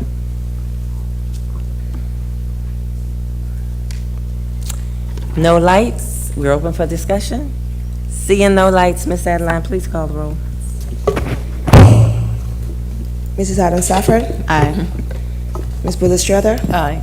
Mr. Briggs? Aye. Dr. Harris? Aye. Mr. Jackson? Mrs. Asaya Frazier? Aye. Dr. Z. Miller? Aye. Mrs. Rout? Abstain. Ms. Walker? Aye. Mrs. Rivera Forbes? Aye. Mrs. Vickers-Murray? Aye, okay. We have 10 votes in the affirmative, 1 abstention. The motion carries. Okay? Thank you. And for the record, for the minutes, Superintendent House, for charters in the future for renewals, can the board get them, or do we need to put something in policy that we get them earlier in the year of the renewal? We'll definitely do our best to get them as early as possible, and in accordance to, of course, the timelines that go along with the charters as well. So we'll work on whatever we can do to expedite the process. Appreciate that. Thank you. Dr. Z. Miller? This was I don't know, the last time we did charter renewals, we had an opportunity to sit with the charter team and the operators in small groups and talk through them. And we were able to see the plan or what they were going to do to address the areas of deficiency. That was very helpful, so when we came, we could take action. So maybe Superintendent House and his team can consider that in the future. We'll revisit that process. Appreciate it. Thank you. The chair recognizes Board Member Jonathan Briggs to introduce the unfinished business for second reader first. First reader. For first reader. First reader. No, we have. It's wrong on the agenda. Okay, board members, bylaws must be treated differently, and we're not giving it enough time based on advice from our parliamentarians. So we're trying to get it right. So the last time we pulled it, which means that we did not vote on it. This time, the bylaws need to be the first reader, and the rest of them can be the second reader. Well, I think they're all first reader, but the bylaw, we introduced it, so those bylaws are added. You introduced the bylaw At last time. Right. Okay. What I see on my annotated agenda is that your rest of yours are second reader. Yeah, it says second reader, but I think it's Thank you. an accident, a typo. Okay. I'm Bertie. So we're going to separate it, and then we're going to do what first? The bylaw first? For first reader? Excuse me, Chair Mrs. Murray. They are all second readers. I am so tired. Yes, They are ma'am. all second readers. They are all second readers. As I explained, the parliamentarian says we must treat bylaws differently, not like a policy. The bylaw needs to be out there for 4 weeks total. This, because we pulled that bylaw the last time, in bylaw 9250, this would be the first reader for 9250. Apologies, Chair. I meant, Cindy was correct, Ms. Adeline was correct. The bylaws were approved as first reader, so we're going to Oh, it was? Yeah, so Okay. we're good to go with all of them for just second reader. Let me deal with it later. Okay, thank you. Go Okay. ahead. All right, so on March 21st, 2024, the following policies and bylaws were approved as first reader. New policy, artificial intelligence. New policy, intellectual property rights. New policy, search and seizure. New policy, student use of social media and portable electronic devices in schools. Revised policy 0115, information technology services, acceptable usage guidelines. Revised policy 1120, public information act requests. Revised policy 1500, parent and community advisory council. Revised policy 5131.1, school bus conduct. Bylaw 9250, legal counsel. Revised policy 0113, boundaries, attendance areas, rescission. Revised policy 2570, closing school buildings, rescission. Revised policy 5110.2, attendance, rescission. And revised policy 8391, boundary changes, rescission. On behalf of the Policy and Governance Committee, I move that the following 9 policies be approved as second reader. Second. Is there any discussion? I mean, it has been approved and seconded to approve the policy, the unfinished business 8.3 through 8.15. I don't know what I did. I really don't. Okay. We're doing 8.3 because he said we approved it at the last meeting. Look, we're approving it tonight. I promise you I'll be careful. We'll pull the minutes to see what happened, but. Okay, it's been moved and seconded to approve 8.3 to 8.15. as second reader. I know, might be up. I know. Call the roll, please. I have a discussion item. Oh, discussion. Oh, Board Member Boozer Struther. Colleagues, I'd like to address 8.9 revised policy 1500, Parent and Community Advisory Council. I serve as one of the board member liaisons with Board Member Briggs, and we were, it was brought to our attention that there is a phrase in Section 4, Paragraph G, the final sentence, that does not have a endpoint. And I'm proposing that, that this says, a member whose term has expired shall continue to serve until a successor is appointed, period, is the original. I'm suggesting that we say, comma, not longer than 3 additional months is the amendment. So I'm making an amendment to that phrase in the Section 4, Paragraph G, final sentence. And what policy was that? That's policy 1500, Parent and Community Advisory Council. Did you capture that correction for the, and we're still in discussion, so, Board Member Briggs? Need a second on that. Yeah, well, I'll first say second, and then the second thing I'll say is that just the only change to the policy is if a PCAC member that has reached their term limit for whatever reason, their seat isn't filled, they would continue to serve up to 3 months until we can fill that vacancy. So there's just a protection for the PCAC to ensure we have quorum. Yeah, exactly. So did we change 2 things in it, or did we change one? It's just the one. Okay. I need to put on the record that the concern about revised bylaw 9250, so staff, you'll have to look at the minutes to see if we approve that as a first reader at the last meeting. Yes, so. Because if we did not, we're in violation.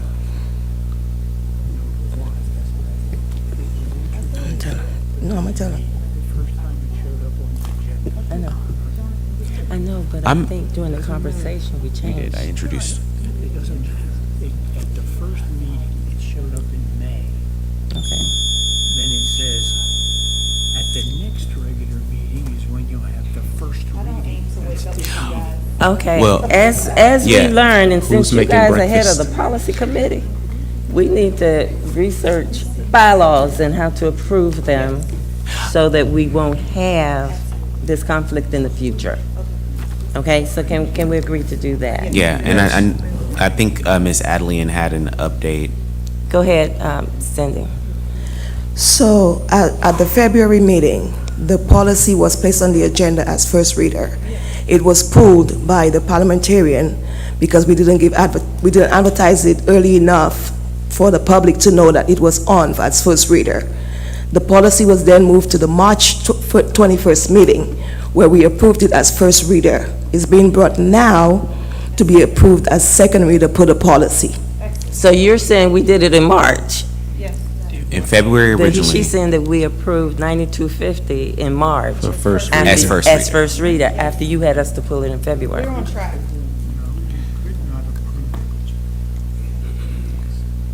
Well, we are not going to stay here tonight to debate this. What's the motion? Bylaw says at that meeting you gave public notice. Okay, but we have Next to, meeting, which is this meeting, is first reading. yeah, and that's, so since I put it on the record, we'll just do the research because we need to go home. So I'd like to make a motion. Where am I? Over, where? Who's making a motion? It's me. Harris. How many of these at one time can I do? How many of these at one time? I hope you're only gonna do one. No, I'm really not being funny. I have to go one by one here? No, we can do a group, we can separate the bylaws out, which is what I wanted to do, and then do the rest as the second reader. But what are your thoughts? Chair of Policy and Governance, you, I'm like 100% certain that we've already done the first, and we're good to go with the second, but if we want to take a precaution, then we can just separate out the bylaw. And I just think do that's the what the parliamentarian is trying to do to keep me from getting another violation from Okay. anybody. Well, if we want to do that, then I can take out the bylaw. That would be helpful. So Thank you take out- so much. But which the it would bylaw? become first reader, right? No. We can't do that Oh. tonight? Oh, I'm sorry, you can make it first reading. I'm trying to make it first So- reader tonight, and then the rest of them second reader tonight. Yes, ma'am. So if you guys need to do a quick research, if you go on the Prince George's County webpage, I do have a tracker where I track every step of the policy. That's right, you do. It's updated right there. Okay, so if she has the tracker, I'll go with that. I'll So- call you tomorrow. I'll call you tomorrow. And So- we'll put the tracker on the website. So can I make a motion to Yes, it's there for the approve We're gonna public. keep your motion on 8 the through floor 3, to approve them all. 8.3 And I second his through motion. 8.15? Okay, so the motion on the floor is to approve 8.3 through 8.15 as second reader tonight. With the recommendations from Second. Board Member Boozer Struthers. Oh, with the recommendations for Board Member Boozer Struthers. Thank you so much. Any discussion? Seeing none, Ms. Adeline, please call the roll. Mrs. Adam Safford? Aye. Ms. Booth Strother? Aye. Mr. Briggs? Aye. Dr. Harris? Aye. Mr. Jackson? Aye. Mrs. Lasaya Frazier? Aye. Dr. Z. Miller? Aye. Mrs. Raup? Aye. Ms. Walker? Aye. Ms. Rivera Forbes? Aye. Mrs. Wickensberry? Aye, 11 in the affirmative. The motion carries. Thank you, guys. Oh, we got to go. We still have to close out. Follow-up items. Follow-up items will be posted on board docs upon receipt. The board would like to inform the public of the following upcoming meetings. Parent Community Advisory Council, May 1st at 5 p.m. Policy and Governance Meeting, May 7th at 5 p.m. The next board meeting will be May 9th.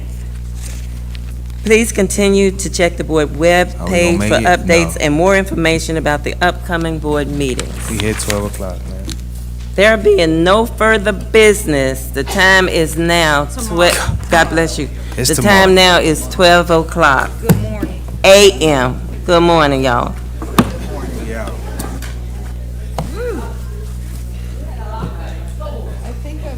We get overtime? Back when they say overtime, do they get back pay? They just say that? They get back?